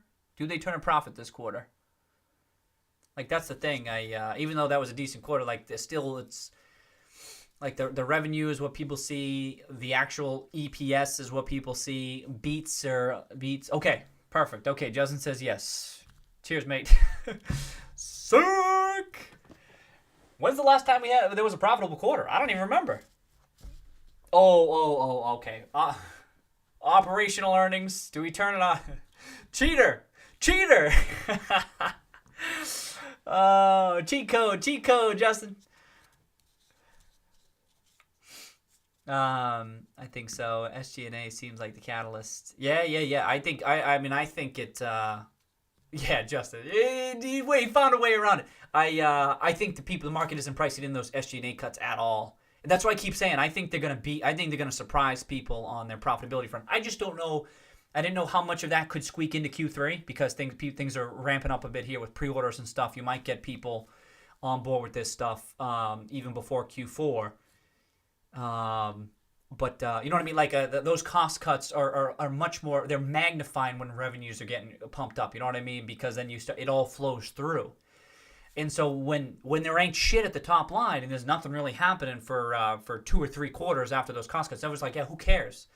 They discount it because what they actually care about are those long term. They're focused on the secular risk, and cost cutting doesn't do anything on that front, right? I talked about that in the last stream. But yet for us, we're like, yo, that's going to result in significant free cash flows for the foreseeable future, forever. For these are permanent cost cuts, and now in Q4 in particular, thereafter, it's just all going to flow through, and yeah, not profitable operationally without that. Okay, yeah, that's what I was saying. It was always going to be a tight. It was always supposed to be a terrible Q2 and Q3. It was always supposed to be that. But indeed, with the SLB though, as I talked about, that might be what people are talking about. You know what I mean? Who cares? It sounds silly. I mean, you and I might say, well, operations would actually matter, but what hits the wire, right? What hits the wire and gets out there? Things like year-over-year e-commerce sales. We go, oh yeah, it was down year-over-year, but that might be what people are talking about. It sounds, for the fundamental analysis, it's kind of silly, but this shit matters. Same thing with turning a profit, even if it is the SLB. I'm curious to how the market would interpret it. Oh, we turned a profit. I don't know how much. I did look at it at the time. I didn't think it was as profitable as I was originally thinking it was, because didn't we pencil through? Because we still knew that I penciled through. I was hoping it was going to be even more profitable. Yeah, that's true. It could be a. Oh, I jumped ahead. Probably they will have profit due to the Nintendo Switch stuff too. Seems something because you said. Okay, thanks, Adam. Cheers, Adam. Welcome to the stream, man. Yeah, link would be great. I'll look at I'm curious. I've never seen anything like that before. I don't even know if it's can actually be done, but if there's precedent, that'd be sick. Gotta be real close. Might depend on international though. If Europe kicked into gear, they could surprise, right? And now Europe gonna be hit. But yeah, they could surprise. Okay, average estimated EPF. So minus $1. Steve, I didn't even know what that was. I didn't know what the analyst estimate was. Okay, okay, it's gonna be real close. Yep. Or rather, SG&A seems like the dark horse. It could be the dark horse. Seriously, it sounds. You know what I mean? And it's so unsexy. It's so unsexy. This is why the market doesn't care, and yet it could surprise everyone. Oh, you found it. You found it, Kazuya. Oh, that's where you found it. Okay. Q4 split. They began setting more than 5,000 rather than 51.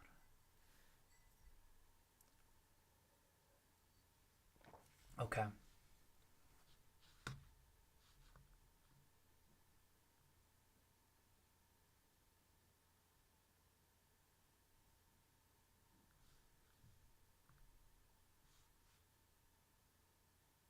Am I still back? Am I still in the stream? Can anyone confirm that the stream is still working? Am I here?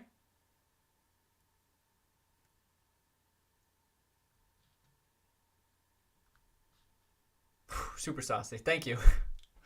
I just did something on the. Apparently, I can leave the web page and I can. I just accidentally left the web page and I just thank you, Kitty, thank you, Dusty, thank you, Rob, thank you, Justin, thank you, Soren, thank you. Cheers, everybody. I just accidentally left the web page. I was like scrolling, and as I got a Mac here, and I accidentally hit it back, and I'm like, oh shit. Apparently, I need to officially hit end stream, so we good. Okay. Oh, thank you, Adam. Okay. Well, let me catch up.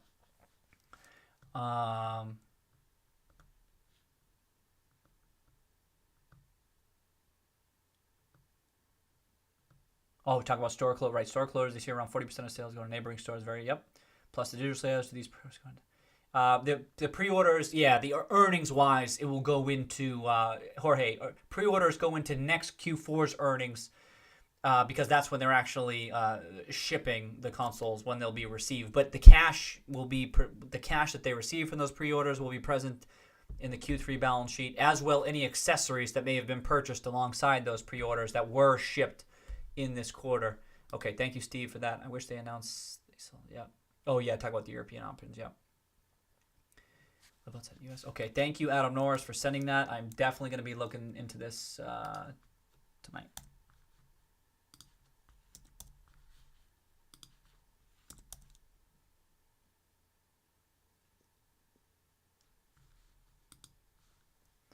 They're open with. Oh, some foreign currency translation shit. Steve Stonk, huh? James Wang. He's I've seen a couple of his tweets have been perked up my attention a little bit.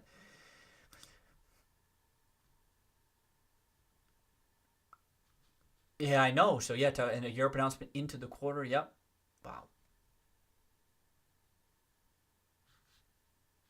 Okay. Thank you, Kazuya. I will do that.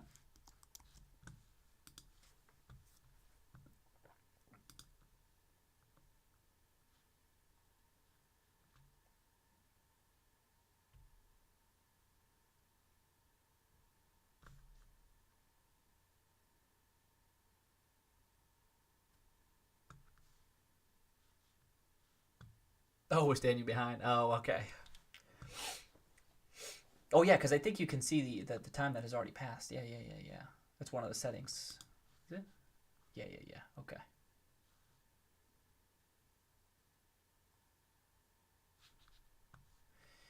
Yeah, the European stuff, huh? I know Justin's talked about that quite a bit. We haven't talked about that much recently. You know what I mean? Like, there's so many different ways to talk. There's so many different things to talk about with this. This thesis, and then you talk about shit, and then you kind of like, oh yeah, and then there's this. And they expressed possible interest in that. You know what I mean? But we haven't heard much. They didn't talk about it much during the latest conference call either, which I was like, okay. But it did appear for the first time, as Justin pointed out in the thank you. Was it this latest 10Q? I think so. If they group anything in with the Q3 thing, anything material like that, it'll be whoa. Yeah, okay. I thought that was the case. I mean, that's meaningful, right? The first time it's included, that's meaningful. I mean, you could just be giving yourself flexibility, but I lean more toward the former of could be something happening. Game Mania here. Hey, cheers to Belgium. I've been there, Johan. I've been there. Belgian brews, baby. Belgian brews. We got Duvel. We got there's a whole bunch of them. There were like 4 prominent ones. I forget the ones. What's your favorite Belgian brew, Johan? If you got one. Game Mania. They're not tied to GameStop, are they? Are they something separate?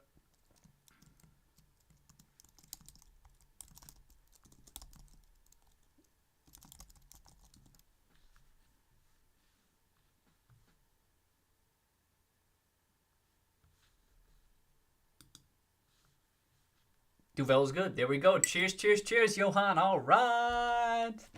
Ooh, I thought I remembered that. I don't have any right now, but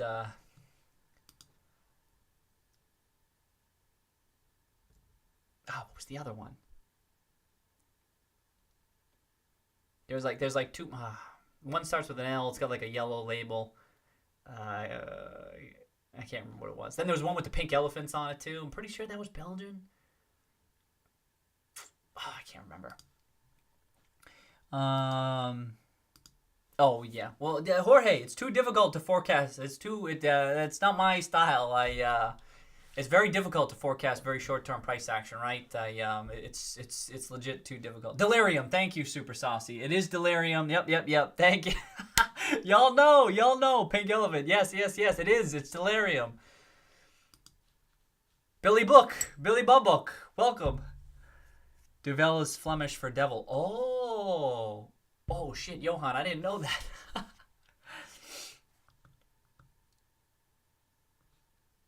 It is Belgian. I see the pattern on the chart. It's easy. Volatility is insane. You can do it. All right, Jorge, I'll pull up the chart. If it were that easy, Jorge, that would be my investment style. If I could forecast what the price action is going to be in 2 days, who needs to be a long-term investor? You know what I mean? Oh, I get this bookmark now. Oh, there was let me see if I can find it.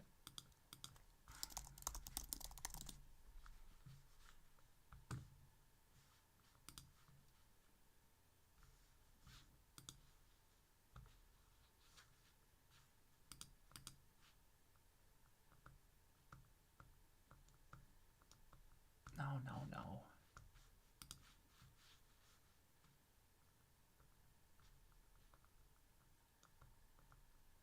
No. What was it that I was trying to find? No? All right, never mind.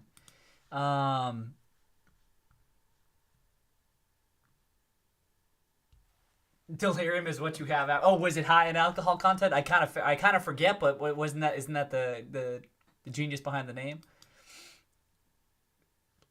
Steve, did you have one while you were in Japan? That's the question.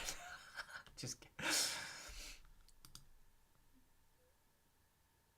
Hey, Search One, I appreciate you saying that. Cheers. Cheers, man. I'm glad you're finding some useful stuff in here, right? And people from the chat too, sharing their expertise. It's good. It's helpful to see different people thinking about this stuff. So thanks for sharing, Search. I'm happy to hear that. Okay, Uber. Peace out, Uber. You have a nice night. Let's see how this week ends, right? PS5 tomorrow. Let's see how this goes. All right, Jorge. We got it up, Jorge. There you go. Where's your 1350?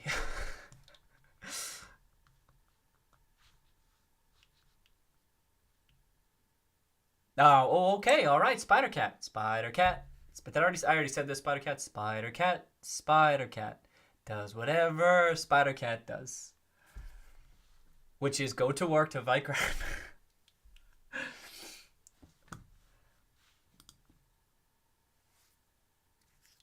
Yeah, you got that right, Jorge. Yo, Jorge, check out my other GameStop video. That GameStop isn't a roach. It's excuse me, it isn't a cigar butt, it's a roach. Oh, strong zero.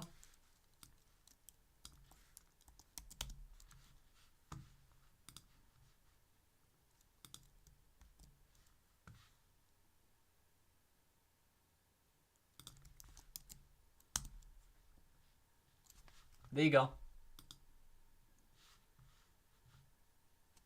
Strong zero. Got it?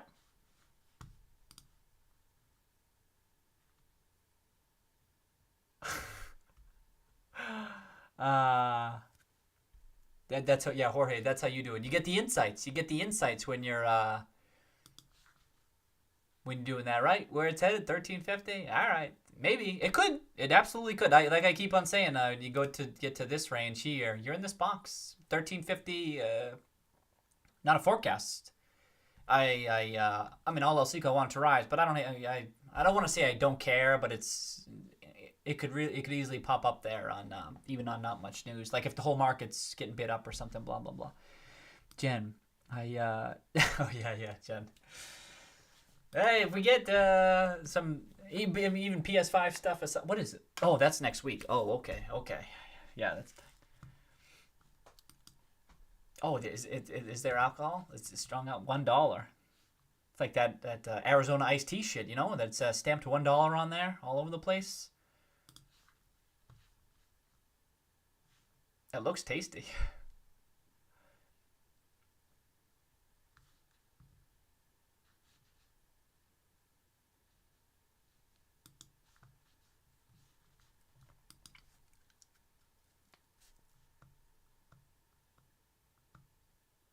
I can't remember the other one.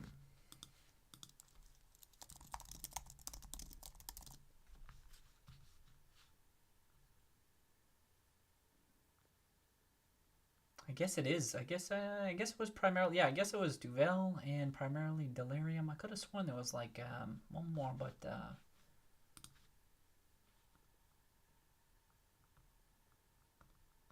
I'm like scrolling through just super quick just to see if anything. It probably wasn't doing the high end stuff.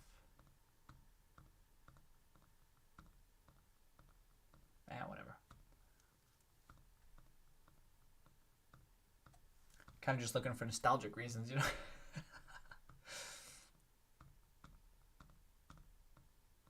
Well, I should pull it up right there. What am I doing? I just naturally go over there.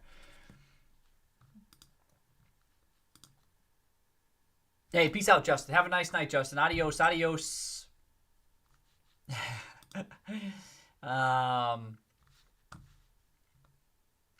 I don't see it, Jorge. Sorry, Jorge. I know you're trying to get me there. Can't see it.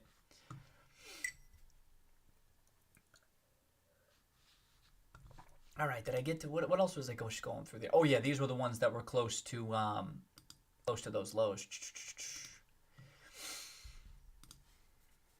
Oh, so Holly Frontier still kind of cheap. So this is like usually when I'm screening for stuff or whatever, you know what I mean? Like if you're just if you're looking for buying opportunities, whatever it is, I usually start. I mean, now another reason why having a lot of stocks in this portfolio has been beneficial is because there could be opportunities within the actual portfolio itself. So you start there, but then like you can sort by different things and just be like, oh, which ones have been lagging this whole year, and then you can it's just another. There's an elaborate way of saying it's just a screening tool within the port. You start here and then move out. VSAT, Nordstrom, some pretty common names on here. Some of these I feel confident in downside protection, but I always felt they were somewhat limited for one reason or another, and it has turned out to be the right decision for them to not be larger positions. You can see it right here. None of them are particularly large, but part of that is because they haven't taken off. Oh shit! Did I break something? Oh damn! Every once in a while, these spreadsheets break. What time is it? 11? No. So they're automatically run behind the scenes and stuff. But still, that shouldn't have triggered that.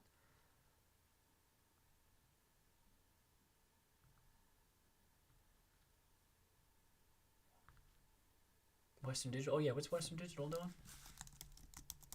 That was one that was looking. That's kind of just humping around. Oh, it's looking kind of interesting. When did it sell off? Yeah. Added right about here, I think.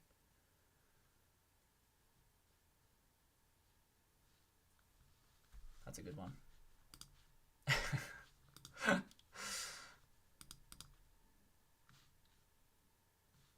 This one's run pretty true. Western Digital's run pretty true to like on a trading.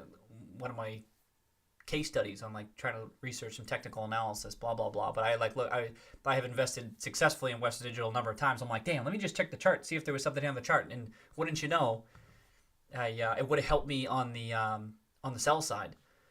Because the chart always remained intact. I think I was buying in right around here. I had really some good timing on the purchases. And I was buying like storage drive. They were getting crushed. Part of this was there was an earthquake in 2011 in Japan. And some of these got hit especially hard because there were going to be supply concerns and everything like that. But these are also just cyclical businesses, right? Just a natural business.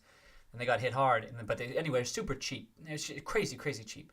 And then, but then the chart broke out, right? And then look at this. And then a lot of stuff was breaking out. This was 2013. I keep on saying how value stocks were crushing it in 2013. Look, you pick a value stock and then look at 2013. But look at this. You watch that chart, and if you were still kind of bullish, which you could have been based on the fundamentals and what was unfolding, and then it would have kept on running, and it did.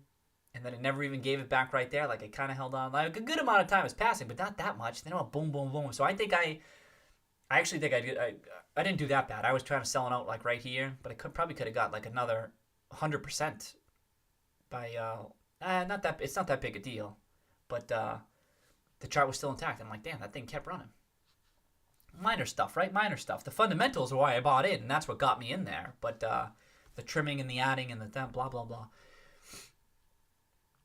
Jen's out. Peace out. I'll be rolling out soon. We got 4 hours. Okay, that's not bad today. We had some news yesterday.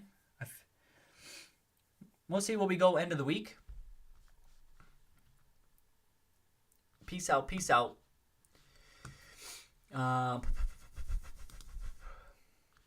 Yeah, let's hope. That's what I always keep hoping, Jen. Every time we're like, all right, peace out. Let's all catch up on our sleep. I'm like, yeah, let's hope the next damn time we're getting together, it's a damn party. we're spewing. We get the delirium going. Psh, and Steve Stonk's got his strong zero going. Psh, maybe someday, right, Jen? Who knows?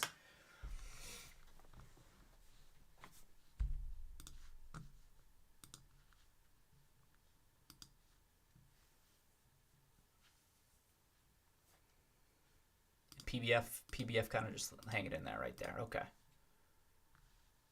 Now let's see if it gives back. It's kind of just tracking value and stuff, but we'll see. What's it doing overnight again today? Let me X out of some shit. Is this futures? No.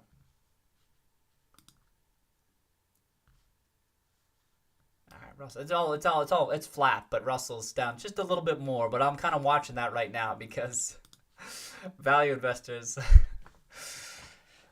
like there's been so many false positives of a switch of people switching from this tech and growth to value, and it's been so many false positives over the year, and so you just can't get too excited about it too soon.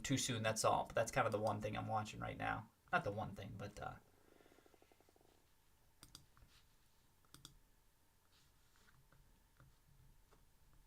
actually, can I just check these real quick?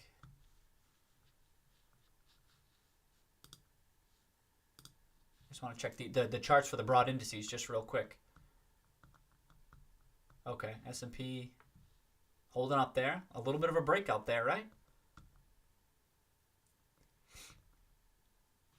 Dow popping out. It's got to hold. It's just 1 week, just 1 day, right? See, this stuff, like looking at, I'm a bottom-up fundamentals investor, blah, blah, blah, blah, blah, blah. But this type of stuff is like helpful for getting like the backdrop a little bit. Like you look at NASDAQ, right? And people like this, look at this. This is still a crazy bullish chart. RSI has been kind of coming down over the years, but this has been 3 years in the make. Still, it's okay. QQQ, Wilshire 5,000. That's arguably more meaningful. This is like all the stocks, and all the stocks are kind of breaking out to these new highs. See if it sticks, but that's kind of interesting. There's not actually 5,000 stocks in there, by the way. I think it's something in the threes or something, but like that's representative of I think like all the types of stocks, I believe. Even that's popping out.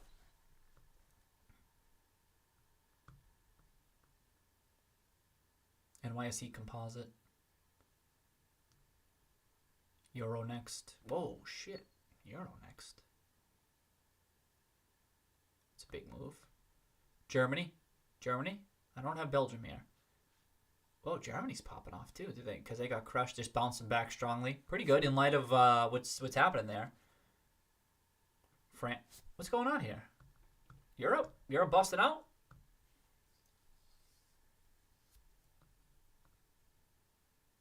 France.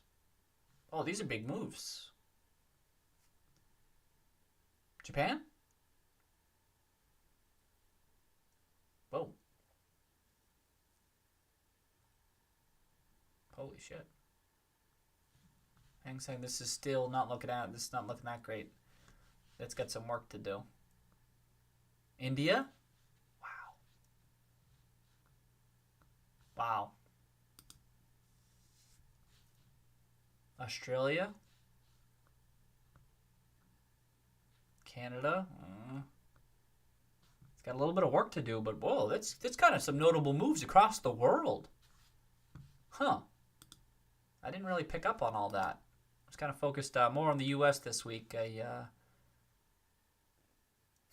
about emerging markets? Those were doing well because, again, in my mind, they're kind of like...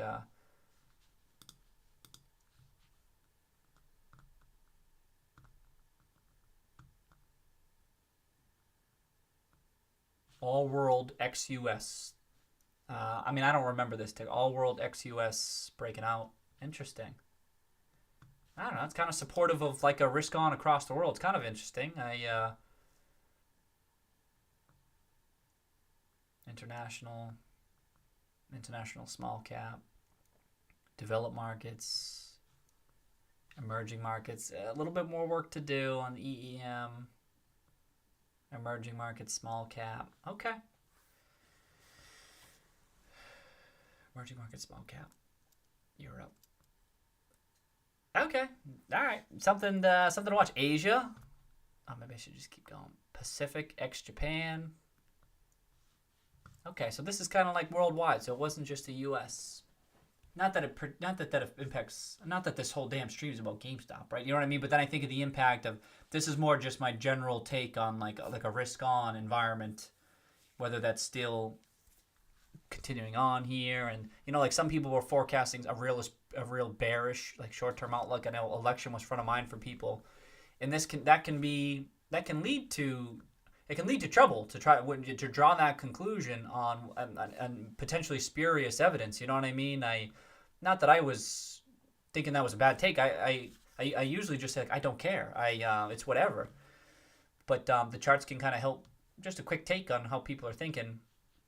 And it kind of sounds silly because you might say, oh, they're backward looking, but a lot of analysis is backward looking, and you kind of lean on just some probabilities as to what it might indicate.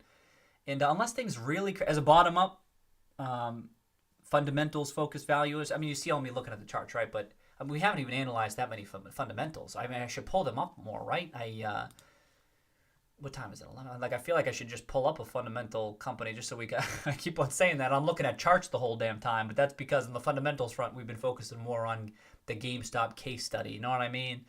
But really, if I check these boxes off right here, I can pull up one of these companies and we can look at the fundamentals. But anyway, oh shit, what was I just doing? But it's a fundamental. So I'm usually only like caring about this stuff in like the context of, is the market cratering? Is the market falling apart? Are things kind of still intact here? If things are heading south a little bit, I might say, oh shit, this could be a good opportunity to maybe add to some of the positions, and then I'll go review the positions and be like, market's kind of selling off here. It doesn't look like it's going to zero or anything like that, right? Like just to use an extreme example, like unless like sometimes the market just goes down. And some it goes okay for a couple of days, a couple of weeks, it's fine. And then, but I can see that on the charts. I'm like, all right, maybe I'll just add a little bit here, and then maybe it starts to pull back even more. And that's okay too. But that's when I'll pull these charts up. It's not like it's dictating what I'm gonna do. I'm just keeping my finger on the pulse of stuff. But when people were like really bearish about stuff, I didn't see it in the charts. And it might still come. It might still come. Now the election's behind us. Maybe people get a little more bullish and stuff. But they didn't see it in the charts. Charts were still looking like really bullish. And then you're betting on like some maybe highly unexpected outcome related to the like U.S. election in particular. But how do you know how the market's going to react? It can be difficult to predict how the market's going to react to this stuff. And then and so that's why it can be helpful. That's why I find it's helpful to lean on the price. This is me testing stuff, by the way. When I share me walking through these types of charts here, like macro stuff, I'm trying to integrate this stuff more as part of my process, because historically I didn't. But I feel as though it's helping me on the individual companies, and I'm trying to lean on it a bit more in the macro type stuff too. But yeah. Sabu, how long have I been following? About like closely, maybe about 10 years or so, roughly. I'd say about that. Like and then as time passed, you kind of that's the thing, that's the thing, when you first get involved, you don't really know what to follow or what to track or anything like that. And then you're able to develop expertise, right, on what things you should look at, what things you should track, and so then it's almost like you're following the market even more. You're following the market better. You're following it better. You know what I mean? And that just takes time. Like what has worked for me in the past. Oh, you just started last year, so congratulations. Good for you. Good for you. Getting started whenever you're getting started, but then sticking to it to like if you haven't seen my investment style videos on the channel, I recommend checking them out, right? Because I talk about my investment style and stuff, but big part of my process is just tracking stuff. And so whenever you get started, you're just tracking everything, seeing how stuff unfolds, individual companies, the broad market, other analysts who are sharing their opinion like me. You look at me, and now now that you've tuned into the stream, and if you've seen my GameStop videos, that was why I've been in GameStop for a while, right? And then I'm like, I gotta upload these videos so people can at least see the videos. But I got them up in like August, just in time before the price took off, right? But now you can vet me and you see me talk about this stuff and how I still think GameStop's undervalued. And then if it doesn't work out, then you can go, well, Roaring Kitty, that one time with GameStop where you thought it was still undervalued and it didn't work out. Sometimes things don't work out. That's okay, but then that's a form of tracking an analyst. That way you know whether or not how much to trust my analysis if I say something in the future. You know what I mean? But you can do that with other people too. If they recommend something, if it doesn't work out, like how they talk about it, blah blah blah. But what else? I mean, you're tracking so much stuff, but most prominently the individual companies and how they perform. Anyway, just maybe just general stuff I'm sharing, right, Sabu?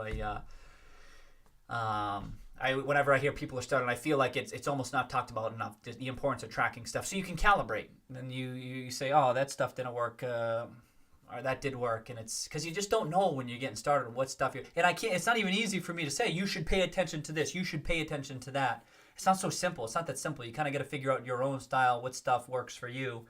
All that can be shared from a high level is, hey, this type of strategy can be a good approach for many folks, and that's why it's like Warren Buffett, right? Warren Buffett's such a prominent figure. So many people know about him. As far as value investors is concerned, he's a value investor, right? So he gets, and you can see how successful he's been. Now, I don't have a similar style to Warren Buffett, but we're both value investors, right? Just a different style. Just like nuances or difference, and it could be that as I gain more experience, I develop more of like a style like his. But my point just being, you can look to some of the more successful people, see what type of style they're doing, and if that works for you, that's great, because then you can adopt that style, mix and match, and just adjust it for your own personality and your goals and your outlook and all that stuff. Oh, Cheyenne, welcome back. We hung around. Cheyenne, coming back from work. Yeah, YouTube was down when Cheyenne was here earlier, back from work. Oh, 6. Okay. Oh, Eduardo's back too. Yeah. What did you and Miss Eduardo? So just, you wouldn't believe this, Eduardo, but we spent quite a bit of time talking GameStop tonight. I know you can't believe that shit, but we talked about GameStop a bit. I'm glad you like you like my style, Sub. I mean, some people don't like my style, and that's fine. There's not like a right or wrong type thing. I don't care. But some people say, they go, oh, that's not for me. I don't want to hold for 2 years, and I think, okay, that's okay, more for me. But that's good, because if my style resonates with you, that's even better, because then you can kind of pick up on stuff. It's not like what I do is the right thing to do, every single little thing, and that everything's perfect. It's not like that. But you can cull certain things that I'm doing for your own approach. You'd be like, yeah, that kind of seems like it makes sense. And that's like what I would do with technical analysis. I didn't start with that shit, but I'm like, you know what? That seems like that could be useful for this or that. So it's a good starting point if my style does kind of align with how you might approach it, because I feel like you get more out of it if that's the case. So that's great. Thanks for sharing. I appreciate that. What was I? Oh, yeah. I get the gist here. I get the feel. Usually I just pull these up. I'm like, I get it. I got a risk column here too for this. Like, I'll pull up some risk stuff, like the VIX. Keep an eye on the VIX every once in a while. Nothing's happening. It goes up, it goes down. You can't explain that. You know what I mean?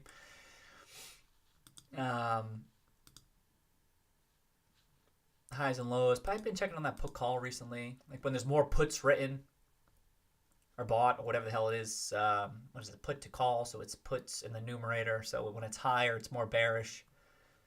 I got a note for me. I left a note for you. I left a note for me, so I can remind myself what it is. I'm glad I left myself these notes, right? You get to start to know what it is, but I'm like, well, for educational purposes, it's good to have an actual definition there, because I can't so eloquently describe it. Oh yeah, Cheyenne. So we're talking Cheyenne. I don't know if you saw, but does it have something to do with shipping companies? I don't think so, Cheyenne, but I don't know. My quick take was if Amazon's struggling with it, and that word spreads, which it probably did, because Amazon is, everyone uses it, so people are like, oh, Amazon's maybe struggling a bit. Maybe it pushes more people toward GameStop, but it's not a big deal. By and large, I wouldn't. It's not that big a deal. So you're saying, does it affect GME too? Not so. From what I've read about it so far, Cheyenne, no. I thought it was only Amazon specific, but I can't say that I was super dialed into it, because, like I said, I wasn't overweighting what was unfolding. I thought it was just Amazon, though. In which case, it probably wasn't a shipping issue, from what I saw. Good question. And so far I haven't heard too many complaints from GameStop folks. It seems like things have been running fairly smoothly. Yeah, no problem. If you hear otherwise, Cheyenne, I'd be curious. If I could have missed something too, right? There's so much stuff out there, right? Yeah, I agree with Dusty. Yep. Doing good on stock for all indications. Better than most, it sounded like. Oh, okay. So Dusty sharing. So Dusty got one, by the way, Cheyenne. Crushed it. Stayed up late. Or got up early, Dusty. I don't know what you did. Okay, so Trace here. It can only help GME. Okay. Yeah, if it's Amazon specific, that's the case. Early. Okay. Good call, Dusty. Good for you. I'd probably be the opposite. I'd be staying up all night and then just showing up.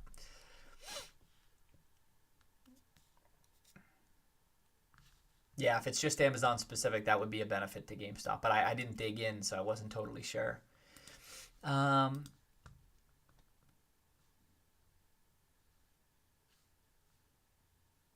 Oh, Goodyear coming back down? That was when I was...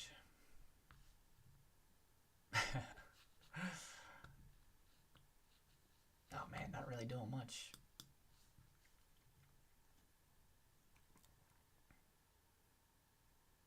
Oh, okay.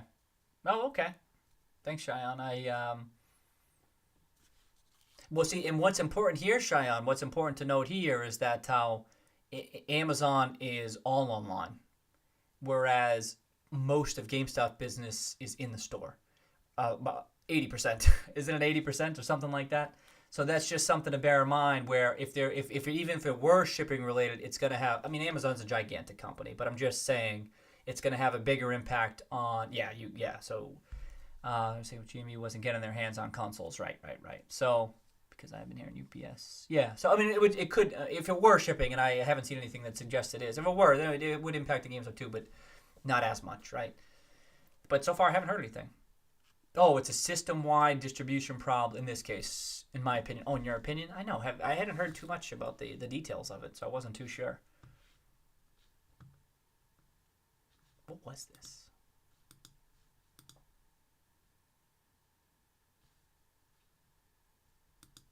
If I had to guess, it would probably Netflix. Let's see if I'm right. $4.91. Oh, I was right. Yes. I must have accidentally deleted it.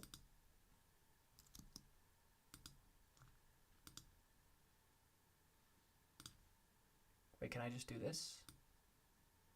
Come on, baby. Yes! Worked. No, yeah, as long as it helps, yeah. And that was, yeah. Okay.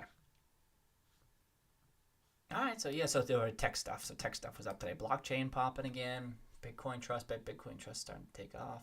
Virgin Galactic, yeah. This is kind of a reversion back to what has long been working. General supply. Okay.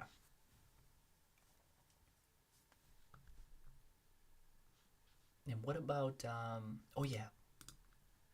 Oh, I think I pulled this up. It's still holding up. This is the Russell 2000 value. What about the Russell 2000? Oh, what's Russell 2000 growth? Do I have it? Boom. Sick. So let me do IWN to IW. Okay, but even that's breaking out. Oh, come on. It's just all Russell.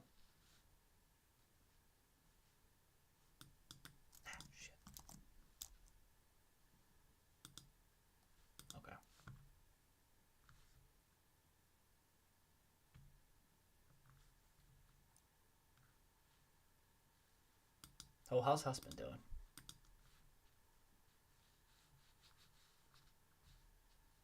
Damn, giving it back. Small moves, but still.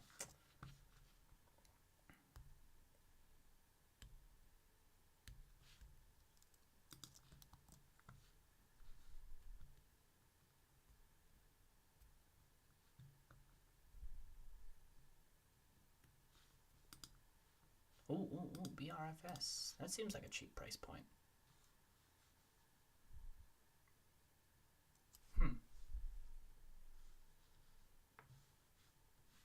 This one looks interesting.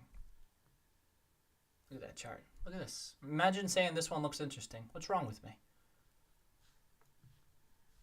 I've tracked this one a while. I saw this double.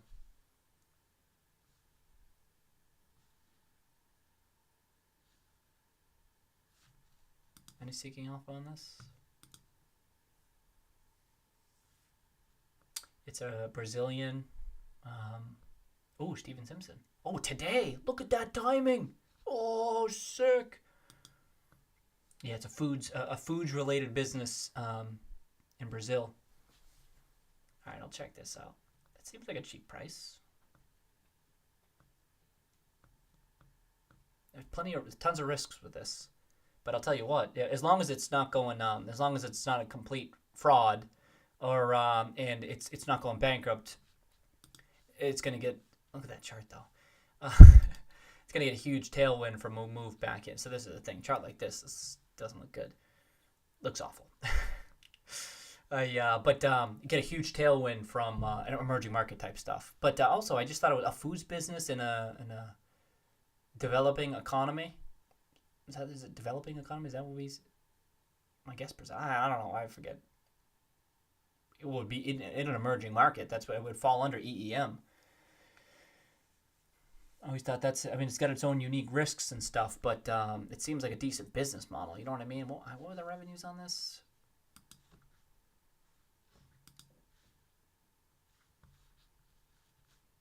Yeah, it's not like it's a $2.9 billion company. Well, he's neutral on this.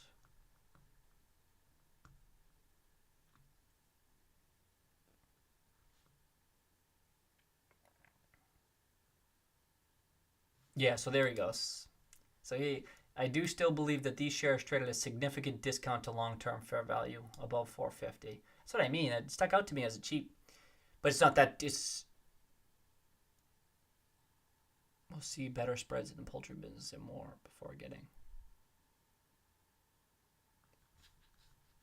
Wait, 450 per ADR. What are we at now? Now, so what? You just did that today? I wouldn't say that's a significant discount. If that's his price, right? I'll read that later. So to talk about tracking, I've tracked his Steven Simpson. I don't always agree with a lot with some of his analysis, but sometimes you just need to make sure that someone's. If you track them for a while, you start to get a feel for their analytical style and the types of how they draw their conclusions and where they might approach it and how deep they dig into a company.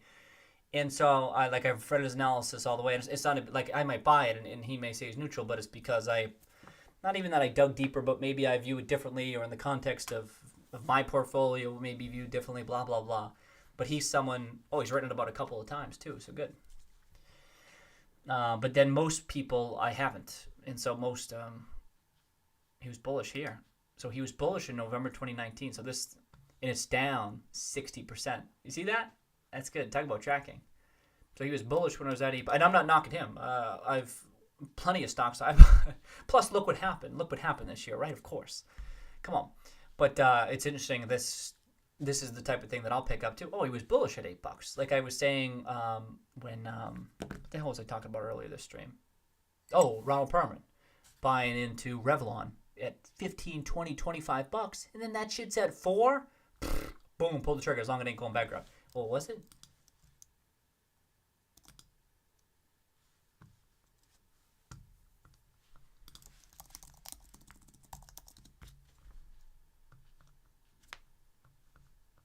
Okay, Finra. Ooh, so looking real bad. Look at this. Last price, 22. 22. That looks real bad.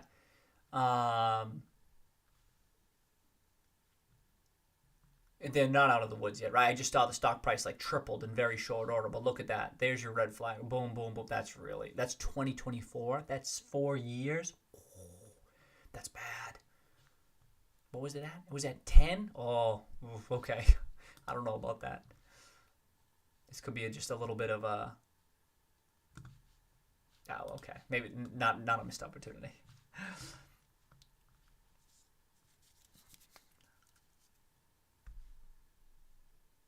Hey, Dave Booth. We still going, Dave Booth. You know it. Oh, nice. EO saying Twitter chatter about GameStop PS5 launches. So nice. Sick. Nearly midnight. People talk about having 3 devices. Right? Excuse me. PS5. Sick. OGI.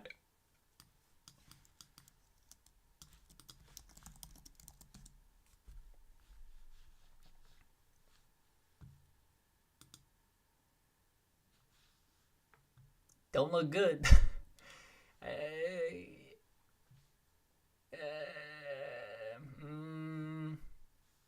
Nah, like to say nothing about Jorge, like this is my, or what is it called? Organigram. There's probably other things, but this doesn't look particularly compelling to me on a chart alone basis for what that's worth, Jorge.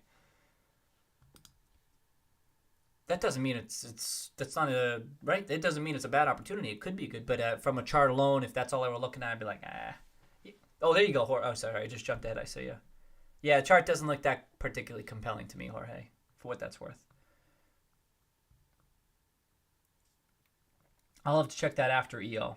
Check out some of that. Selling the PS5 unlimited quads. Me, I'm taking my purse to GameStop. Yeah. Oh, was that with someone on Twitter? Oh, sick. Oh, EO, I'll try to track that down. I want to like that if I can find it. That's pretty funny. Took a couple of phone calls. Dang, still going. But hanging in there, I'll be rolling soon. I might have set the record for the number of yawns on the stream. I was tired today, so we'll see. GameStop delivers. Anyone know if GameStop delivers fast PS5? GameStop going to kill it with their same-day delivery. That's right. It appears as though, EO, they rolled out same-day delivery in many more cities last weekend, because Rod had seen that and someone else had mentioned it on Twitter, and there was no announcement, so I assume it wasn't super broad, but even still, I agree, they're going to crush it with that shit, and once I'm looking forward to an updated PR on that front.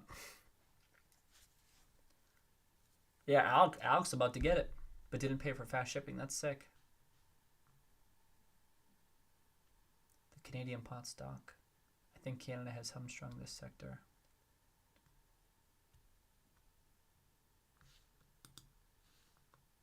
Oh, is that what OGI is? Is it Canadian?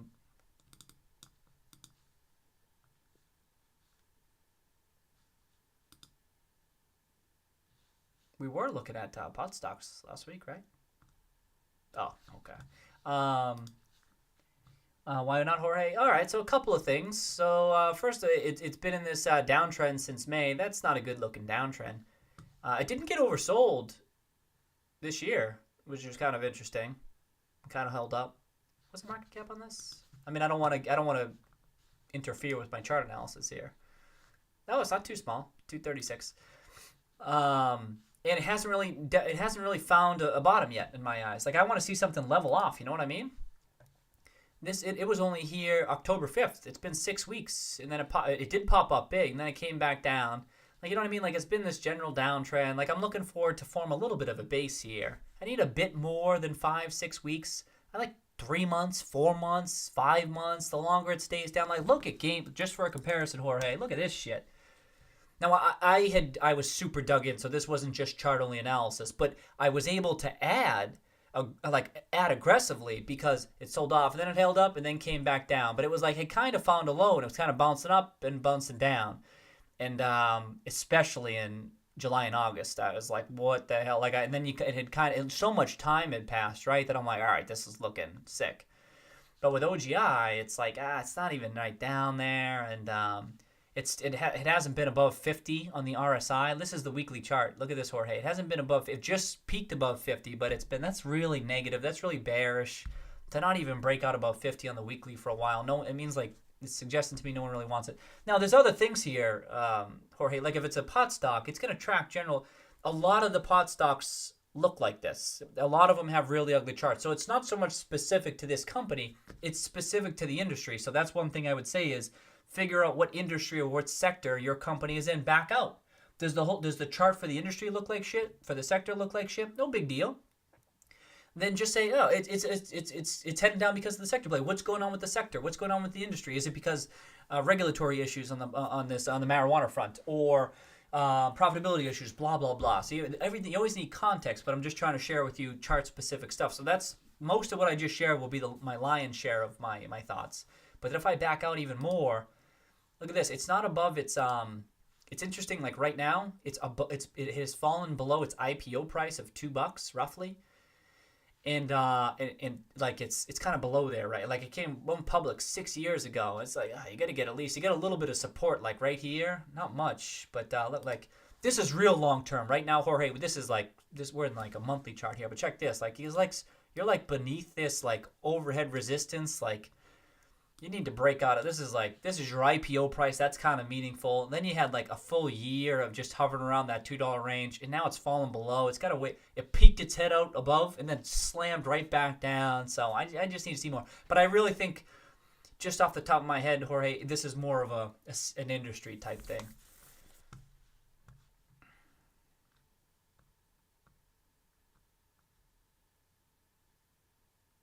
Yep. I agree, Dusty. Hype is only going to increase. That's been a big knock on my level of the short interest. It's like there's other the hype and bullishness. I think would only increase. Oh, there you go. EO, one of two. Okay, thanks for sharing, EO. One of two stores has the same day. That's terrific. You know what I mean? That's a huge offer.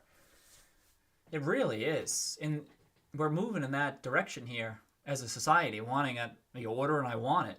Even with Amazon, right? With Prime, you don't even get it within 2 days sometimes. It's far, yeah.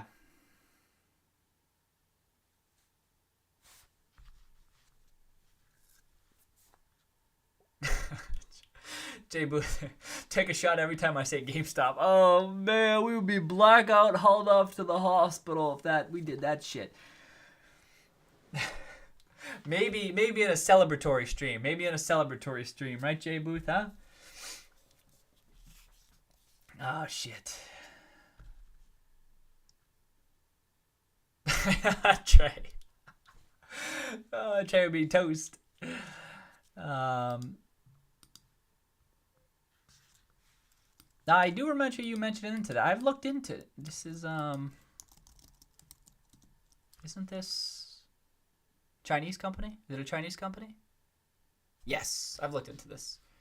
It's hard for me to have high conviction in these types of companies.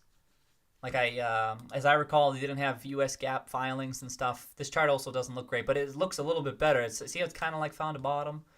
But I've looked into this back in the day for what this. Look at these things. I see a lot of probably reverse splits or something. It's kind of a red flag when I see that.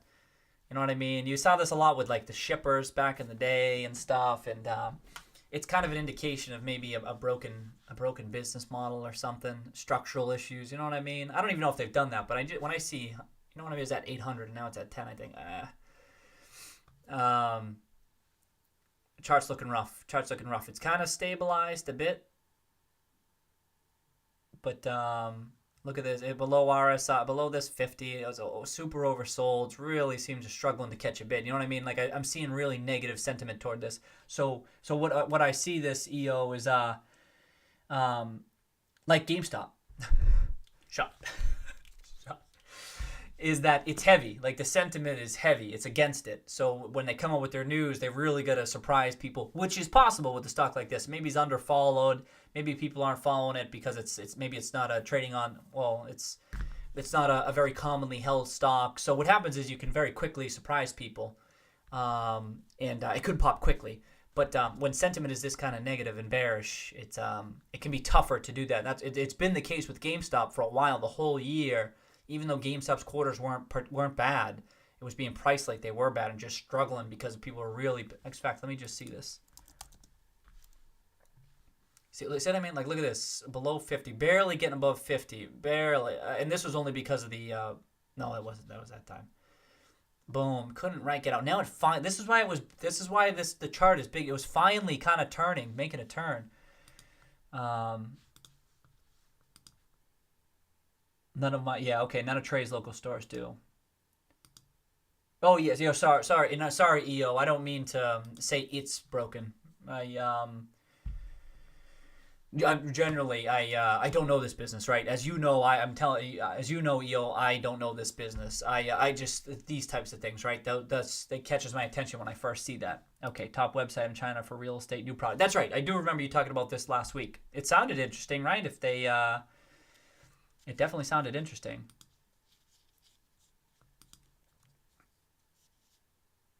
Xbox bill? No, I didn't see that. No, I did see. Didn't GameStop say please don't? Oh, didn't someone say like please don't smoke into your Xbox or something? I think that was GameStop. High margin business assets marked down above management buy. Oh, they're buying shares. Okay, let me take a peek. You got my attention. Oh shit.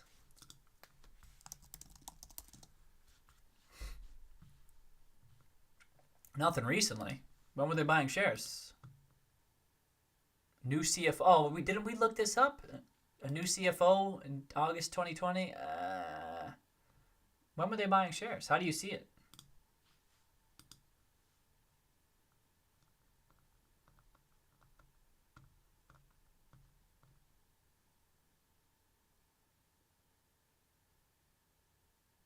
Oh, we didn't look it up. Okay. The new CFO is a little bit concerning.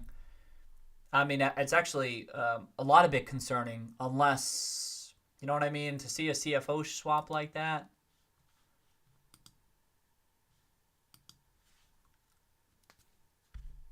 They're going to buy up to 30. They're going to buy, but shouldn't it be, is it not going to post here? Oh, is this not, this isn't the right company. It's not the right company. I typed in, oh, is it? I typed in SFUN, but I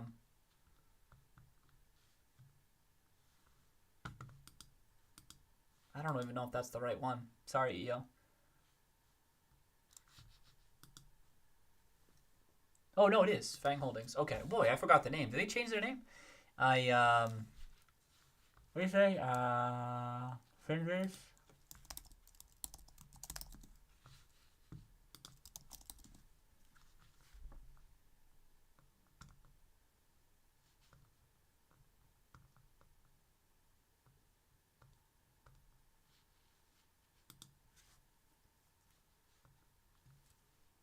Where the hell is it?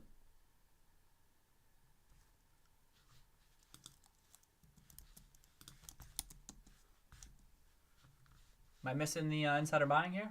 EO? Where is it?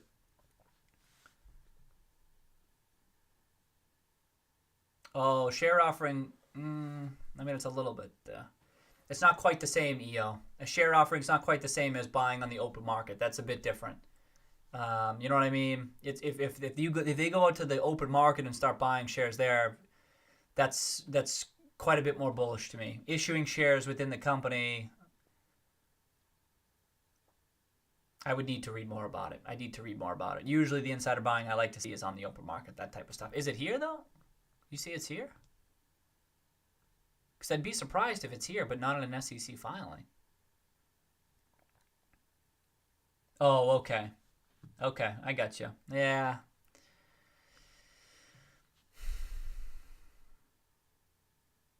Yeah.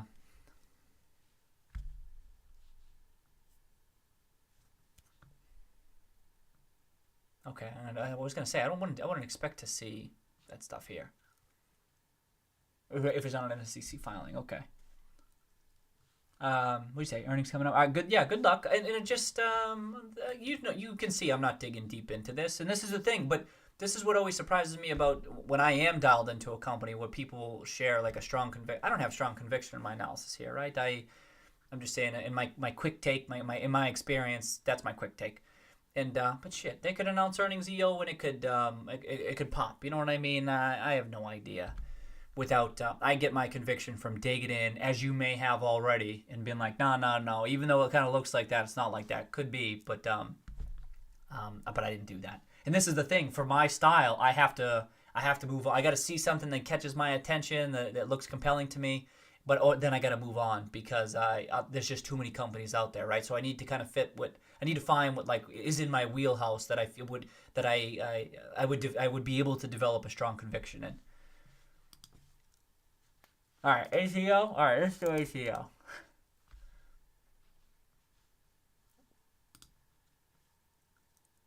I can't even get a chart. What is this? HEO? Is this? It's not even a. What's HEO? Or. Hey, that chart looks interesting. You're right. Not quite. Because where to from here? Where to from here, Jorge?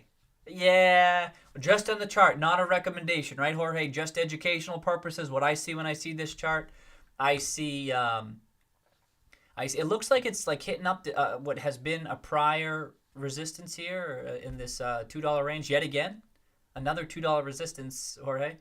It's right up there, which we've hit 1, 2, 3, 4. So it's right near the top. That's a long-term resistance, so it's been there a number of times. And the flip side is it just got crazy overbought. And it seems to be holding up right now. How many days is this? Is this daily? Oh, this is weekly. 1 week, 2 week, 3 week, 4 week, 5 week. It's kind of holding it. I like to see it hold, right? And it got overbought. That's important. A lot of volume. See the volume? A lot of volume there. It's not like no volume back here. A little bit of volume there. Kind of came down. Looks more interesting than the other one, Jorge. But above 2 would be even better. You if this chart breaks above 2, above 3. Then it's like really it broke through looking. But right now it even looks a little bit interesting. But I probably wouldn't dig in deeper. The fact I don't even know why it's .v. I don't know.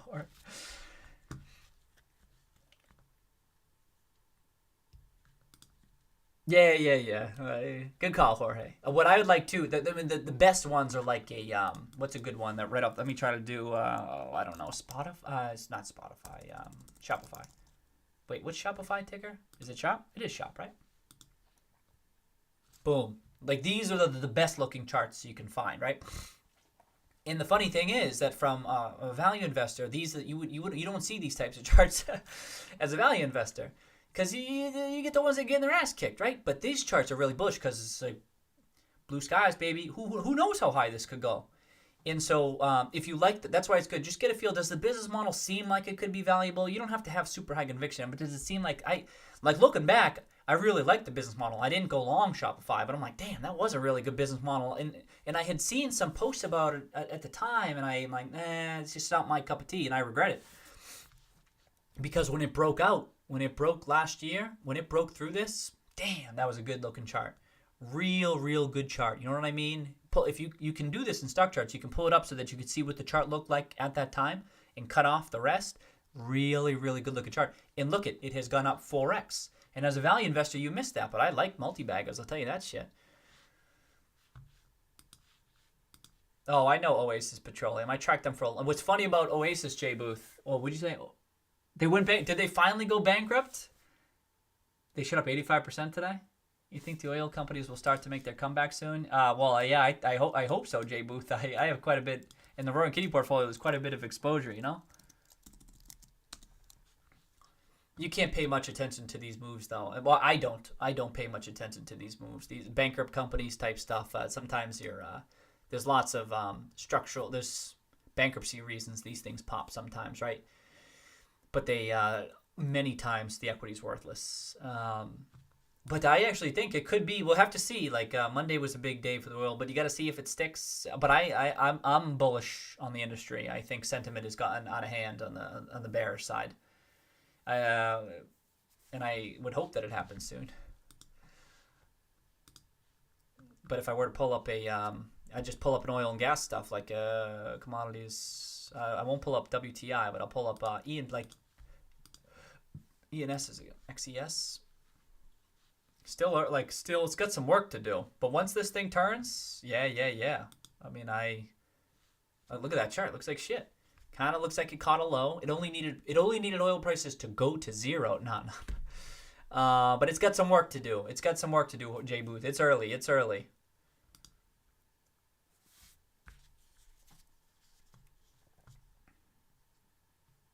Water treatment. Yeah, water treatment sounds interesting. How about all right, I'll do.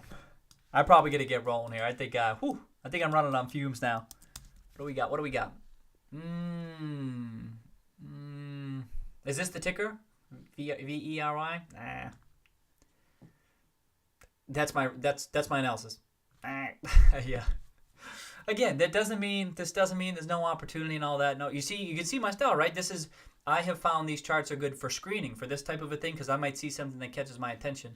But I also know it's not the end all be all, and I would never share like a high conviction take on this and be like, oh, this is bad or anything like that, because as a fundamentals investor, I know how much more important that stuff is, and it's more for just, how many times can I say? I apologize, but it's like screening, tracking sentiment and where it's at, and like for adding and trimming, like the marginal type decisions, and in particular for GameStop. Like ensuring that the thesis is still in check. You know what I mean? Like it's kind of like it's holding up there, okay. And well, you see all my other charts and stuff, but I'm just trying to take the pulse of the market participants out there. That's all. And but yeah, this one's not. It's not. I can't. I don't even know. A 2-year cup and handle. Well, we were talking about that earlier, Alex. Did you? Now, on a cup and handle, usually the handle's got to go the other way, right? Does anyone know? Hey Alex, can this be the handle, or do you need the handle to be on the other side? I thought you needed the handle to be on the other side, but I kind of forget. Yeah, I got a review too. See what I mean? Like I just look at the charts to get a feel for the sentiment and stuff, but I actually forget. I think it's but Alex, we did mention that earlier in the stream. Someone said that, where they mentioned it on Twitter or something, where it's what they see is it is like this 2-year cup and handle, and it's super bullish if it breaks out, right? And so that's what I mean. You think those people don't give a shit about the fundamentals? They also might not be the lion's share of market participants. That's not my point, but a stock price is dictated by the marginal buyer. It's not dictated by the bulk. It's dictated by that last person who buys. That's where the price goes, and so that's why their interests can matter. I know, and yeah, blah blah blah blah blah blah. And so it's important for a stock like GameStop, where a lot of things have been for the first time in a long ass time. It's tilting in favor in a bullish way which is just, you like to see that as if you're long, and if you're bearish, you want the opposite. So that's why these are risks. This is risks. What's happening? It's risky that it continues to hold its spot if you're betting against it. Yeah, I forget, Alex. I forget. Easy. Even I don't. I'd have to check, but no big deal. And even for regardless of the handle, right? Regardless of the handle,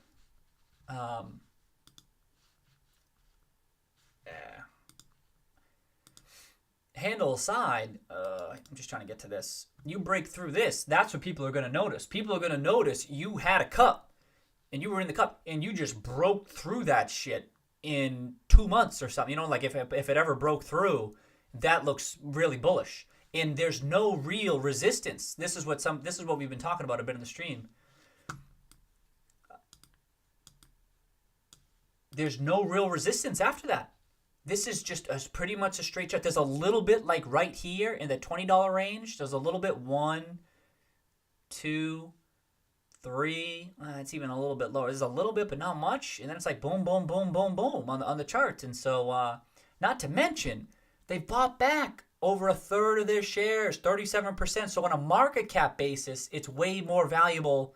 It would have been like it's way cheaper at $20 today than it was when it was $20 back in the day, right? That goes without saying, but for people who aren't digging in, they don't even know. They're none the wiser. So, and what I'm getting at is this, that the handle stuff, it's something that might get people's attention, but you know what might even get their attention more? Breaking right through that shit. So we'll see if that happens.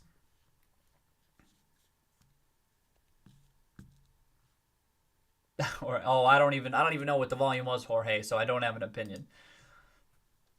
Is during the handle formation, volume is low. That's why I made a comment later as a viable strategy to set a stop buy at 20. Oh, okay. Made a comment later as a viable strategy to set a stop buy at 20. Interesting. A stop buy. Oh, I like that. Oh, because okay. Yeah. I can kind of see this. Yep, I see that. At 20. Interesting. I like it. I kind of like, not a recommendation, right? But I find that line of thinking intriguing. I don't utilize them too much, but to be honest, I should be utilizing them more. Oh shit, is it? Oh, okay. Dusty, will we be able to get? Oh, can we get them at GameStop? Like if you get a quick trigger figure, if you be quick. All right, well, let's wrap. I'm gonna wrap up then. Like they're dropping everywhere, right? Like including. Okay, I'm gonna try to get one. I mean, I'm not gonna succeed. Oh yeah, yeah. What is? Did I say stop by? Oh, a stop by. Oh, a stop by is a type of order. So Jay Booth, look up a stop by order. Okay, thank you, Dusty. I'm gonna wrap up here. Google stop by order. It's a type of order that you can do. So that what for Alex, he said he had a stop by at 20. So when the stock price hits 20, that puts the order into effect, and the order would be executed at the next price GameStop trades at, which in theory could be below 20.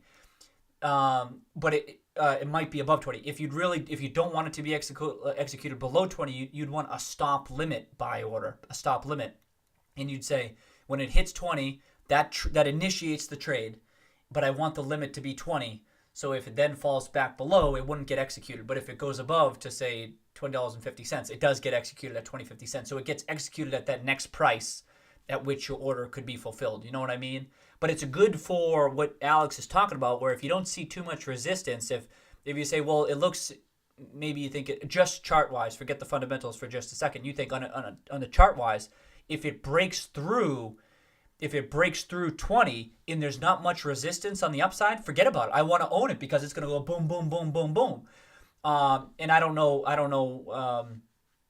Oh, okay, yeah, good. So that is kind of what Alex is thinking there.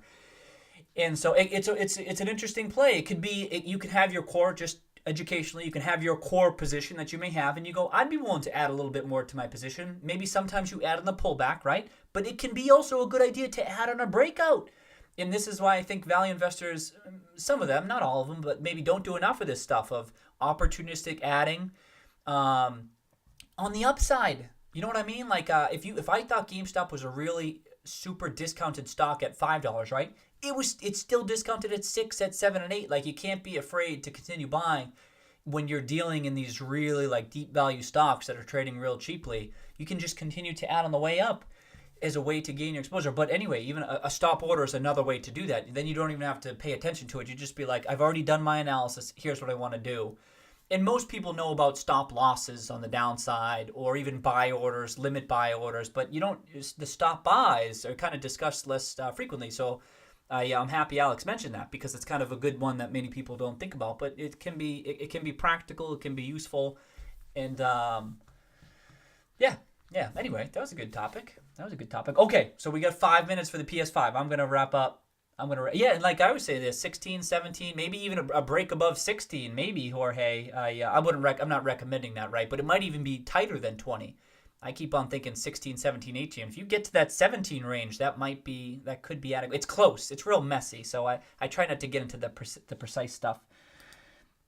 And it's something I hadn't considered before, but looking at cup and handle stuff today made logical sense. Yeah, I agree.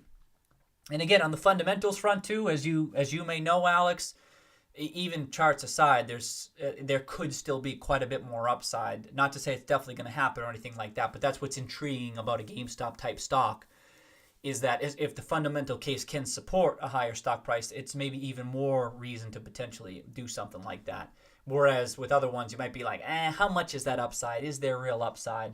1752? Okay. Yeah, you can mess with these numbers a little bit. Some people want a clean breakthrough on stuff. They want to see you go like straight. Like I like clean breakthroughs. I want stuff to be definite, and I don't want stuff to just kiss a little bit higher. You know what I mean? Like I like to be confident in my move. But sometimes you can miss out if you're waiting on that shit too much. So, yeah. Okay, I'm gonna bounce. Cheers, everyone. Who else we got? Dusty, peace out. Good luck on your attempt here. Alex, peace out. Jorge, Jay Booth, peace out. Have a nice night. Have a pleasant night. Have a happy tomorrow. It's almost tomorrow. EO, peace out. Yeah, cheers, everybody. Sabu, later. Adios. Y'all have a good night. And if anyone's going for that PS5, I wish you all luck. I'm already happy Dusty got one. Especially because he said he's going to go out. He's going to head out there. Space Burrito, have a nice night. Peace out. So let's see if any of us can get lucky. Tonight we feeling lucky? Will anyone in the stream right now, succeed in getting a PS5 in 3 minutes?